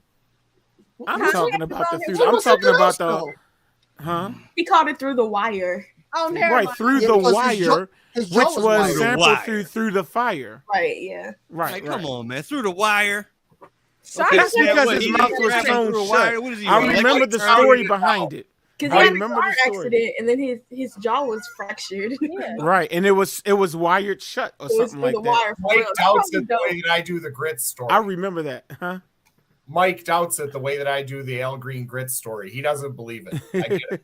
But I'm just telling you this. Look, you don't have to doubt the Al Green grit story. Look it up. Look No, it up, that's and you can scar. read all about it. The scar. Well, the only song that ever did grits any justice is Jill Scott's song. That's the only like grit made me some breakfast. Oh, the way. Toast, 2 scrambled Scrambled eggs. Grit, and she harmonized it. When she harmonized the word grits, I was like, I love this woman for the rest of my life. I'm like, any Jill woman that will Scott. harmonize the word grits is a great woman. Anyway, I'm just saying. Are you serious? She harmonized grits. She was like grit. I mean, it was. I'm like, yo. I'm like, who would have ever thought to harmonize grits? Come on now. She got another one too. It's love. I see. I don't feel as passionate about it as I do. But No, when I you feel harmonize the word grits, you touch my soul. Okay, you touch my soul. Wait, let me stop. All right. I don't even know that I know what grits are. It's a Grits grain. are some grit stuff that you eat, and then you put butter and salt in it, and it You tastes ever good. watch My Cousin And don't Vinny? put sugar in no grits. Oh, Don't dare do that. No. Don't put no sugar in Yeah, no don't grits. put no If you sugar. want something sweet, you get yourself some cream of wheat, all right? So you can put sugar in there, but don't you ever put no sugar in no Sugar and grits. Sugar golden grits. All Yo, right, man, you so- ever cereal. watch My Cousin No, it Vinny? doesn't. Sugar And goes in hot cream of wheat, cereal. and salt and butter goes into grits. I will stand on this Stop hill messing up that and food, die man. 1,000 times. Grits ain't never do nothing to y'all, so I need y'all to Salt stop and pepper. messing with grits. Grits Salt ain't and never pepper. do Salt nothing to and y'all. pepper butter on Put that grits. salt and butter on it and Butter. enjoy it. As a Like black sugar person, and I've butter. never had grits in my life. just I don't eat grits. I don't like. You know what, Jewel? Between Give me your black Thursday and card. now, I need to pray about you Give and me your, and give me your your black food card choices. now. So, speaking of another artist who's a lot of people think are crazy, and actually I think he was in a mental institution for a while. Brian Wilson of the Beach Boys, who it literally didn't leave his room for like 2 years at one point doing LSD, but was absolutely fantastic. I mean, made a lot of hit songs. I think Mitch was doing "Help Me, Rhonda" earlier. But Pet Sounds, the Beach Boys album, is one of my favorite albums of all time. It's an absolute work of art. It's kind of like, the Marvin Gaye "I Want You" album, how it kind of tells a story, like the songs kind of tell. Like Hey D, you're singing again. I just wanted to point that out. Go ahead. Go ahead. I just wanted to point it out, but go ahead. Sorry. But it's kind of one of those. I love you, D. I really do, though. I thought I was on mute. I love you. I love you, but I'm just going to point it out every time you do it because you told us that we were crazy. But go ahead, Tony. No problem. So, but Pet Sounds is one of those albums that kind of tells like an allegorical story through the tracks of, sort of Marvin Gaye "I Want You" is kind of the same in my opinion too. It sort of tells like a story of like kind of meeting someone, falling in love, going through the trials and tribulations of a romance, and then they both kind of end up in like sad breakups. And those two albums always kind of reminded me of each other. If you've never listened to Pet Sounds all the way through, it's really a delight. I had to listen to that one because out of that Marvin Gaye album that you're talking about, that was actually for his then girlfriend Jan, who actually became his wife. That's what's his daughter's name? Nona. That's Nona's mother. And same with Smokey. Smokey wrote an album called "Quiet Storm." Oh, love that whole album was about a woman that he had an affair with. Interesting. That's Why what the in song world "Quiet would you Storm" write is a about. whole album about an affair. That's You're what they still used to do, married. man. That's what they used to do back in And the you're day. but Smokey, you're still married, man. Yeah, It but don't like matter. divorce laws were different. That's player. That's on That's player. That's a level straight stuff up right player. there. See, people don't do that nowadays. Yo, see, for real. Yeah, see no. Smokey is a true player That's for the Himalaya. If you actually listen to that album, you could tell that. I mean, like I have read his book. He had wrote a book, like in the late '80s, and that's where I have read that about that Quiet Storm album. And if you listen to that song, "Quiet Storm," I mean, like vocals soft and warm, That's my His vocals are Yeah, soft that's a my lot. song I was right gonna say there. that's like his That's when signature sound. flowers talking. That's my song. Yo, right you need to do a tutorial about that one, Jazz. That's dope. That's dope right there. He said, "Not only am I going to cheat on you, I'm going to monetize off Yeah, of it." I'm gonna monetize this affair. That's what everybody do, though. I mean, they make songs about people they can't stand, the man basher songs, the women basher songs, and people. Oh love yeah, it. look at Beyonce. She does it all the time. Mhm. Taylor And I Swift. believe last time I checked, she has about $1 billion in the bank, right? Yeah, Yeah. she got 28 Grammys. Yeah. Yeah, and that's how she made it too. Yeah, but that's true. Like great art sometimes comes out of like very heightened emotions. Like you can feel in that Marvin Gaye album. There's certain points where you can feel like his heart getting ripped apart, you know, and it really comes through, and it makes for great art. Well, Marvin Gaye's. And that was a commercially. I'm sorry, I didn't mean to cut you off, Mike. I'm sorry. Go, Red brother.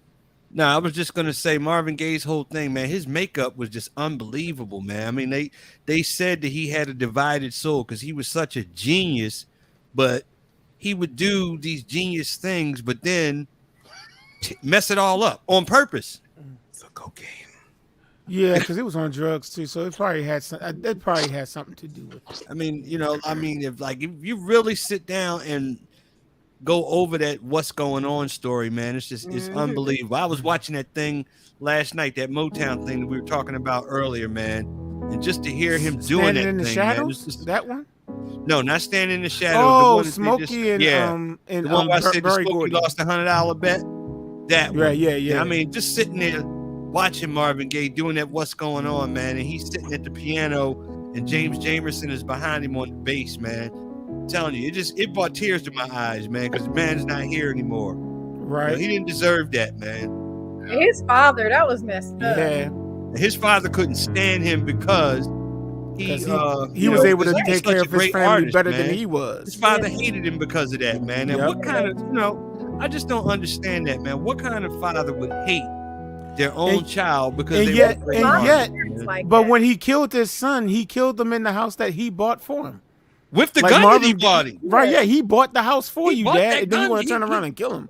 He bought him that gun for Christmas. Right. Was it in DC when he did it? Some people say that Marvin asked his dad to kill him knowing he would. Well, no, I won't say that he asked him. He disrespected him on purpose because he knew that he would kill him because he knew what type of man his father was. So that's why he disrespected him like that or whatever he did. Yeah, all over an insurance policy. Right. But I mean, even in books that were written, that was building up. Sooner or later, that was going to happen. That was going to happen sooner or later. He should have just stayed in Belgium, man. I'll tell you what. He was messed up though. Yeah. What's another great Marvin Gaye album is "Let's Get It On," which is fantastic. You know what's funny about that album is wasn't that his last one? Yeah. No. His last album was Sexual Healing. Sexual Healing. His last album was called Midnight Love. Right, and that had Sexual Healing. It had Sexual Healing on it, yeah. But he was working on another album. Yeah, actually. I know. He had started to work on another album and then got sidetracked by that drug stuff and all of that. But yeah, it was so sad, man. It was so sad. I got one for y'all. Let's not think about Burt Bacharach. Who? Is Burt Bacharach overrated or is he just where he needs to be? He's probably a little bit underrated because a lot of people don't know, like, he did all those hits for Dionne Warwick. And all that. So, and Little Prayer. I'm going to tell House you. Is Not a Home? Oh, my goodness. The Look of Love. No, I'm going to tell you the best song he ever did was not on anybody's album. It was for a Geico commercial. What? I'm telling you. He was like, what did he say? I was hit in the rear. Oh, you know that's Burt Bacharach on the piano and singing. Yeah. And the lady was telling the story. He was like, something that licks his eyeballs or something like that. He was like, I hope I never get hit in the rear again. And then let me see if I can find it. I don't even care if they give me a copyright thing on that. That commercial is hilarious. And that's Burt Bacharach on the piano and singing. Yeah. Hilarious. I'm like, that's his best work right there. You know what the most famous Justin Timberlake song is, right? Oh, Ron just wrote. He said, and his father was a cross dresser. Yeah, Marvin Gaye. That was Marvin Gaye. Yeah. Man He was a walking preacher. around- He was a walking around- preacher and a Yeah. cross-dresser. How you gonna do? Now, wait a minute. Now, you want to talk about a divided soul? Let's go to Senior. Yeah, let's talk about Senior first. No wonder why Junior was a divided soul. Look at Senior. Are you kidding me? Burt Bacharach also Like, yo, wrote man, the dude was a doggone minister and a cross dresser. Wow. He wrote Like, some yo, Not man, that what there's is anything wrong wrong with with you? that, guys. That Burt Bacharach, Never made Dionne some cookies Warwick, taste good. that Burt Bacharach, Dionne Warwick music is some of the most beautiful Yeah. music you'll ever Yeah. hear in your life. Really He is. wrote If Love you see Always. me walking too. down the street and I start to cry each time we meet, He wrote walk Don't Say on Goodbye by by. Kevin Campbell. I didn't know that. Now my joint is anyone who had a heart. I love both. I love her version I like and I love Luther. Luther's version. I love like both Luther. versions, man. I did a tutorial on her version. I mean, I was kind of sad that I had to do it, but I like Luther's version. But Yeah, but okay. then she got away from Burt Bacharach and started making songs like Deja Vu, Vujade. which is actually I like that song though. Oh, This is insane. underrated writers and So to help tell her producers. story, we hired Mr. Burt Bacharach. Last year, I was rear-ended by a Geico customer. I was hit in the rear. First thought in my mind was about that funny lizard. Lizard licks his eyeball. I was so impressed with how they handled my claim, I switched. I hope I'll never get hit in the rear again. then he just Geico. plays the Real piano. service, real savings. That's Burt Bacharach, y'all. If y'all don't know, that's Burt Bacharach at his best right there. Lord have mercy. That is him at his best right there. Yes, you. I was hit in the rear. You know he's 94 years old, right? Lizard licks his eyeballs. He's 94 years old. I hope I never get hit in the rear again. I'm sorry. I'm sorry. Something for a cartoon. I'm sorry. That song was just when I used to love that. Get hit in the rear. The way he said "in the rear" again. I'm sorry. I had to play that. I don't know who I interrupted, but I'm sorry. I had to put my Burt Bacharach Oh, up in there. good. I had to put my mute on. I was singing in the background. Hey y'all, D is starting to learn how to use her mute button. Yeah. No, I'm sorry. I'm just playing. Oh my goodness. I got crazy. somebody. Now this name came up while we were backstage, but I think it's worth saying it now. Eldra DeBarge. Eldra Underrated. Eldra. Eldra Definitely Man. Large. That is the man. Very talented man. I'm Yeah. telling you, boy. He would have really been. And I'm not saying that he's not legendary because you can't take away from those DeBarge songs, but he would have really been out there if it wasn't for those doggone drugs, man. Right. Another one that got messed up. His whole family No, messed up. I mean, like all of them, man. I mean, like he would. I Rest in peace. out of Tom. all of them, he would have been the one to like really like take off. Yeah, I he mean, was like, the- really yeah, like he was the Bobby writer, DeBarge wasn't producer. no joke. Yeah. He wasn't no joke. But again, if you haven't heard me say this before, they have a nephew in their family. His name is Andrew. Andrew DeBarge. Ain't no joke. Okay. Which son No is joke. that? Is that Bobby's son? It's Tommy's son. Tommy's son. Okay. Rest in peace, Yeah. Tom. You know, the DeBarges, and I think El DeBarge was definitely involved in it, was the first Nelly album, Country Grammar, which is a really great hip hop. Really? Actually, I think Ride With Me, if you guys ever heard that song, like Yeah. Ride With Me, that's got the same chord progression as Get Down On It. But that song's the DeBarges, I think, wrote that. They wrote a bunch of those other songs on that Nelly album, which are all really good. Oh. Wow, I had to look that up. Okay. El I got DeBarge, another that's the name for man, y'all. yo. What'd you say? No, I was just reiterating, yo. El DeBarge is the man. Yeah, he is. Like He really Mount is. Rushmore, in Samples my on opinion. The man. You got samples my of song favorite I big like sister it. up in here. Hey, Alethea told me that you were all Hi, in here Tom. having Hi, a great sweetie. time. I agree that with her and Tony, Pharrell is overrated. By the way, plus this money.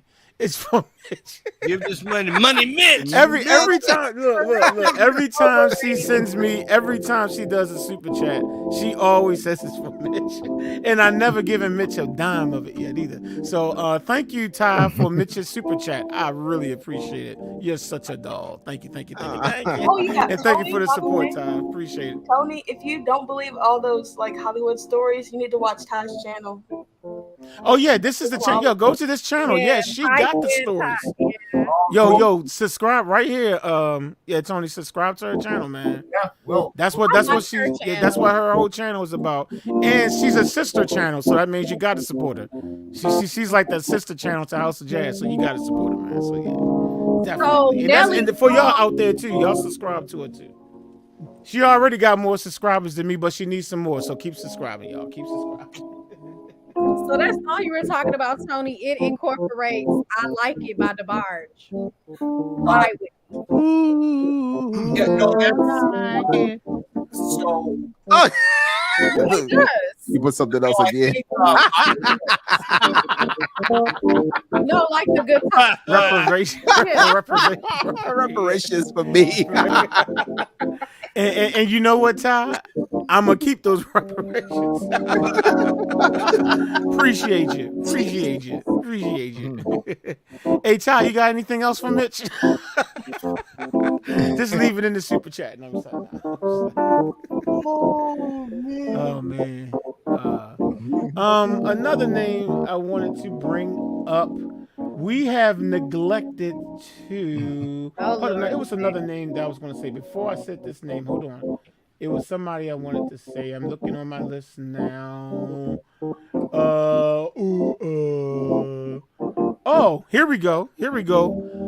Maurice Starr. Oh yeah, Maurice Starr. People don't talk about Maurice Starr, but New Edition wouldn't be New Edition if it wasn't for a Maurice Starr. I agree. I think he where he at. Nah, I mean New Edition is a extra. I mean it's a legendary group, and he was the one. Even though they lost that competition, he still signed them. Like, I mean, and he wrote those songs, you know. Now, I'm not saying his songs are like, it's like Jam and Lewis level, but I mean, you got to give that man. I mean, he gave us No Edition, yo. You got Candy. But he went on Candy Girl. Yeah, he wrote Candy Girl. Did he do also did New Kids on the Block, right? Say that again. He did New Kids on the Block. Yeah. Maurice Starr. He did New Kids on the Block after New Edition left him. Yeah. You know what I'm saying? Because the money. You remember they got that check for $1.87 in the money. After that, they left Streetwise Records and went to MCA, and they didn't have no more dealings with Maurice. So Maurice said, and this is the truth too. I'm not making this up. He was just like, you know what? I'm gonna just do a white version of you. Yeah. And that's when he did New Kids on the Block. That's the truth. That's not me trying to be funny. He was like, you know what? I'm gonna get a white version of y'all, and he did way better too. He made way more money off of New Kids on the Block than he ever did on New Edition. Is it New Kids on the Block also from Massachusetts? Boston. They're from Boston. Yes, they're Boston. Oh yeah, they're from Boston, and Maurice Maurice really truly did. I'm not trying to be like racist, or I'm not trying to start nothing. He was like, you know what, y'all gonna leave me? I'm gonna find 5 white guys, and I'm gonna make them stars, and that's what he did. Horsemen. That's why a lot of people don't like. That's why a lot of black people didn't like New Kids on the Block. They were like, it's just New Edition. I like New Kids on the Block, and I've said this before. I couldn't admit it when I was growing up because I lived in the hood, but I did. I like New Kids on the Block. I like them. I just didn't go around singing their songs outside. That's all. But you couldn't go out. Yeah, they look at you like, nah. Yeah, be like, hey, dude, do you know where you at? This dude over here singing. You realize you in the ghetto, right? Singing New Kids on the Block. Because people looking for a beat down, aren't you? I'll tell you what, one of the best concerts I've ever been to in my life was New Kids on the Block. like 13 years ago, my ex-girlfriend and I, she was like, you know, all into New Kids on, like I lived through like New Kids on the Block, the height of it, you know, it was like when I was a kid or whatever. We went to that concert, and it was like when they had first came back, like maybe like 10 years ago or something, like for a long time. Yeah, I know. Yeah, they did, because I got the DVD of that concert when they first came back. But go ahead. And it was like 20 years of like repressed sexual energy for like all these like 35-year-old women were like, dude, they hit the stage and these women were rabid. Like it's saying like, you know, going like, remember those like Michael Jackson concert videos where people were fainting, like the concerts in Europe and Japan or whatever? It was like the closest thing to that I've ever seen. Do you mind if I come down and sing for you? To be honest, they're dang good. Yours, mine's out. Oh, I'm sorry. Go ahead. I hate that song. Oh God. Oh God. Oh, no.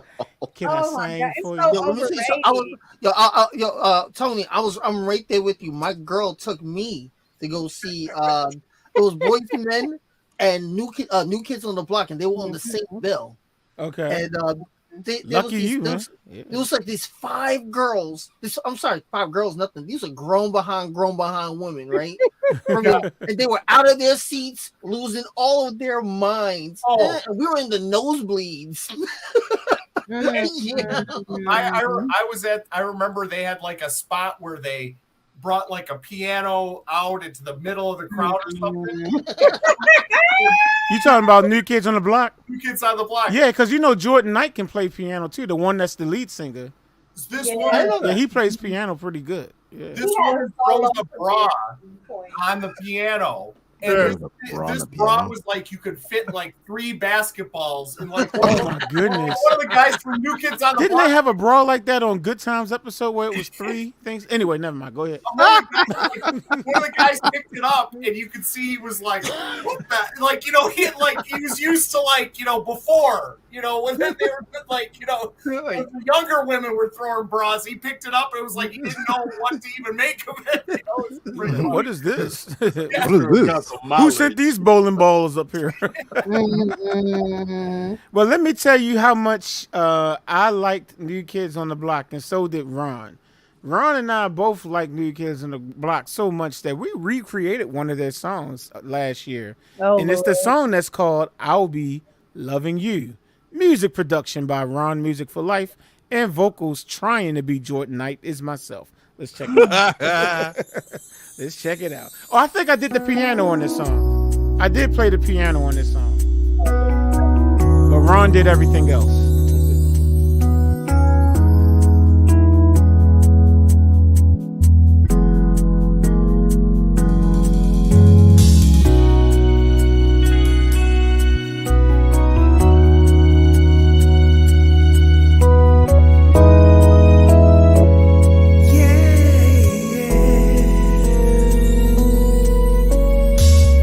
I'm not that kind of guy who can take a broken heart, so don't ever leave.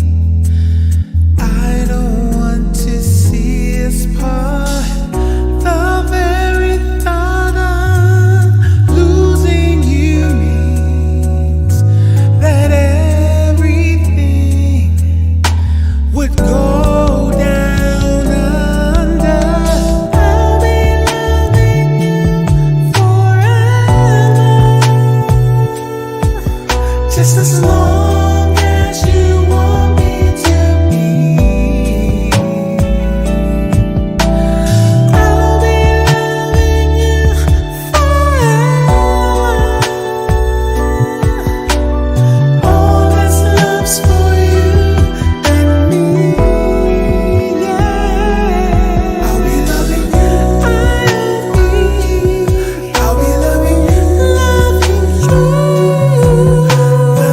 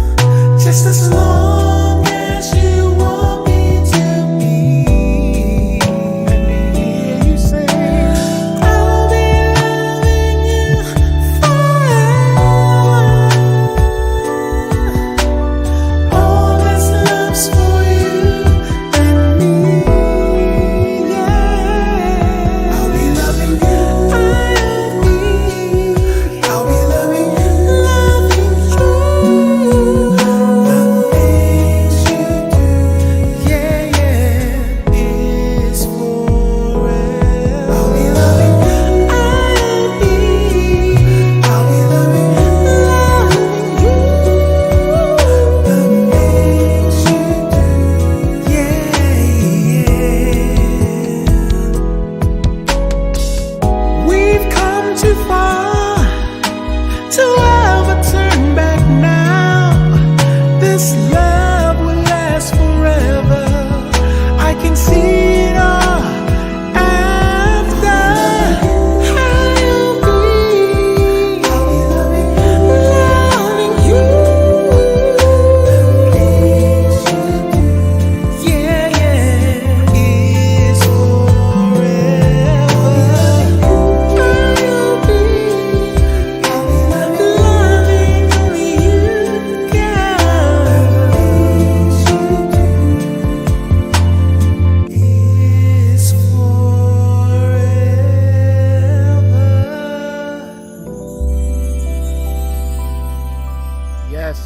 Yes. If you just tuning in, you were listening to a recreation of New Kids on the Blocks. I'll Be Loving You. The music was produced by Mr. Ron, that's nasty, Music for Life, and the piano chords and the vocals was some dude named I forget his name, but yeah, some dude. Was some it not dude. Sir So House of Jazz? what you say? Was it not Sir House of Jazz? Der House of Jazz. No, I'm just playing. Let me see what Todd said, because Todd done said something, but she paid to say it, so I gotta read it. I know that you didn't contribute to this song, but I still love the way that you did it, Mitch. Mitch, I think you got a fan here, buddy. Oh, this is every time she comes on here. This is nothing new. Or didn't do it. Wait, hold on. Or whatever. This is funny. I like this. And Mitch is uncomfortable with it. Yeah, I mean, look, man. Mitch is popular with the ladies, man. Don't Yes, don't sleep on him. No. Don't sleep on him. Mitch be Hey, having some ladies, they be checking them out. Like, hey, what's I heard up? that version of Too Hot last week. I'm the ladies' man. Oh, look at that. See, y'all heard. Oh, from Mitch, you old y'all heard stallion. Yeah. Especially with Mary. Let's gotta put his name up, Mitch the Stallion. What you say, Oh, Jewel? no. No, that was D. What you say, D? I didn't say anything. Oh, that was you, Jewel. I'm sorry. What you say, Jewel? That wasn't Julie. I've been muted this whole time. Oh, okay. I heard muted the whole something, but time. I'll wait till I look at the replay to see what was said. But anyway, go ahead. Lord. I'll just wait for the replay. It's all good. But thank you again, Ty. And no, I'm not giving this to Mitch. Sorry. But I appreciate the money. Thank you. You Now, know what did Alethea say? She was giving me something. She At said least she's you giving. tried, Ty. She said something about Alethea these? said her favorites "Please Don't Go Girl" by New Kids on the Block, which is a good song, and I also I have a tutorial for it. I have a know, tutorial you for Please Don't you Go also Girl. have one for Valentine Girl, I think, too. I don't have Valentine. I have Please Don't Go Girl. I'll Be Loving You. I have one for this song. It's another one I have. At least one more. I have at least one more, I think, but that's it for New Kids. They had some good songs over the years. you Oh know? yeah. Yeah. Mm-hmm. You know, I remember I saw a thing about Maurice Starr, like an interview with Maurice Starr. And like, you know, they were showing like, you know, such and such was president of the record label and such was this. And they're showing like the graphics on the screen. And I remember it just said Maurice Starr, impresario. Like as though that was like a real title that like he put on like his LinkedIn, you know, I don't know. It's like a weird thing. Like, to whose company are you the impresario for? I don't know. It's just a weird way to describe someone. Wow. Okay. Right, Mitch? I'm sorry, I'm just playing. That's what's up. Now, what I wanted to do, no one has mentioned anything about some of these gospel producers. So let's start with the husband. Let's start with the husband of one half of Mary, Mr. Warren Campbell. What y'all think of him? Now, he does both. He doesn't do just gospel. What y'all think of Warren? I think he's where he needs to be. I do too. Okay. Yeah. Okay. Yeah, he's good. Definitely talented. Yeah, he's done all of Mary stuff, and y'all know how popular that stuff was, and or is still. But he's done some R&B stuff. He's done some Drew Hill, and just everybody. Yep. He's done everybody. So he's well rounded. But to get into more of strictly gospel, which I think of Fred Hammond, and I'm not talking about the singer. I'm talking about the songwriter / producer. Because you know he writes a lot of that stuff that he does. Yeah, Most of that stuff he is producing and writing it. A lot of that stuff. So what y'all think of him as the songwriter producer? I say Detroit.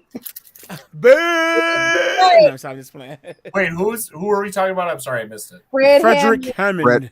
Fred Hammond. He's from Detroit. And he plays the bass guitar too. A lot of people. Yeah. And he's a crazy vocalist. Like his vocals is like beyond. Whoops.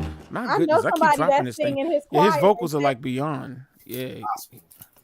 Yeah, Fred Hammond. No weapon formed against me. He co-wrote a gospel song by Shantae It won't work. God will do. But yeah, I mean, he got a lot of classics, man. Oh yeah, definitely. I think he's underrated because I people, when it comes to being a gospel artist and a singer, he's at the top. Like he's at the top. People like, yeah, Fred.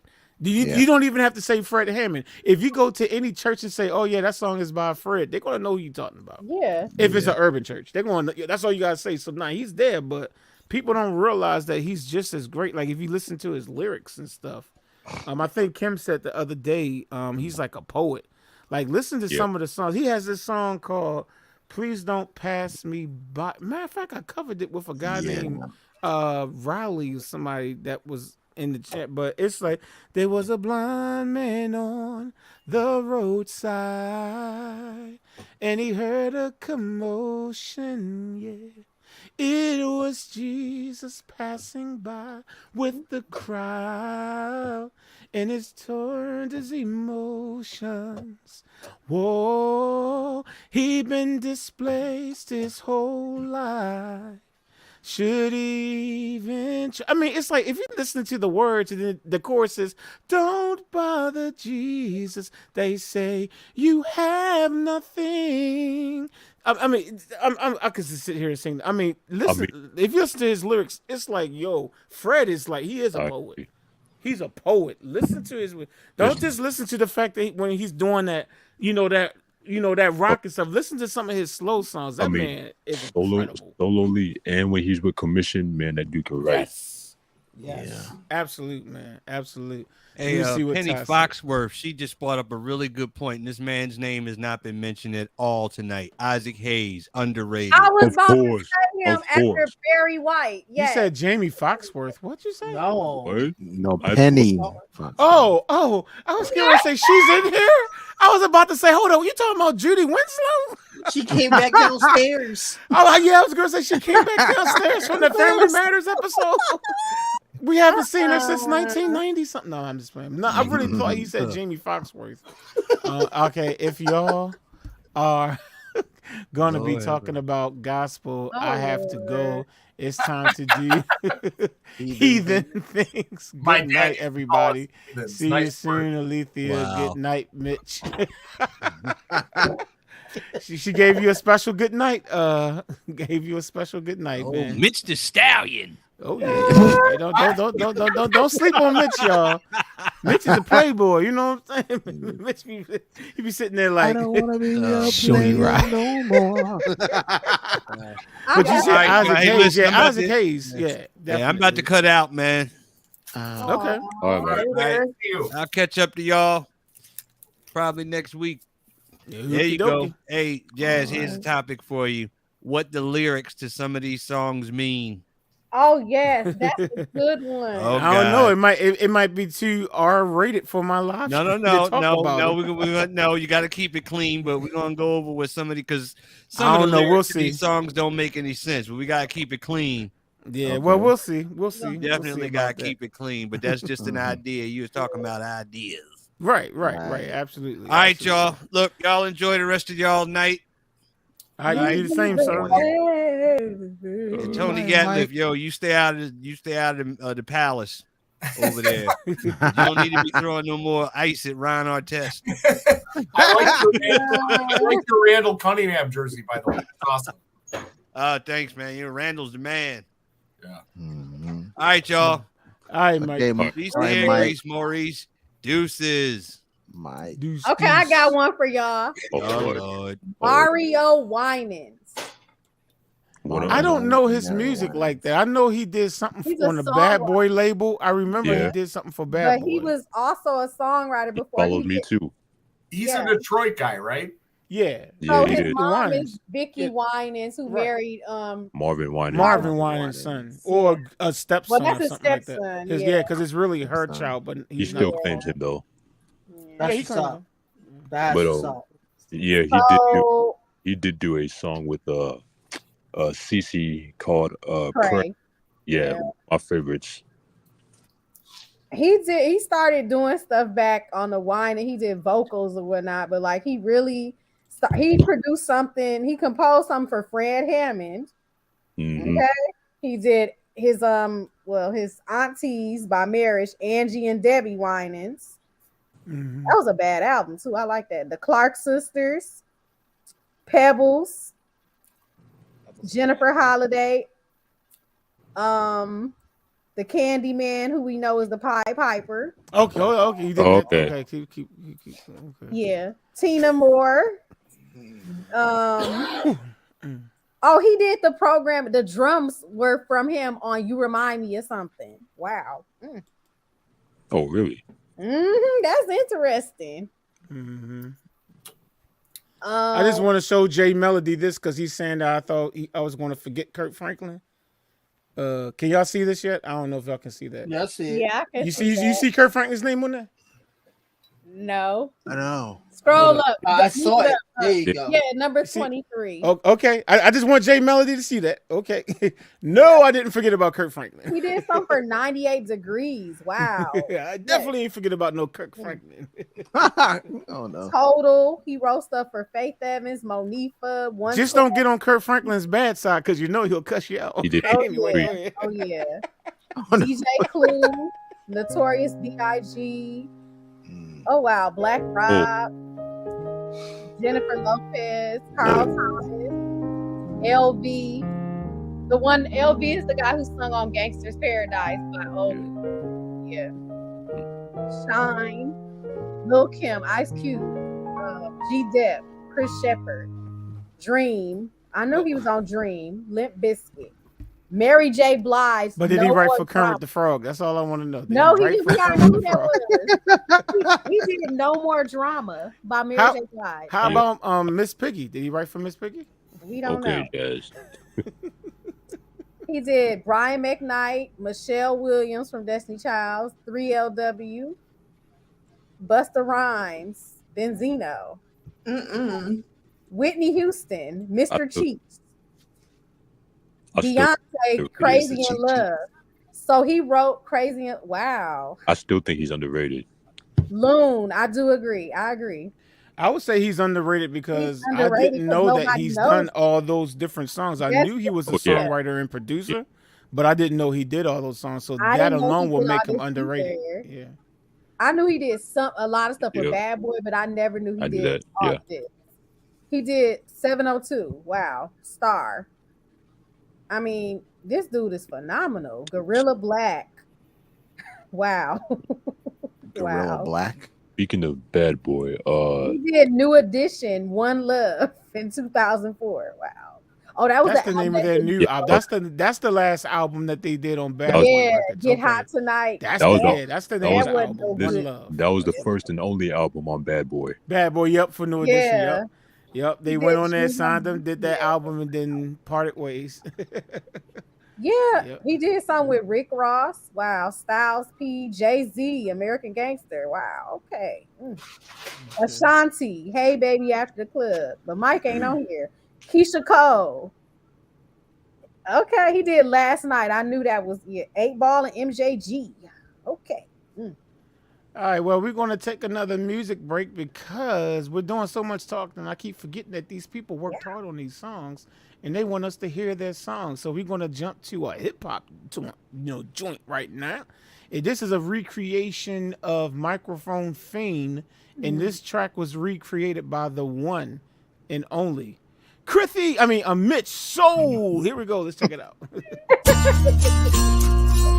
That's not the one. Sometimes I rhyme slow, sometimes I rhyme quick. Sorry, wrong title. Quick. Sometimes I rhyme slow and sometimes I rhyme quick.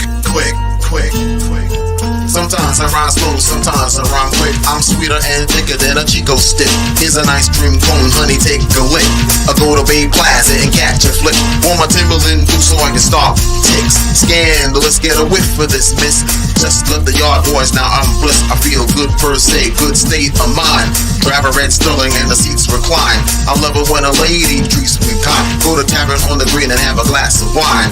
He said, she said, I heard it through the grapevine. No static, got an automatic. Too much of anything makes you an addict. Teasing, squeezing, also pleasing. Don't ask me why, I got my own reasons. Scooby, drink, night, slick, nick, click. Sometimes I rhyme slow, sometimes I rhyme quick, quick, quick. Sometimes I rhyme slow and sometimes I rhyme quick, quick, quick, quick. Sometimes I rhyme slow and sometimes I rhyme quick, quick, quick, quick. Sometimes I rhyme slow, sometimes I rhyme quick. I was on 125 in St. Nick, waiting on a cab, standing in the rain. Under my heart, 3 clouds of pain. She got the best of me, what was her destiny? Maybe I should look at with my 9mm. My mind is in the blur, cause you could never pay me to think this would occur. Me and this girl, Jane Dunn, was living together. We were inseparable, no one could sever. At least is what I thought, but later I fought with a substance and almost ended up in the Supreme Court. When I was on the road doing shows, getting ends, she was in my Benz getting sniffy with her friends. And even when she crashed my whip, I didn't flip. My man Slick Nick said smoothie started to slip. Time went on, I started noticing weight loss. Then I had to ask her, was she riding the white horse? At first she said no, then she said, yo, Smooth, I'm sorry, but I keep having visions of snow, I need blow. And I said, whoa, little hottie, I'm not DeLorean, Grand Vito, or Gotti. I don't deal coke, and furthermore, you're making me broke. I'll put you in the rehab and I won't tell your folks. And what do you know? In 18 months she came home and I let her back in. And now she's sniffing again. Sometimes I rhyme slow and sometimes I rhyme quick, quick, quick, quick. Sometimes I rhyme slow and sometimes I rhyme quick, quick, quick, quick.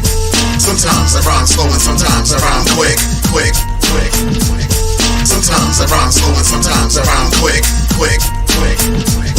Sometimes I rhyme slow and sometimes I rhyme quick. Sometimes I rhyme slow and sometimes I rhyme quick. Sometimes I rhyme slow and sometimes I rhyme quick. Sometimes I rhyme slow and sometimes I rhyme quick. Sometimes I rhyme slow and sometimes I rhyme quick.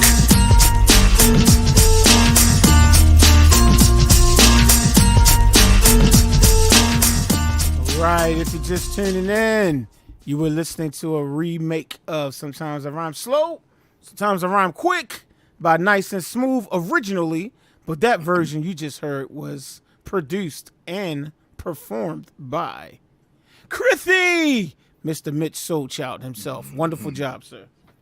Good stuff, man. Thank you. Look at his head, y'all. It's getting bigger. It's getting bigger. It's getting bigger. Oh man. But to jump back onto I do want to talk about Kirk Franklin because even though he will cuss you out, I think he's I mean he will cuss you out now. Don't mess with Kirk now. Kirk will Kirk out on you. You know what I'm saying? He will definitely Kirk out on you. But no, seriously. He is probably, even though I only really can talk about his older stuff because like the newer stuff, I don't really pay attention to. But if you go back to, he's the reason why I started listening to gospel music. Let me explain. I was always in church, but I never listened to gospel music. And then the reason why we sing used to come on like the regular radio stations, right? You know, someone asked the question, why do we sing that song? And I was like, I wanted that. I really liked that song. And I literally went to, we have a mall in Baltimore called Mondawmin. If y'all from Baltimore, y'all know that's the black mall here in Baltimore City, right? And they had a Record Town in there. And I literally went into Record Town and I was like, I want the CD, it's a song that comes on the radio. And I was, someone that, and they said, oh, this is what they told me. They said, oh, you talking about, that's like Richard Smallwood. And they said, we don't have that here. But next to that store was a place that was called the Jesus Shop. And they sold a lot of stuff that was Christian, but they had CDs in there. And when I went over there, that's when they said, I went in there saying, can I get Why We Sing by Richard Smallwood? And it was like, you don't know no Richard Smallwood now. You talking about Kirk Franklin? Then they played it. And that was the first gospel CD I ever got, man. And then I was just like hooked on gospel music because of Kirk. So I got to give Kirk his props, at least with the early stuff. I agree. I don't know what he's doing now. I don't know what he's doing. Yeah, but that first album, the Christmas album, that's where Now Behold the Lamb is on. Mhm. Jesus Is the Reason. And then his third album, What You Looking For, that has Conquerors on it. That has Savior More Than Life. Melodies from Heaven. I'm just like, yo. And then he came out with after that, I think he did God's Property, and he wrote like and produced every song on that record. When you got me going through something. Yeah, I mean he was like, and then he kind of went a little crazy for a minute, but then he came back with the rebirth of Kurt Franklin, hands down, probably like one of his best. What'd you say? You skipped N1C. No, Nation Project with Revolution. Oh yeah, that's N1C, isn't it? Wasn't that group called N1C? Was it? Huh? No, I think it was the New Nation. New Nation. New Nation. Okay, well, yeah. Something like that, right? Yeah, that was that The had Tamala Man now. that had Lean on Me on it. If you remember, that had the guy that's in trouble now with the law, Mary J. Blige, Bono from Bono, and Crystal Lewis. Crystal Lewis. That was a nice song. That was a hit song for him. My man that just passed away, what's that gospel singer? His song is on Something About the Name Jesus. Yep, what's my man's name? Rance Allen. Yeah, Rance Allen. Rest his soul, man. Yeah, that song was hot too. La la la la la la la. Oh yeah. Oh. I don't know if you remember that, but song had Riverside. Yeah, Riverside. Yeah, that's tight. Yep. And then, don't forget Revolution. Do you want a revolution? Whoop, whoop, whoop. Listen, that one I think Rodney Jerkins produced that song. That one had Dark Child too. And then A Lovely Day. That was on that album too, I think. Was it? It might have been on that album. It might have been on that one. Yeah. When I think about you, do. They copied that Patrice Rushen song. Mm-hmm. Oh, okay. I was gonna say that's not. I've been looking for you. He copied a lot of songs on his when he started getting. He would take and flip them. He would do what you would call an interpolation of it. If that's, I think that's the proper term of it. And he would take the song. Yeah, and then he would make his own song. He wasn't sampling it, but he was using the song. Well, that is a sample. You sampled the song. That is a sample. No, I'm talking sampling is when you take the actual recording, chop it up and do whatever. Like he wasn't taking the original recordings. Mm-hmm. He would recreate the music himself and then flip it. He wasn't taking like the original song and chopping it up or whatever. He actually would play the song. Like, you know what I'm saying? He would that's called an interpolation. Yeah. That's what Kurt Franklin was the first gospel artist I heard that would sample worldly songs and make them into gospel. Yeah. Like he has this song called "You Are the Only One," and it has only one. God's Property. Yep. God's and Property. It has like this bass sample from the Jackson Heartbreak Hotel. Yes, you're right. Yes, you're right. Yep. Mm-hmm. Yeah, and Kurt did a lot of that. People couldn't stand him when he first came out. People were mad. They was like, "Who is this Kurt Franklin? He's gonna go to. We don't like this music. This is not godly." And I'm like, "Oh." Now, when he first came out, he wasn't doing that type of stuff. When he first came out, he had Silver and Gold. That was around That's a church song. Reason why we say it wasn't. Then when he came out with God's Property, that's when they started saying, he's going to hell now. That's when he. But some people never liked him anyway, though. Some people never liked him. Well, I mean, that's anybody. I mean, you can say that about Stevie. I mean, you always got, some people just who don't like Stevie Wonder. I don't think anybody on this panel is bold enough to say that. I'm just saying in the world. I'm just saying on the planet. I think I heard one person say they don't like Stevie Wonder. I said something wrong. Well, we'll pray for his soul because clearly he needs Jesus. You want to hear Jesus? You want to hear something? I didn't grow up on Stevie Wonder. My mom didn't like Stevie Wonder. She could not stand him. What? So okay, we need to go and pray for Kasai's mother. No. I started when I was in high school, and I started getting into bands and joining singing groups, and of course, you hanging around, with a bunch of us.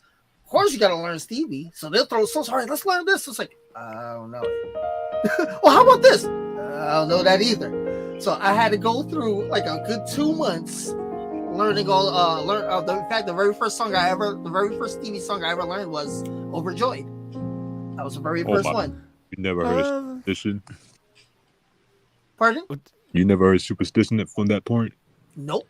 Wow. Very superstitious. Very superstitious. Writings on the wall. Stevie was not played in the Selassie household. What about Living for the City? He literally said that his mother did not like Stevie. So y'all can keep calling out songs. I can tell you the answer. I can tell you the answer. The answer is no. But I will say this though. With Superstition, I think Superstition was originally a remake Stevie did. I think so. Yeah. Yeah. Who do you know who originally? Is somebody playing copyrighted music in the background? If you are, can you mute your mic? Not me. So I don't get hit. I don't know who's playing something in the background. It wasn't me. I didn't say it was you, D. Relax, darling. Relax. I just don't want to make sure I don't get no crazy hit like that. But anyway. Yeah, man. DZ, do you know who originally sang Superstition? Man, I'm not even sure. Yeah, shoot. Now I wanna. Yeah, I never. I'm curious to find out. I had no idea that was somebody else did. Yeah, I'm pretty sure it'll get back to me. I can't remember right now. I'm sure I can turn to Dr. Google, but is it Dr. Google or Professor Google? I don't know which one of them. Oh, it was by a group called Beck, Buggard, and Apiece. Buggers? What they do? Play with bugs or something? So that's an underrated producer. Yeah, definitely. Beck, Bogart, and Apiece. Yeah, that's it. That's them. Yep. They were a white group. Yeah. Now, did they write the song? From what I'm seeing, it said they were originally supposed to do that. So Jeff Beck was an admirer of one of the this saying on Wikipedia. And was informed of this prior to Talking Book album or something. What does it say? I had to read all the rest of it to get to it. The original plan was for Beck to release his version of the song first, but Berry Gordy, the album was delayed, and Motown CEO Berry Gordy's prediction that Superstition would be a huge hit for the sales of Talking Book. Wonder released the song. And then they released theirs or something. Is that what it's saying? Months ahead of Beck's version. So Stevie actually released it first, but I think they wrote it first. Gotja.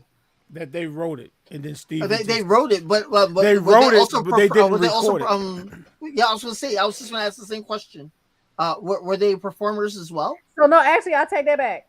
So the album contains Beck's version of the song Superstition, which was written by Stevie Wonder. Yeah. So Stevie wrote it first, but it was originally for them, I guess. So Stevie did write it, but it just wasn't for him. Yeah. Gotcha. All right. Okay. That kind of makes sense, I guess. Yeah. Okay. Jeff Beck do that all the time, though. Yeah, he did the same with Tammy Terrell. Mm-hmm. Jeff Beck is a really famous, like, classic rocker. Like, he was in a band called he's an English rocker. Yeah, like the Yardbirds, and I think he was in this band called the Traveling Wilburys with like Tom Petty and Roy Orbison. He's like Tom Petty. I did a song of Tom Petty. Rest in peace, Tom Petty.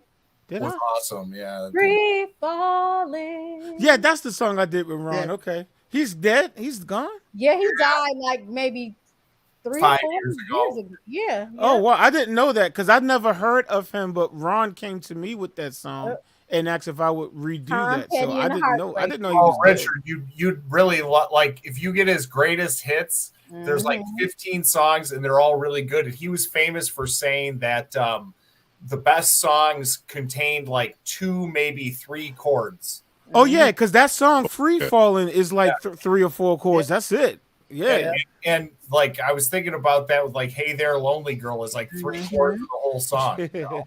And it's so true. It's like, you know, it doesn't need to be uber complicated. You know, sometimes it's just good and simple. Here goes somebody that is real good at taking simple songs and making lots of money off of it. I've been alone with these very simple chords in my mind. Lionel Richie, hello. And in my dreams, very simple. I'm teaching my daughter that song. Oh, you did? Yeah, I'm teaching her that song. It's so simple. It really and I'm is. sure he made millions of dollars off that, man. I want to actually. That's a good. Yep.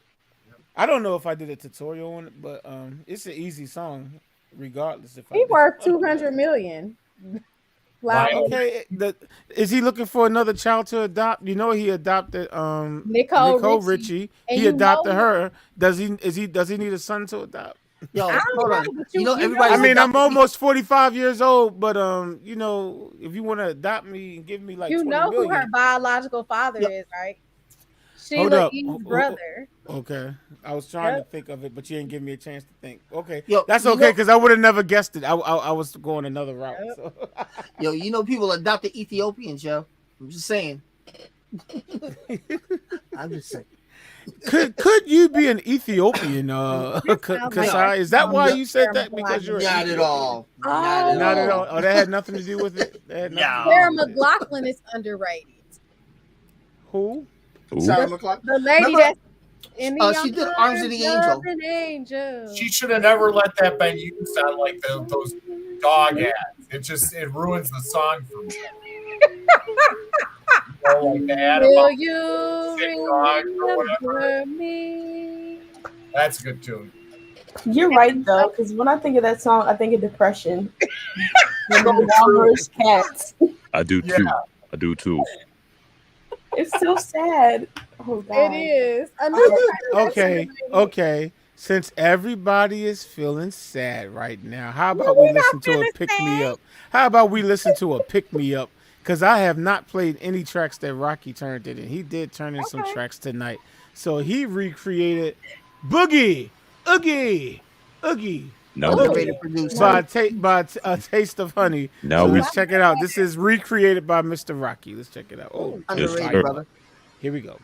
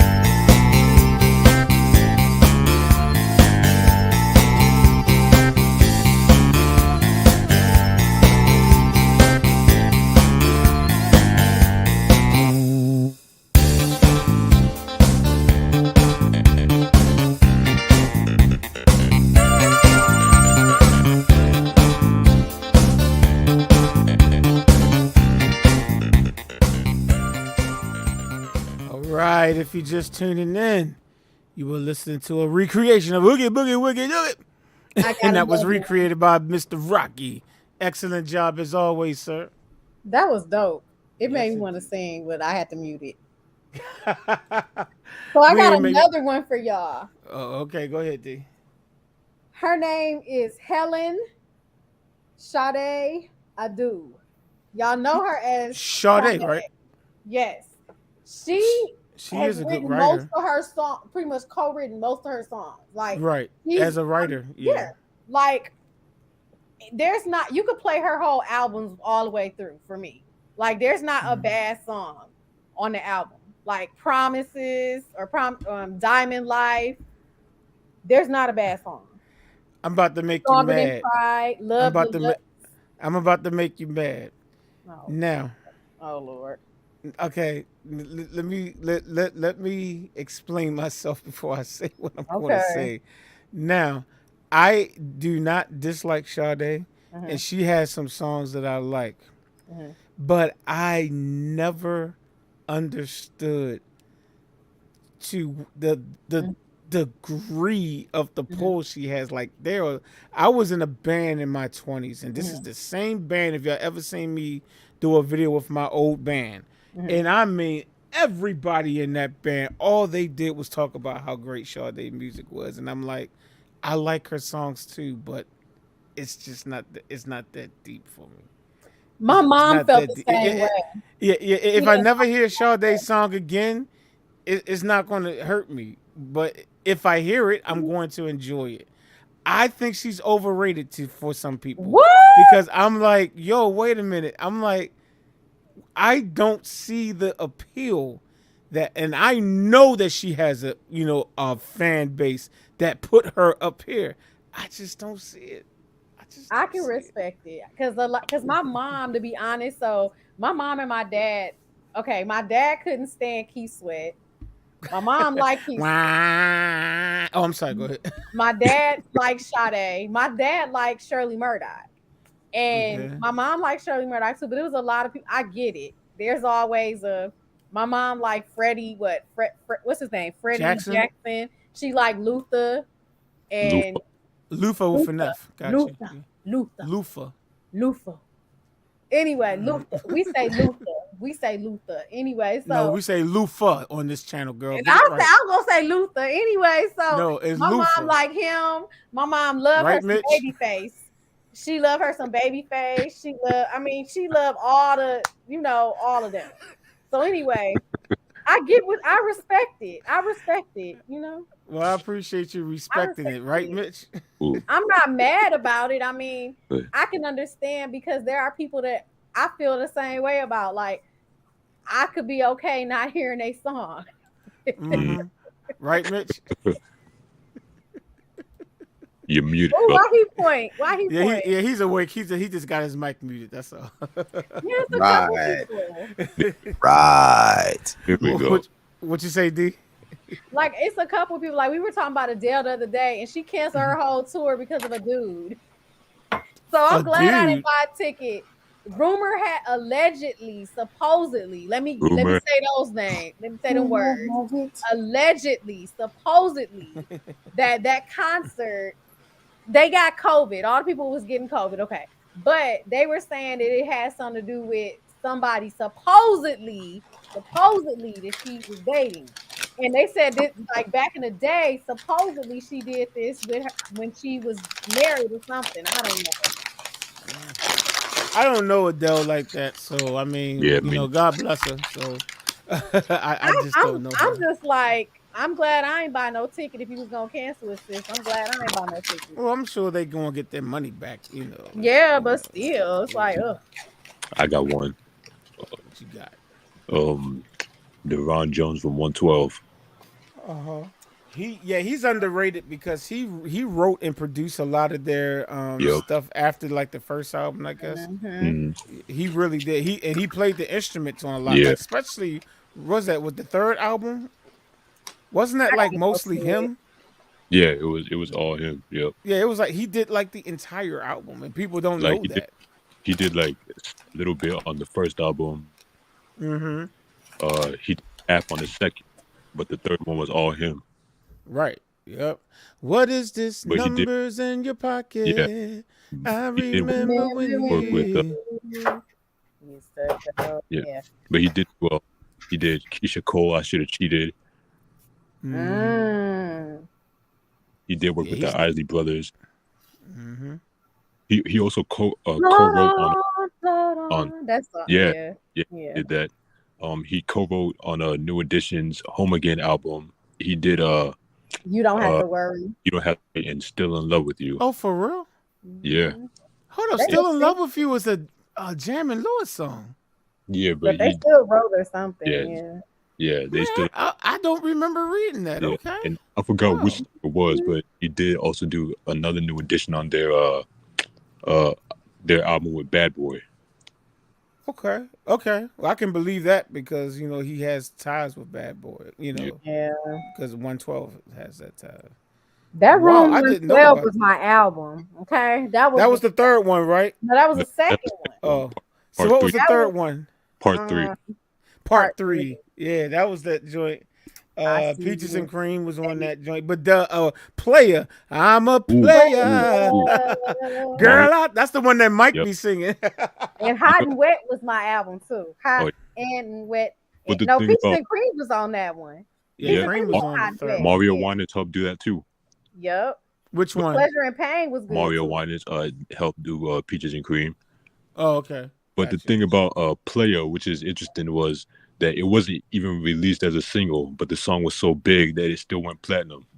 Right, exactly. I don't know why they wouldn't release that. That was just a straight up church song musically. Lyrically, no, it's not church song, but no. But musically, it's just a straight up. That song. I'm a player. Girl, I thought you knew when you started messing around with me. Yeah. Knew I wouldn't commit to you. I like that one song. Don't get mad if your girl wants to leave with me. It's not your fault. With Twister. That called Don't Hate Me. Yep. Don't Hate Me. Woo! That was my song. Listen, that part 3 is my favorite out of all the albums. Yes. And that was with dance. I like 112 over Jagged Edge, and Jagged Edge has written some stuff too. I think. I think the twins, the lead singers, yeah, I think they do a lot of writing and producing. Yep. Speaking of underrated, Carl Thomas. Yeah, I like Carl Thomas. I'm emotional, and I can't. Bling. Bling bling. What song is that? It was Love. I wish. I wish. Yeah. I wish. Yep. I met him before, and I was like, hold up. I was like, it was love at first sight. You started singing that shit. You know what? I know you. I know your personality. I know your personality. Yeah, you probably did. Guess who was DJing? Brian Michael Cox. I was going to say his name. He's on my list. B. Cox. B. Cox is on my list. Listen, I agree with you, D. I like, of course, 112 is my favorite group. I love one over Jagged Edge. But Brian Michael Cox did help with Let's Get Married, and that is one of my favorites. He did. Mm-hmm. And I want to say, yeah. Or was that the other one? That's Usher. No, I know that was like but wasn't that Brian Michael Cox, or was that Sean Garrett, or what's that other dude? It'll come to Rico Love. Rico Love did a lot of stuff too. You know what? I don't know his music, but do you know what? Look up what Rico Love's real name is. Check it out. Just look it up real quick. Google Richard it. Preston Butler. Jr. Richard Butler. You know that's my name, right? Let me. True story. When I was working at the school during the summertime, every week the kids would be able to, sing songs. We did like a little talent show. There's nothing fancy or whatever, right? So they will always come to me and tell me what songs they wanted to do, right? So it was a Beyonce song called "Sweet Dreams," right? I didn't know the song, but they was like, "Can we do it?" And I said, "Well, let me see if there's sheet music for it." And so when I went home. And you can go to Music Notes right now. Go to musicnotes.com. Go to musicnotes.com. Type in Sweet Dreams. And then look at the author when they say the writers in the top right-hand corner. And when I saw my name, my mouth dropped because it I'm said looking Richard at it. His name Butler, is Richard Butler. and I'm looking at this sheet music like Richard. But did I write? I'm like stupid right now because I'm sitting there like, did I write this song and don't remember that I wrote a song with Beyonce? And I mean, I did the research and then found out that Rico Love was because I was sitting there like, yo, I want my check. Yeah. I'm like, yo, I want my check. My name is on this song. I want my check. So Rico Love wrote All Because of You. So that was funny. Like when I saw my name, like I said, go to musicnotes.com right now. Look at the sheet music. You will see my name next to Beyonce. I don't know, it's right next to Beyonce, but in the same vicinity. Beyonce, Richard Butler. I'm sitting there like, where my check? He wrote Sweet Dreams by Beyonce. He wrote. That's what I just got finished saying, D. I know. That's the song I'm talking about. Yeah. He wrote Hey Daddy by Usher. There Goes My Baby by Usher. Wow. I mean, he wrote a lot. Hey, John Seward, we talked about this last week, and most of us agree. Yeah, we definitely. We agreed last week that Beyonce is definitely overrated. Not everybody agreed, but most of us, the majority agreed. Definitely overrated. The guy who wrote "There's Something on My Mind." No, You're Always on My Mind by SWV. He's underrated. Brian. His name. I look at him on Instagram all the time. Yeah. He wrote all of their first hits, like the first album, except for Downtown. Some lady named Jane or somebody wrote that, but all the other songs on the first album. Yep. What's his name? Oh my goodness. Brian Alexander Morgan. Thank you, Morgan. Thank you. I'm like, I know this guy's name. I follow him on Instagram. Like, hello. Yep. Yeah, he's under. Yeah. Did y'all say Tim and Bob? Tim and Bob. I mentioned that they wrote a song on Boyz II Men's album, but they did. Tim and Bob ain't no joke. They something too. Yes. They did 50 Candles. Good call, man. Yeah, they did. Well, they did half of Boyz II Men's second album, I think. Yeah, they did. Donnell Jones. They had just came out. Donnell Jones. Yep, they did. They did some gospel too. They did some gospel too. And then they did the thong song after all that gospel music. Then they did the thong song. Ooh, that girl looks scandalous, and you know another can't handle it. Cool and Dre, I think wasn't they one too? Cool and Dre. They did Kristen and Milian, I think, and some other people. Also, another 112 song, one of my favorites that's like underrated. They had this song on their first album called "Come See Me." Yes, it was with Mr. Cheeks. Yep, and Tim and Bob produced that one. And that video was dope. It was with what about girls, Mr. Chen? 4 girls or something. Yeah. Oh. Be quiet, Jewel. Kim is not on here, so no booze tonight. Oh my goodness. No, so it wasn't nothing like the Candy Man. It wasn't about him. No. They were all appropriate. They were. I was just being. I don't even think you heard what I said. Don't worry. I was just trying to make a joke. That's and ain't nobody who's gonna love you. Ain't nobody gonna kiss the way I kiss. Oh, that was I Love You Like I Did. Okay, yes, that's my song. And then the one song I did with Mace. Deron did that too. The Luther song, Love Me, Hold Me. That was from Don't You Know. Don't you know? Yeah, that was my song right there. Oh yeah. My song. 112. I could take them over Jagged Edge. I'm sorry. I could take Yeah. They songs just didn't do it for me. They didn't hit the same way. This is a little off topic, but to be honest, I would have put I would have put 112 doing the verses against Drew Hill. I can agree. Okay, but if you do that, I'm automatically going for Drew Hill, and it's not just because I went to high school with 2 of the members. I don't know 112's music. I don't know 112's music like that. I really don't. But Drew Hill, I know their music extremely well. So they would definitely win. Nokio is underrated as a producer. Nokio did some very underrated. Producing, yeah. Nokio didn't do that much singing either, though. No. Say that again. I said even though Nokia can sing, he didn't do that much singing though. Right, No, yeah, he really didn't. but he did singing, but when he sung, people didn't realize it was him. That Like it on was the him. first album, what was it? I'm gonna chill to myself. That was him. That's Oh, Nokia. Yeah, one of those. Yeah, Nokia singing on that.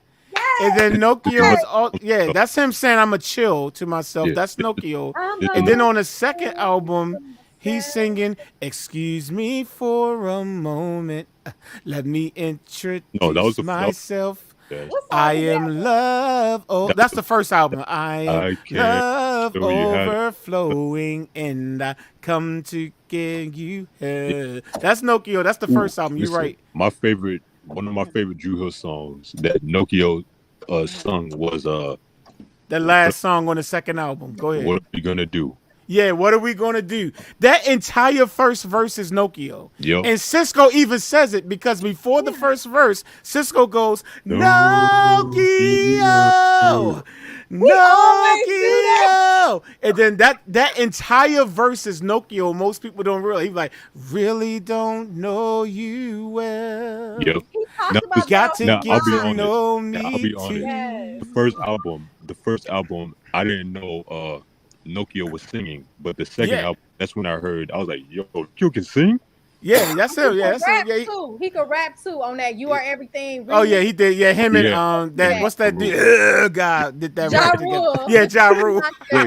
Him and the guy did that. Yo, baby. What was it?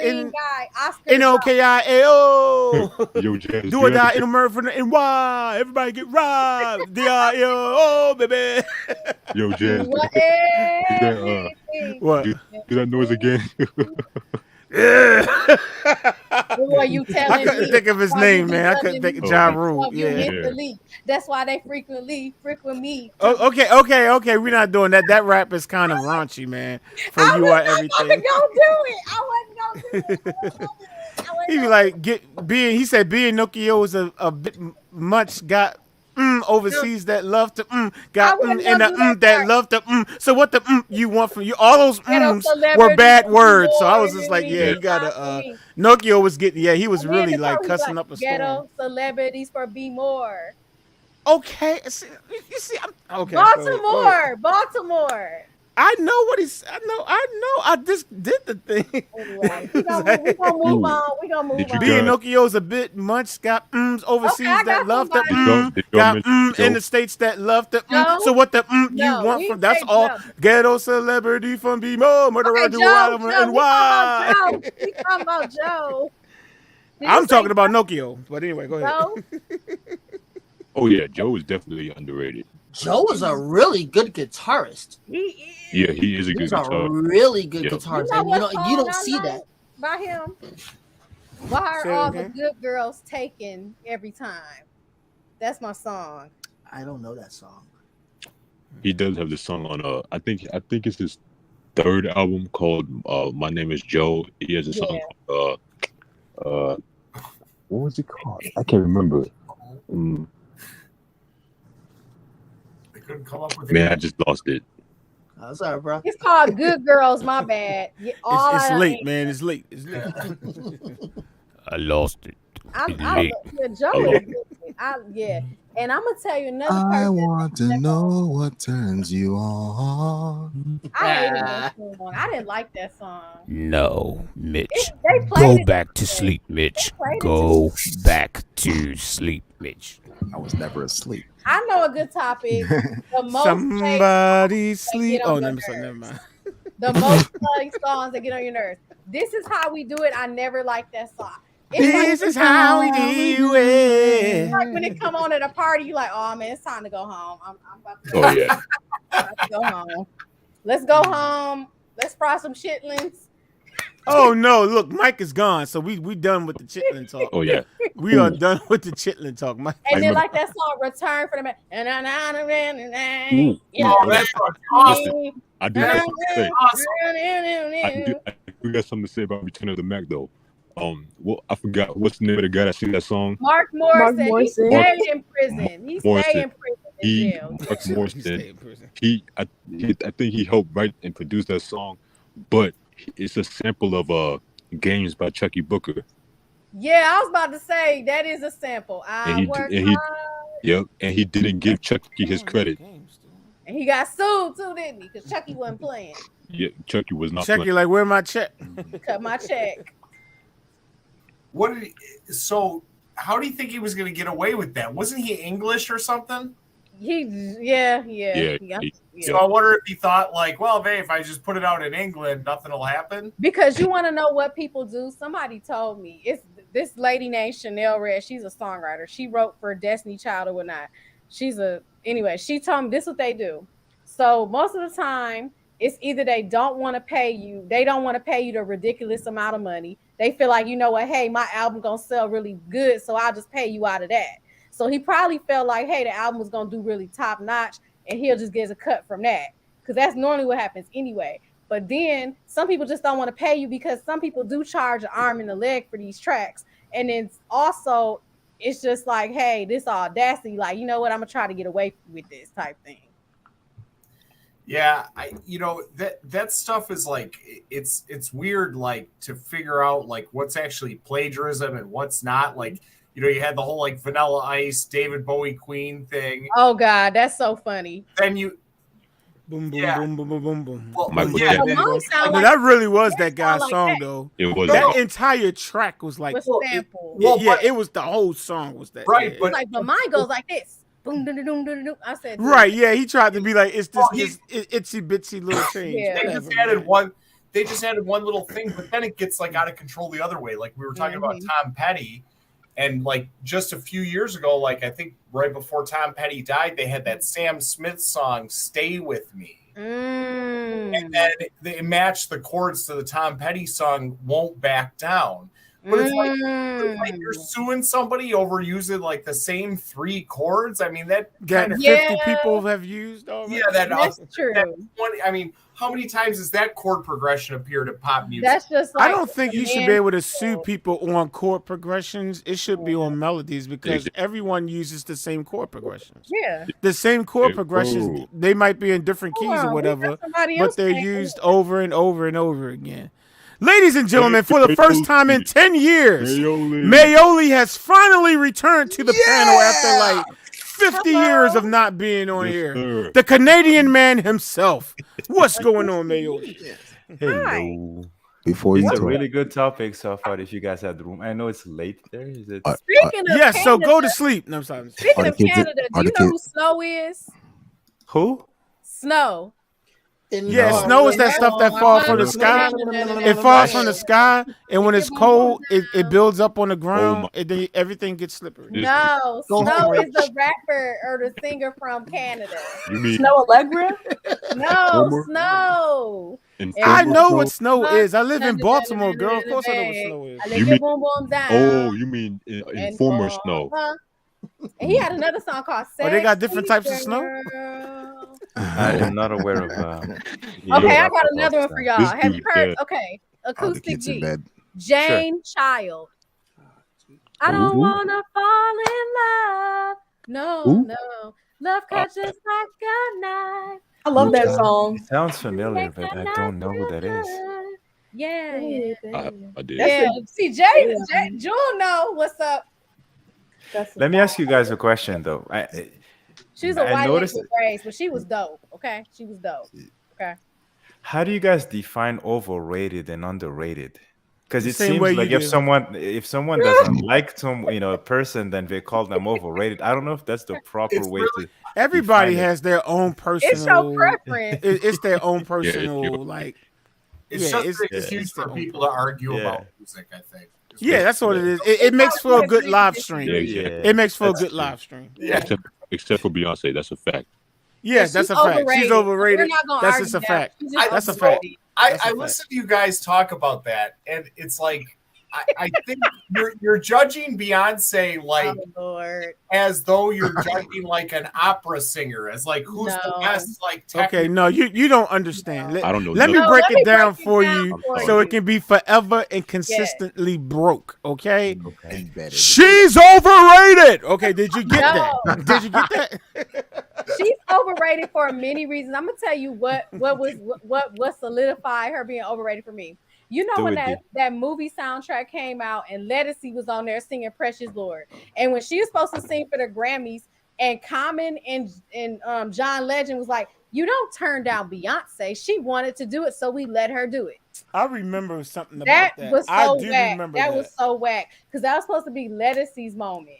And it was like, you've already won all of these Grammys. You should allow Lettucey to have that. If that would have been me, I would have let Lettucey have had that. I wouldn't have said, no, I would have said, Lettucey, go ahead and do that, girl. So you're saying she's overrated as a songwriter?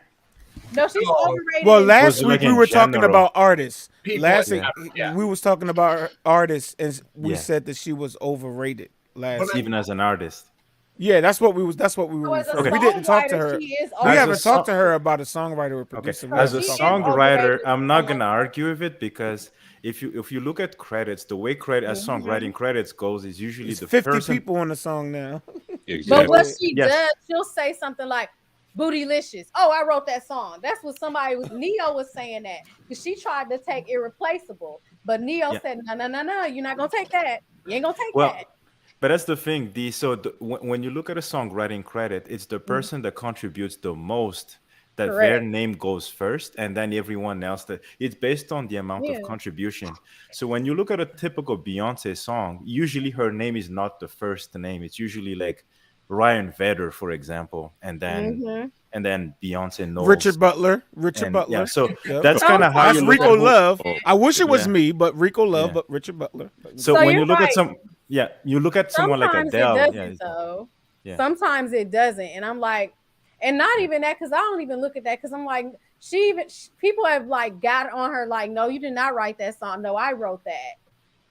Yeah, But the And I writing actually is talked to one subjective. of her The moment you people. contribute something, you could technically get a writing credit, but you look at the order of the name. And that's kind of how I know Yeah. that. You know, like someone that claims to be a songwriter, but if your name is consistently the second name or the third You're a in the songwriting co-writer. credit, you're not the person that. Exactly. Babyface's name is never behind someone. It's always It's first. never behind someone. Adele's name, for the most part, is never behind someone. Oh yeah. It's always Adele You're and then right. someone else. I agree. I And agree so- with you. Can I throw out a name though? Brian McKnight. Yeah, he's on my list. He's on my list. Yes. Underrated. Underrated. Totally underrated. Underrated. Because and Richard, you know where I'm going with this. 6, 8, 12. No, well, Grammy. So This is Go ahead. gospel. He has does anyone never want to won a guess how many Grammy. That's Grammy so John messed Legend up. has? He hasn't. I don't think Brian McKnight has Brian a Grammy yet. McKnight has never won. He's a never Grammy. won a Grammy. Never. All the And he stuff has that to- he's done. He has 20 albums. Doesn't- He has 20 60 albums. Grammy 20 nominations. albums. Yeah, he has nominations like crazy, Nominations, but he's but never no won. Never. win. Doesn't Wait, his John Legend has how many Grammys? John No, Legend has not 13 Grammys. He has 13 too many. Oh, I'm sorry. I'm That's sorry. disgusting. No, I'm sorry. He has 12 too many. I'll give But him you that. know what's funny about John Legend? John Legend wasn't even popping until like nobody didn't really.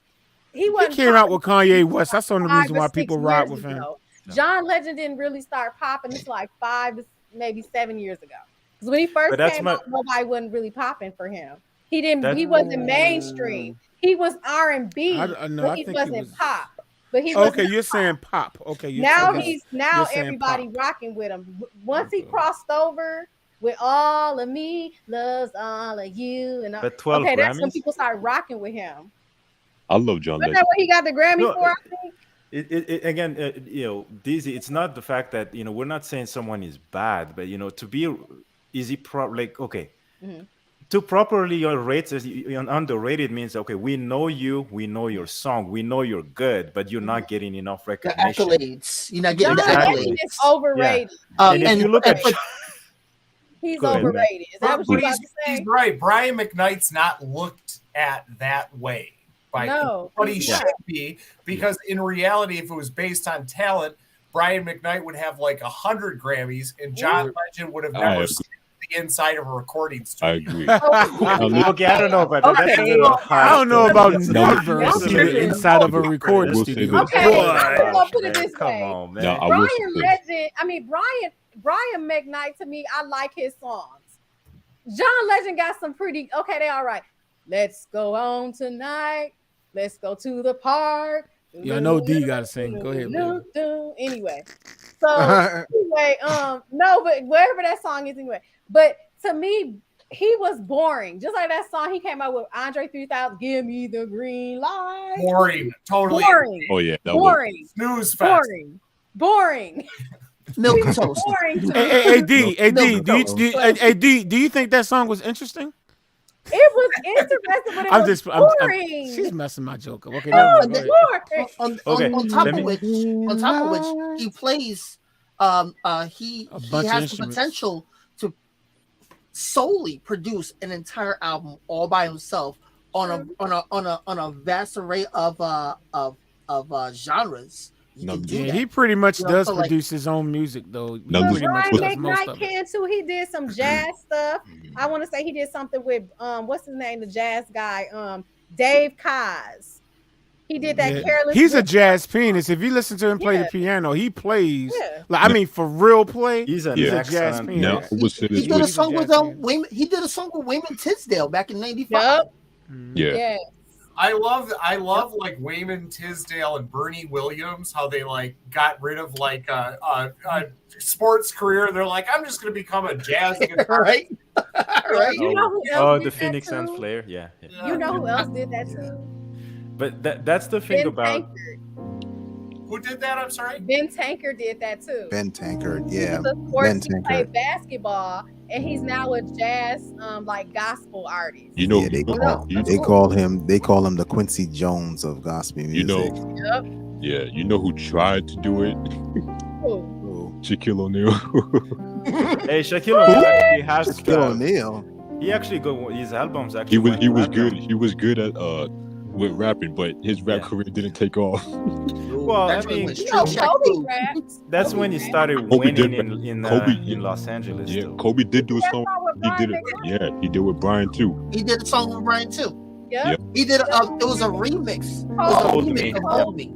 Hold Me. Yep. It was a remix. Right. Yep. Hold Me remix.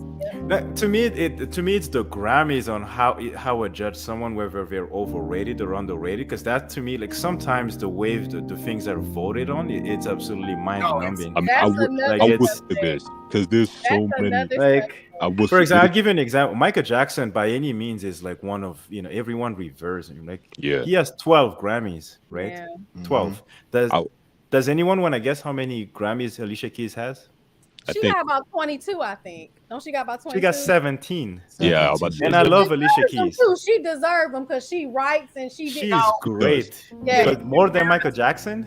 They give out way more Grammys now, though, I think, than they. It's a voting system. The voting system is messed up. It's like if you really want to learn how to do it, get on the committee. You could get an application online. And you can get on the, not to mention, it's done really through PR. I mean, the record labels and studios and stuff, they literally run PR campaigns where they take out billboards on Hollywood Boulevard, saying like vote for Alicia Keys for Grammy or whatever. So she's great. I'm not trying to take away anything from her. I'm just saying that very few people should have more Grammys than Michael Jackson is all I'm saying. Okay. But I will say Elvis, maybe. I mean, Elvis. No, I'm saying like he stole music from people. No. Yeah.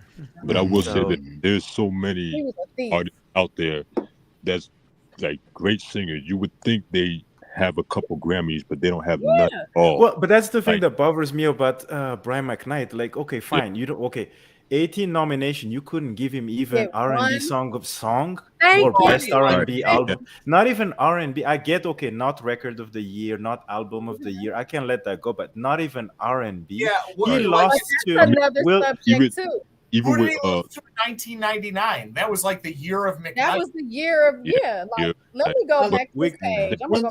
When he got hooked up with Puffy. And that's what actually brought him to the when he that was anytime. That was the Anytime album. The Anytime album was when he linked up with Puffy. When the Back at One album came out, that was the thing that put him on to the front. That's why for 1997 that was the best album that sold. The track all his master albums on that You too. stole it from him. And it was that exposure that he got from Puffy and from Mace that put him there. But yeah, not even R&B song of like it's unbelievable. Yeah. So when you said that 2000s was should have been his decade, you were absolutely right. You're right. But I will say, like artists like Johnny Gill, who has great songs, but never won a Grammy. No Grammy at all. Yeah. Like that. His it wasn't his debut album, but the My album. Yeah, the one with that definitely he should have got a Grammy for that album. But you know what it is though? It's really the voting. Somebody explained it to me. Like, if you really want get on the board and become a voting member, and then you could change the game, because it's really messed up to where you'll look at people who are nominated on R&B and you're not like, for instance, Lizzo. I can't stand Lizzo. I'm sorry, but I'm not sorry. Look, She is she's so R&B. talented. I am not a fan of hers. She is so talented, but she's annoying. I'm gonna tell you why. Anybody who focuses so much, nobody cares about. Yes, we know people do messed up stuff, but forget them. Make your money and keep it moving. But my thing is, just because somebody don't like something that you do does not mean that they are against a group of people. That's not always the case. And she always what's that word? It overshadows her career. Like she could be so much bigger, but because of her, she always like want to be on Twitter and stuff. And this is like, girl, just make your albums. Well, there's people that are like, there's people that are media darlings, and there's people that are not. Like Alicia Keys, by Rolling Stone magazine standards, is regarded a certain way. Johnny Gill is regarded a way different way. You know, like, and Johnny Gill's a very talented singer, whatever. But he's not like, it's kind of like Happy Gilmore is a really good movie, but it's not going to win an Oscar.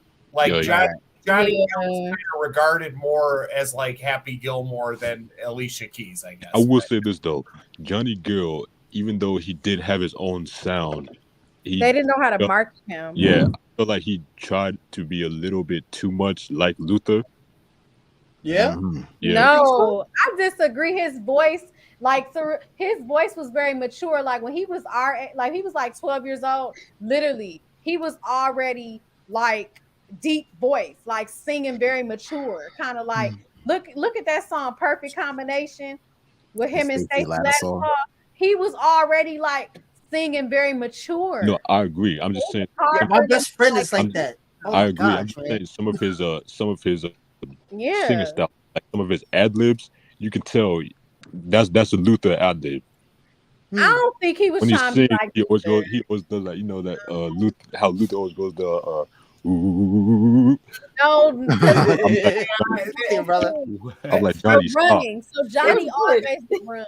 I'm like, Johnny, please stop. Yeah, it's hard to get like mainstream success when it sounds like you're like bringing up a loogie kind of sometimes, you know, like Johnny Gill kind of had that sort of like, you know, like it just like he's running. Yeah, there was something about it that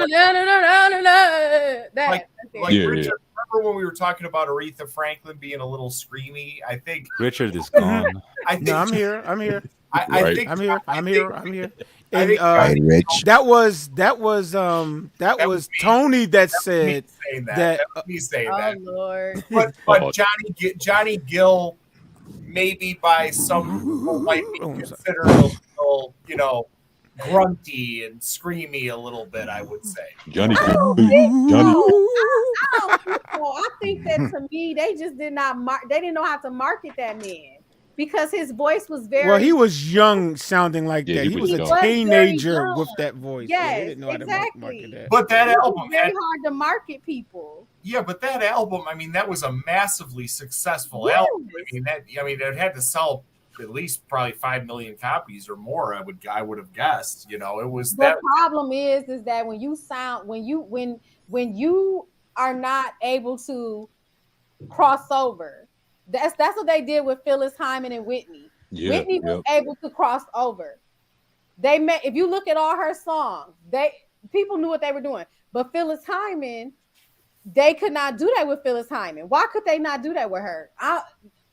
they talked about it on Unsung, and Clive Davis, no comment, because he is notorious for doing some shady stuff. Well, they all are. But my question is, why is it that Phyllis Hyman had a remarkable voice, and why was it that she was not allowed to go but so far or whatnot?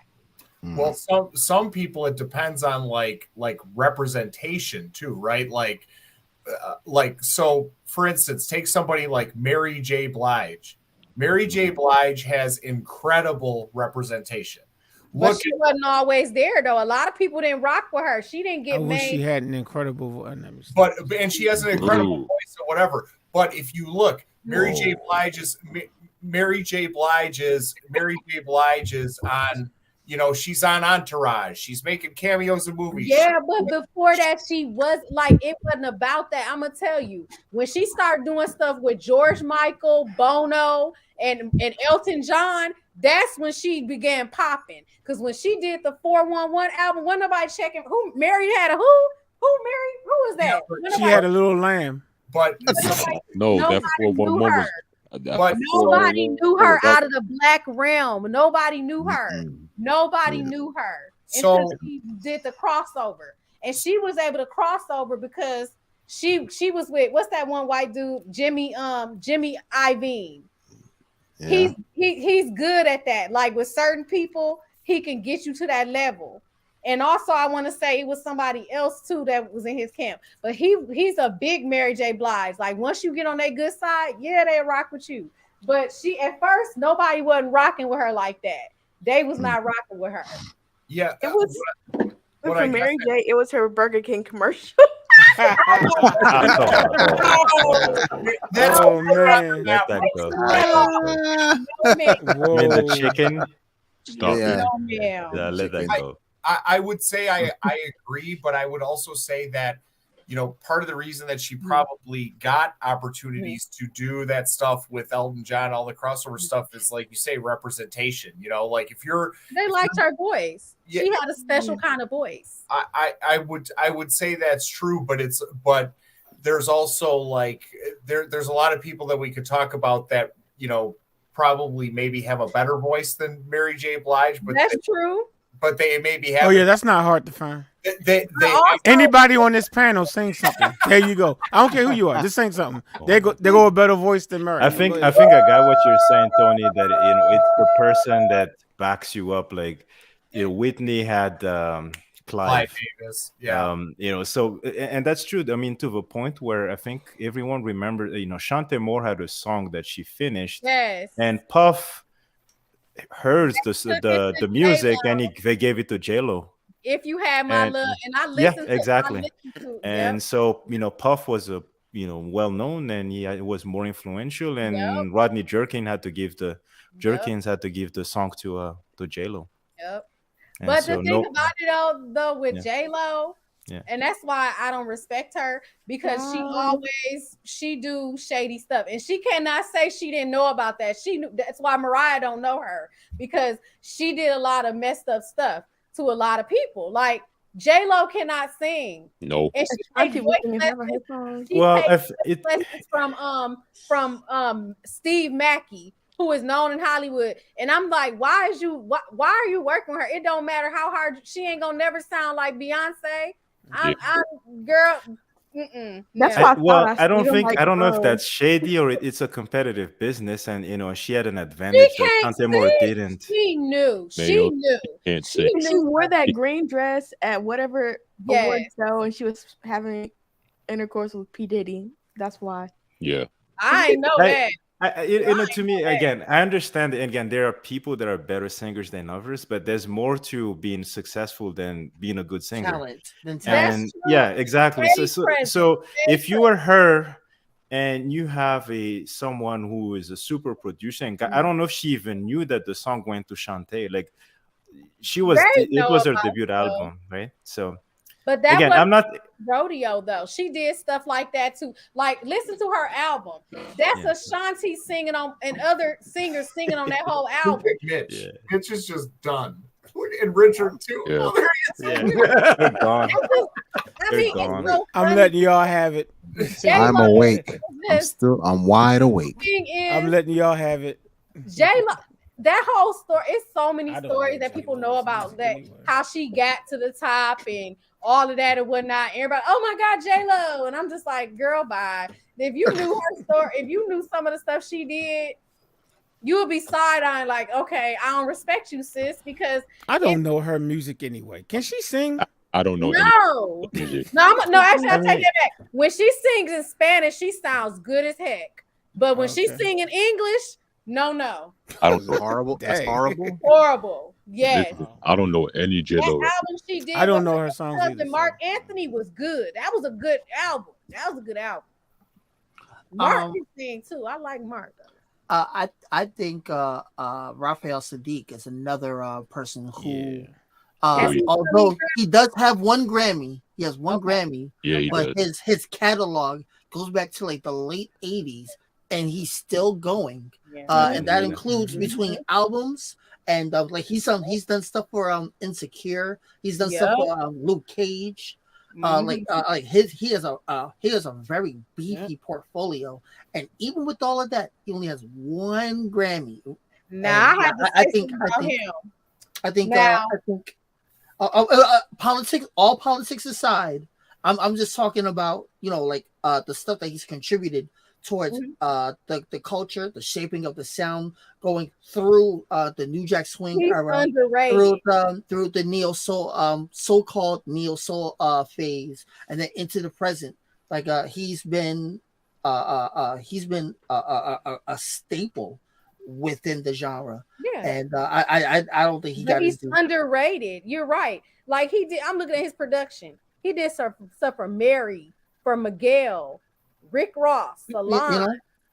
So I mean, Andra Day. he scored that Billy D movie. Yeah. Josh Stone. Holiday. Sorry. The Josh Stone. Billy story- D, Billie Holiday. What's the difference? I was looking at Dean. Somebody who is overrated, in my opinion, Josh Stone. I don't know. Who? Okay, first of all, she was messing with what Holland and Dozier's son or nephew. That's how she got on. Okay, Josh yeah. Stone. Then she messed with Raphael Sadiq. She was messing with him. A lot of people don't like her because she was messing with them. No. How is she underrated? Cause she was messing with them and she was getting songs that really shouldn't have went to her. Should have went to somebody else. Wouldn't that make her overrated? That's why I said she was overrated. I said she was overrated. I never said she was over. I heard underrated. Over. I heard No, underrated. I heard Too hard to underrated get too. over. No, I Too low to get under. Yeah. I don't like no because there's better singers out here. Like I like Duffy, the one you got me begging you for mercy. That girl, I like her, and I like Amy Winehouse. Rest in peace, Amy Winehouse. Because honestly, Amy Winehouse to me, had she still been alive, there would not be no I said Adele. I gotta It go wouldn't to be no rehab, Adele. but I said Seriously. no. Now I have another one that Amy prod so Adele can walk. Said that last week, I think. Yep. I have another one though that I have another one. She's a great singer. She had a lot of like cameos and stuff, but I don't think a lot of people really talk about Kelly Price that much. Oh, Yes, she Very was a good. background singer. You know what? She really was a background singer for Mariah. Exactly. Because on that song we just talked about, by Brian McKnight on the 1997 Anytime album, she did "Don't Waste Your." She was singing the background vocals on Yep, "Don't she Waste sure Your Time." did. You're Not right. a lot of people No. knew that. Yeah. Okay, she was I doing like Kelly for Price. Mariah too, Yeah. Now originally and Faith. Faith originally Kelly was supposed to be signed to Bad Boy with Faith. Yep. But Kelly's good. She has a great voice. She said this in the interview too.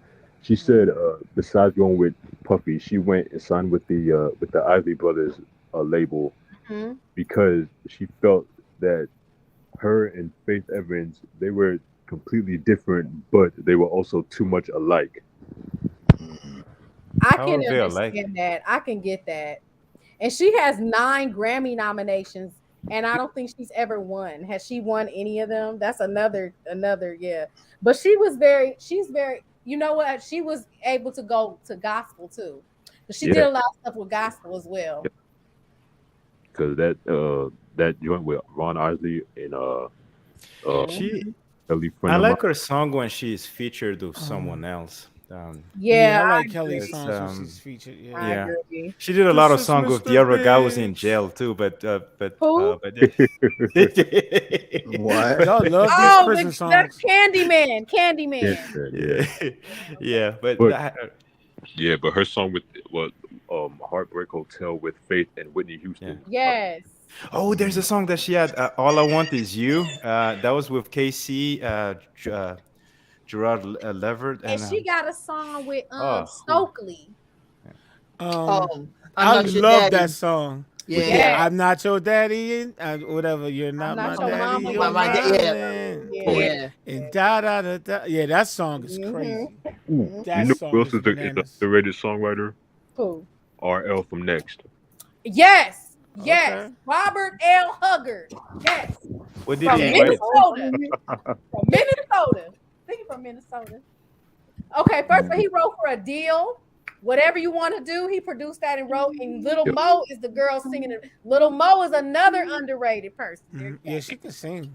But RL and RL and Duran from 112, they both produced a song for Jamie Foxx song. Yes. He has a song called Storm. Oh, I like that song. Yeah. Oh, That's another person that's underrated too. Jamie Foxx is underrated. I guarantee if it wasn't for Jamie Foxx, acting career, he would have been taken over. Well, no, he had that first album. Remember, he did push that first album, but didn't do so high. Yeah, but that was back that was in '94. Yeah, that was Yep. I still own that album. You know what it is, though? And I bought it for like $2 from Sam Goody. I do too. Sam Goody. I remember Sam Goody. You know what it is? You know what I think it is? They don't take him seriously because they feel like, oh, he's a jokester. But I'm gonna tell you. Oh, yeah. I'm gonna tell you. I heard him live. He was doing, I ain't saying she's a broke. Yeah, anyway, he was doing it live at the Snoop Dogg P&H party. And he did it live. And I was like, that's Jamie freaking Foxx. And I turned around and I'm like, that's Jamie Foxx. And I was like, wow. Jamie Foxx can sing. Yeah. And he's an excellent piano player. And plays. Yes. He's an excellent piano player. And he's funny. So back on Kelly Price. She was on that Music Box. She was on that Dream Lover. She was on that artist that was supposed to be big, but I don't know what happened. Trey Lorenz. He was another one. He did a lot of background vocals. She was on Anytime You Need a Friend by Mariah. You know Trey Lorenz, man. Oh, yes, I do, because he did the high note on I'll Be There with Mariah Carey. Yeah. I thought that was Mariah singing that. Yeah, I know you know Trey. But she She also did some rest in peace, Frankie Knuckles. She did she hit somebody's knuckles. What you say? Okay. Frankie Knuckles, the godfather, the king of house music. He knows that emerged in Chicago, Frankie Illinois, Knuckles. and all of that. There we go. Okay. House music. Yes. What? Well, okay. I'm sorry. Go ahead. No, go ahead. No, you were continuing the conversation about Kelly. She did a lot of stuff. I can't even. It's too much to go into. She did a lot of stuff. Yeah. And she's underrated. She is. I agree. She is. But I know why though, because we all know it has some politics. Yes, it did. And she lost that weight. She did lose that weight. And let's just call it what it is. No, she said it herself. Yeah. Yeah, she said it herself. Okay. Why Acoustic G laughing? And you know, come on now. Because I don't know. Because there are some people that were able to do it. Adele. So I'm just saying Adele was. But never mind. I'm Adele not is doing this. white. I'm not so- doing this. I'm not doing this. No, you might as well okay. finish it. Say it. Go ahead. No, because that's what I was gonna say. What's the difference between the two? But you know what? I'm gonna let that go. No, but I get it. I don't take offense to it because it's the truth. Because Yeah. you know what it is. It's sad because I'm gonna tell you, Billie Eilish, another person who is overrated, she should not have won those Grammys. Oh She shouldn't have God. won them. Oh God. Okay. She should not have won those. Yeah, I Grammys. learned about her last week. That was the one I said he, and y'all said no, it's actually a she. Richard. Yeah, Billie okay. Eilish. Yeah. Whatever her name is, her brother's a producer, and I'm just gonna, yeah, she ain't all that. I'm sorry. I think our taste has changed. She ain't all that and a bowl of grits. Those, the Where songs Tony made go? these days are Tony not made got for us. And so, Yeah. But yeah, and then just like I'm my biggest example, Justin Bieber. Oh, Justin Bieber. Okay, he got discovered in a parking lot by Usher. YouTube. Okay. YouTube. Huh? YouTube. YouTube. He What? claimed he got discovered in a parking lot. That's what somebody said. Oh, he got discovered on YouTube. It's Right? I thought it was on Yeah, he YouTube got as well. YouTube. Yeah. But YouTube. Justin Bieber, when he first came, I was like, no, sir. I was like, this is some bull. Y'all need to stop lying to these people. Now he has came a long way because he talking about he got his peaches in Georgia. He like his peaches in Georgia now. I give him his props. He is showing the black people some love. I ain't got nothing to say about him. He didn't prove he didn't came a long way. Okay, Justin Bieber, you up, baby. Oh. see, Anyway, that's a Canadian that I know. That's the fire album. so no, I'm gonna tell you what my song was. If I was your boyfriend, Yep, on journals. wrong, I would be a gentleman. Oh, and then he do that thing in the back like he was gonna be MJ. Okay, yeah, that's what I was like. That's what I like. Okay, Just- just you keep I'll bringing tell you what. I don't pay attention to Justin Bieber at all. But one of my I favorite, gave him some love though. yeah, but one of my favorite songs that he did was not too long. I think it was 2011. Long He as did- you love me. No, not that. He did a Christmas song with Boyz II Men. Let it snow. What is it called? Let It Snow. Isn't that the Brian McKnight song? That's with, that's Boyz II Brian. Men? Yeah, he wrote it with Wanye. Wanye and Brian McKnight wrote "Let It Snow." Yeah, they did Let It Snow. But he did do a Christmas song with Boyz II Men. I can't remember what the name was. It gotta be Let It Snow because that's the only one that they done. I think that I know. I mean that we know. I think, isn't it? Richard would know this. Richard, don't you know? Boys Know Men what? Christmas with album? Justin Bieber. Oh yeah, he did. Boyz II Men did a song with them. I don't know who wrote that Boys song. the though. Men and Justin Bieber. I'm googling this. No, yeah, they did a song together. No, I What's the remember. name of the Yeah, song? they But wrote I can't remember the song. title of it. It's called. But I don't know who wrote it called, though. It's called. It's Fa called La- Fa Fa la la la la. Something. Yeah. Yeah, that's what Yeah, it's called. there we Fa la go. la la la. Yeah. I ain't gonna. That's what it's called. Yeah, Yeah, called that's what it's Fa La called. La La La. Yeah. It's How do you called spell Fa La that? La La. Fa La La. Fa la la la la la. There you go. It's under the Mistletoe album of theirs. Oh, that's funny. I mean, that's Fa la la la la. I give Justin his props. Alright. I give him his props. Falafel. He's come a It's long, pretty long close. way. He's came a long way. I'm gonna give him his time. But I'm gonna tell you somebody who they need to stop. All them little Disney stars. Some of them people was not popping. Okay, first of all, Demi Lovato. At first, when she came out, I was like, talking about my Kermit the Frog. "No, listen. Demi Demi Lovato, Lovato. she can sing. I'll give her that. She can really sing. She has a dope vocal range, but her attitude is crap." And Oh, yeah. Listen, you know who? Speaking. I'm you know- sorry. You know who fell off? That was a good singer. Who? Oh, Who? Raven Simone. Okay. What about her? You said you think she's what? Raven was a good singer. She, Yep. I have to pay attention because She was. I would have to pay attention to her voice. She was a good singer, but she ain't really do that much because she got Yeah. enough money. She don't care. She ain't trying to be Say it, Mitch. Say it. No, because no, what you said earlier, D, about Demi Lovato. Yeah.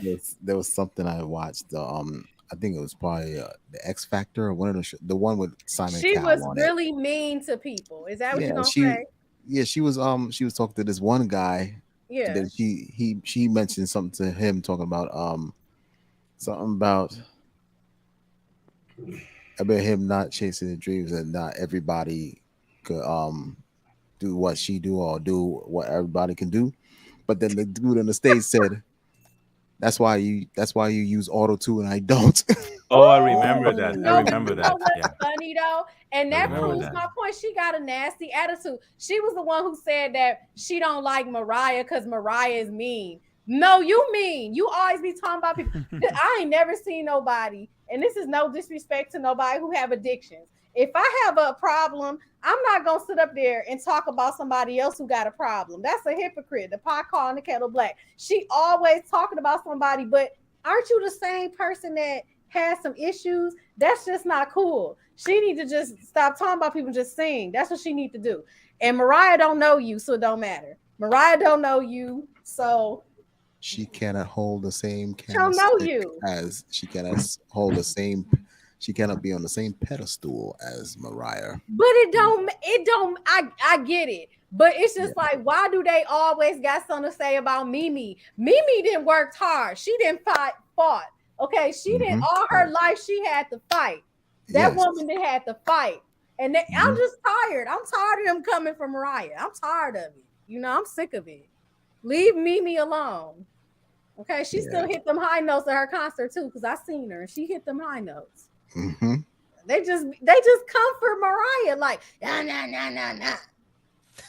What they gotta understand is Mariah is an Aries. Okay? Oh, that's Ja Rule. Never mind. I'm sorry. She an Aries. You know, and it's levels to this. It's levels to this. Okay? Yeah.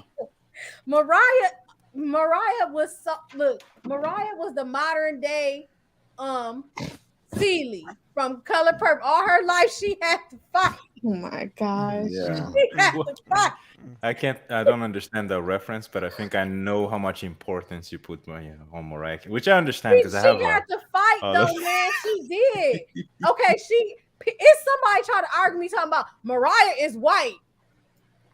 Yes, okay, and yes, duh. but she black. But Mariah has always been down for her people, and we're not gonna come for Mariah. I like Mariah Carey because when I look at the credits, her name shows up first. That's yeah, she paid a lot of money for that to happen. No, I'm just playing. She's a songwriter too. That's another thing. When your name shows up first, I respect that. Yep. And she wrote them songs. Yeah. Put some respect on her name. Yes. Listen, John B is another one. Yes. Yeah. Oh my God. Yes. Cool, relax. That album is fire. Yes. That's what it is, Richard. Bad girl. You said what, Mayo? I said that's you gotta look at the because if I see Diane Warren or someone like that in there, you didn't write that song. She wrote it. No, you wrote. Yeah, I agree. If I see someone like Diane Warren, Babyface, you did not write that song. You can put your name in there 10 times. You did not write that. And you ain't write it. That's why when Beyonce be trying to do that, we be like, girl, bye. If somebody told me, like somebody that was one of the songwriters that wrote the song "If" and something on the One Destiny Child, it was something, whatever song. They said it. They were like, they let people know up front. You can get some credit for a song, but you're gonna put in the work.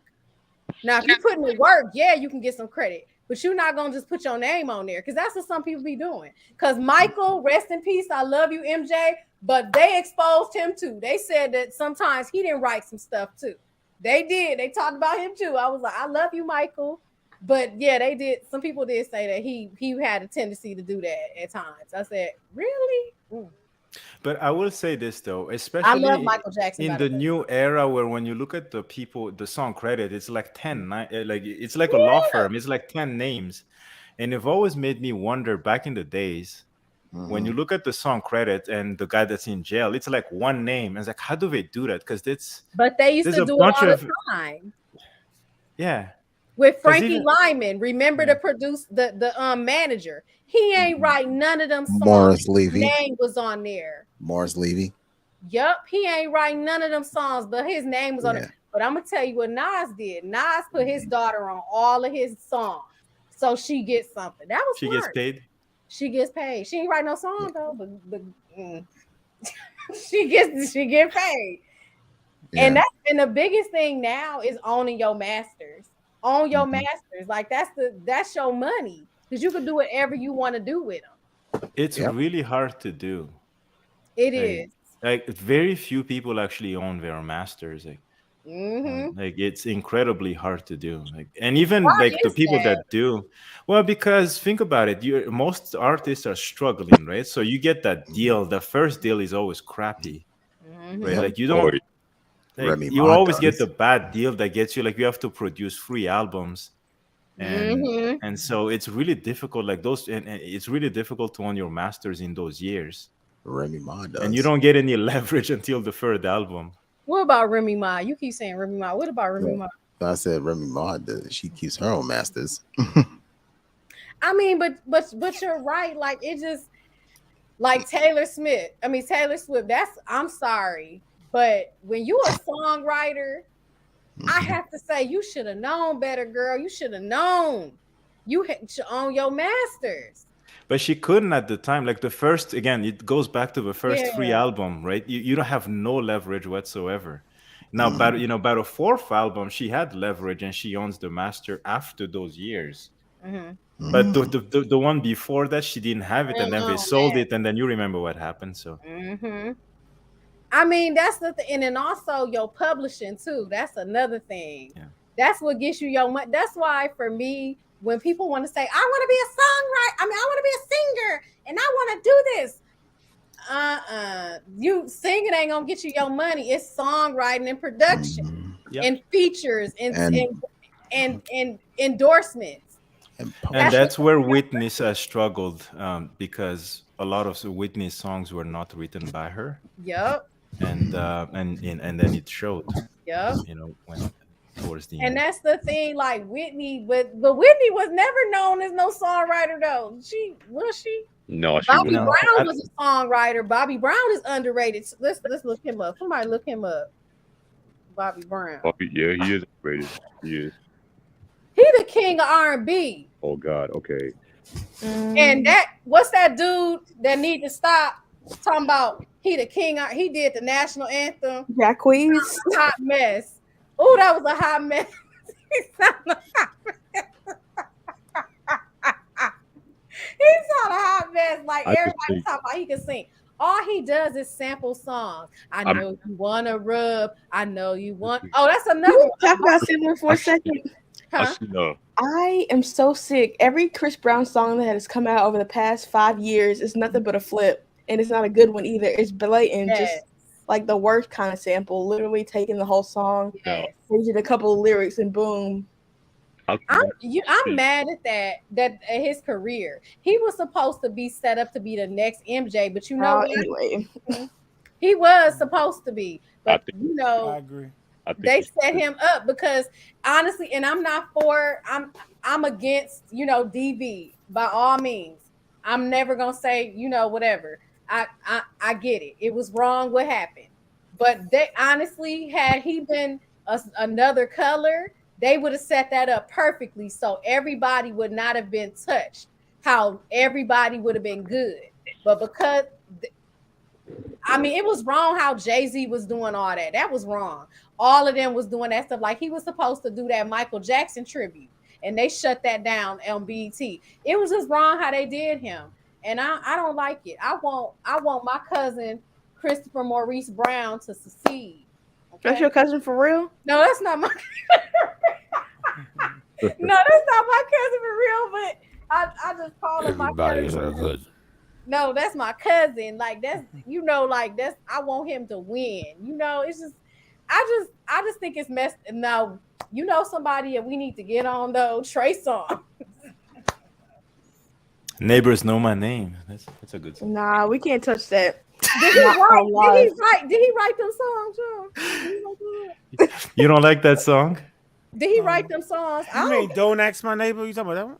No. I bet the neighbors. I got a story about that, but I had to say I just it heard her say something about neighbor. I was like, oh yeah, I got It a is. story It to is. tell about It that, is but I had written. to say it off air. Okay. Yeah, because he has some allegations we can't touch right now. Yeah, we can't. Yeah. Oh no, not that. Something else about my personal story. Not about that. No. But we still can't say it though. But no, August. I call him August. Alsina. August Alsina. Yeah. Woo, child. I'm sorry, but everybody and their mom was like, he is so fine. I said, but he need voice lessons. Him and Trey Songz both need voice lessons. They do. I'm sorry. Because Trey Songz got that growling. It's been a while since he had a song out, though. But this is my thing. You're right. And I'm going to tell you, I think this is what I think. It's somebody, auntie, that keeps him signed on the record label. Okay?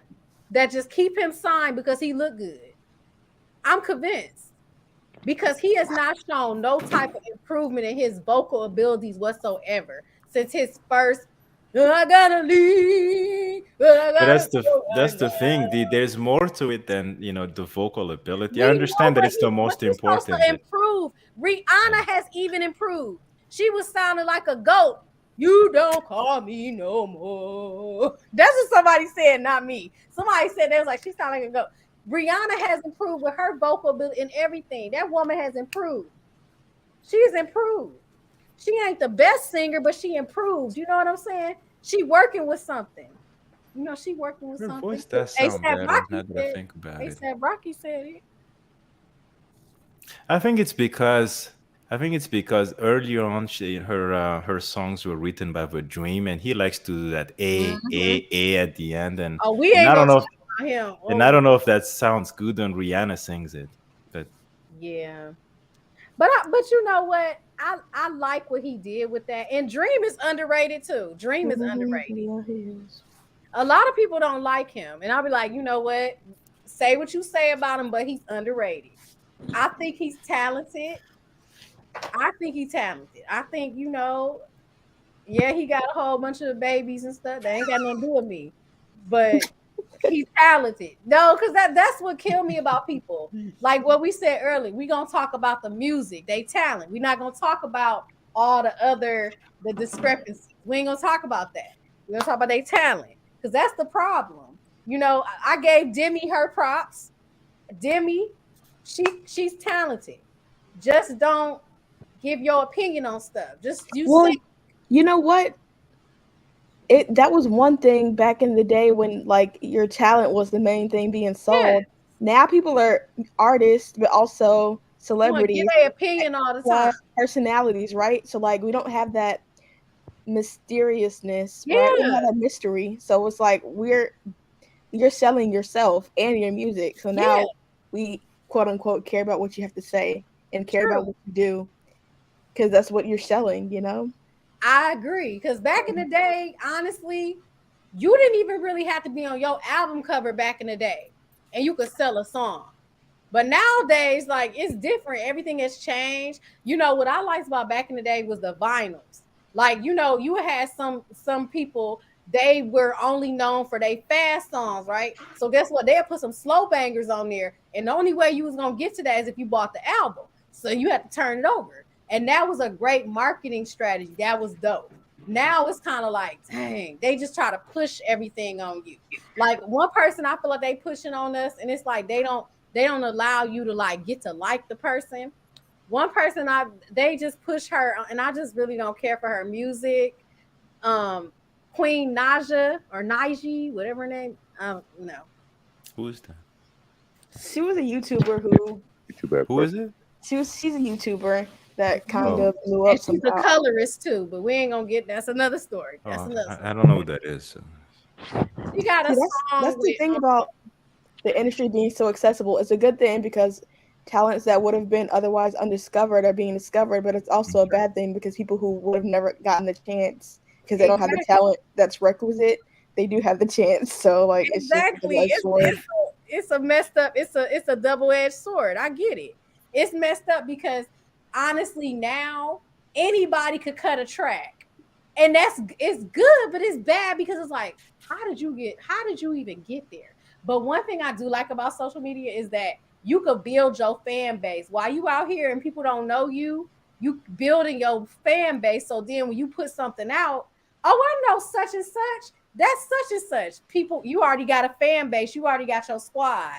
You got like for instance, like Mariah got the Lambs, Tamar got the Tamartians, Beyonce Beyonce, that's a different story because she was, in Destiny Child or whatnot.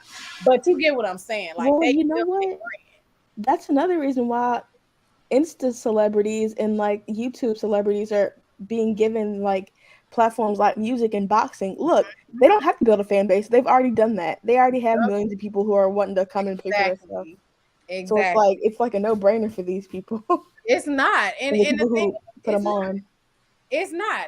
And the thing about it is, what I don't like about social media is how people think they can come to your page and be disrespectful. Like, when I found out you could turn off your comments and stuff for people who aren't on your page, I was like, thank you so much, Instagram. I went to that setting and I turned that off so quickly. So now I don't have to hear it. This guy comes on my page and he was during the Tevin Campbell challenge. And he was like, I'm just really tired of that. And he was like very disrespectful to the person who was singing. The person really could sing. And I was just like, everything ain't for everybody. And I just left it at that. And so, my thing is, it be a lot of things I don't agree with, but I just scroll. I don't say nothing. Because my thing is, at the end of the day, you don't gotta always voice your opinion all the time. But people kill me always voicing their opinion. Because my thing is, why you on Cardi B page talking about how you don't like her? She making millions and you broke and busted and she booked and busy. And that's why I don't get why she always be care. I wouldn't care. I'm getting a paycheck. I could care less what you think about me. Mm-hmm. I could care less because I'm getting a bag and you somewhere in Kansas waiting on okay. Waiting on there's a specific state. You in Kansas somewhere waiting on no place like home. What's out in Kansas? No place like home. Ruby red slippers or something. What's out in Kansas? Nothing but I said Kansas towns and cows and farms. You can be somewhere. It don't matter where you at. It's just the audacity to come on somebody's page and be disrespectful. That just killed me. Like, go somewhere. Go be great. You spending all that time being negative when you need to go be great. You know, and the people that do that, I bet you they look like lopsided angles or something. They look like social media does have a tendency to bring out those types of things. It's evil. Back in the days, people won't have a medium to voice those things, but now everybody think they gotta say something. It's like, don't nobody care what you like. You on Tiny page talking about how she look. Tiny don't care. Tiny getting a paycheck because Ed Sheeran has sampled her song. Okay, she getting a paycheck and you hating on her. I ain't never seen nothing like it. I just be like, wow. Like my only issue with today's music is every song now it has to use auto-tune because that's the modern song. Back in the days when we heard T-Pain use it, it sounded different because you're thinking that's the only guy, and every time it comes on, it sounds weird. That's now I couldn't believe T-Pain it. Effect. Yeah. Exactly. Like now I'm listening to T-Pain and it sounds normal. And before T-Pain, because our ears have gotten used to it. Yeah. But also everything that comes out now is like R-rated. Yeah, it's very raunchy. Nothing back let's see, back in like the 90s, you had to be like very slick about what you said in your lyrics, or you couldn't just come straight out and say, "Look, I want to F you," right? Well, you know why, right? You had to be real slick. Nowadays, you could just say whatever. Now, you know why? Because Prince, rest in peace, Prince. So Tipper Gore and Al Gore. Well, Tipper died. I'm sorry. So rest in peace, Tipper. She died? Really? She did. Yeah, she passed away not too long ago. I think she did. Hold on. Let me Google that first. Was that the parental advisory? Yeah. No, she didn't die. I'm sorry. Ooh, she alive. My bad. I'm sorry. That's the wrong woman. Wrong woman. She didn't die. Anyway. Shame on you. No. Anyway, so Tipper Gore heard her daughter listen to Darling Nikki, and she said, "What? And that's when that advisory board got started.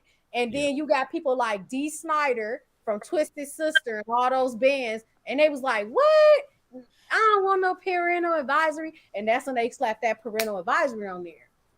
But even back in the day, like I was re-listening to one of my favorites is D'Angelo, Brown Sugar. Mm-hmm. And if you really listen to the lyrics, a lot of people thought he was talking about a woman, but he was really talking about marijuana. Yeah, I didn't know that. Yep. just like Tupac. All I need in my life is sin. It's me and my girlfriend. He wasn't talking about his girlfriend. He's talking about his gun, I think. Oh, okay. Wow. And just like Rick James, I'm in love with, she's my main thing. He wasn't talking about a female, nah. He was talking about it. And I only say, and another song that I never could understand that they allowed come on with 17. She's only 17. That song was just like, really? And then it made minors. Because he did get with, what's her name? The girl Raven, Linda Blair. Okay. Love to sing. Who is Love to Sing? She's not your cousin, Richard? Yeah. Hey, Love to Sing. Oh, you said that like with no enthusiasm whatsoever. Yeah. I know who the. Okay. Man, it's like that. It's like that, son. It's like Yes, that. But you right though. You right. I think though. he's sleepy, You right, James. though, DZ. You Nah, we play like that. That's a family thing. Trust me. I'm extremely sleepy though. Because a lot. Nah, I hear you, man. I saw you. A lot of these songs, I do be wondering. Like back in the day, it was tastefully placed, like in your window. But now, it's just like boom in your face, and I'm like, that's too much. Boom shakalaka. Yeah, and it's just like wow, just like the song "She Bops" by Cyndi Lauper. That song is about masturbation. Yeah. A lot of people ain't know that. And What so, song? She bop. She bop a little bop. I bop a little bop. That song, yeah. And then also I'm turning Japanese. That's about the same thing too. So I heard that song. I never imagined at all that it was talking about masturbation. That's a little Yeah, you know that song. Okay, so ladies and gentlemen, we're going to end the live stream and finish this conversation backstage. So, but we appreciate y'all because notice I just woke up. Y'all just woke up. So we're going to go ahead on and end. D, thank you. You said enough. We're going to go ahead. But we're going to go ahead on and end the stream. Thank y'all so much. I have no idea what the topic will be next week, but just tune in because you never know won't be what words are going to be coming out of people's mouths. And y'all have a wonderful evening, or should I say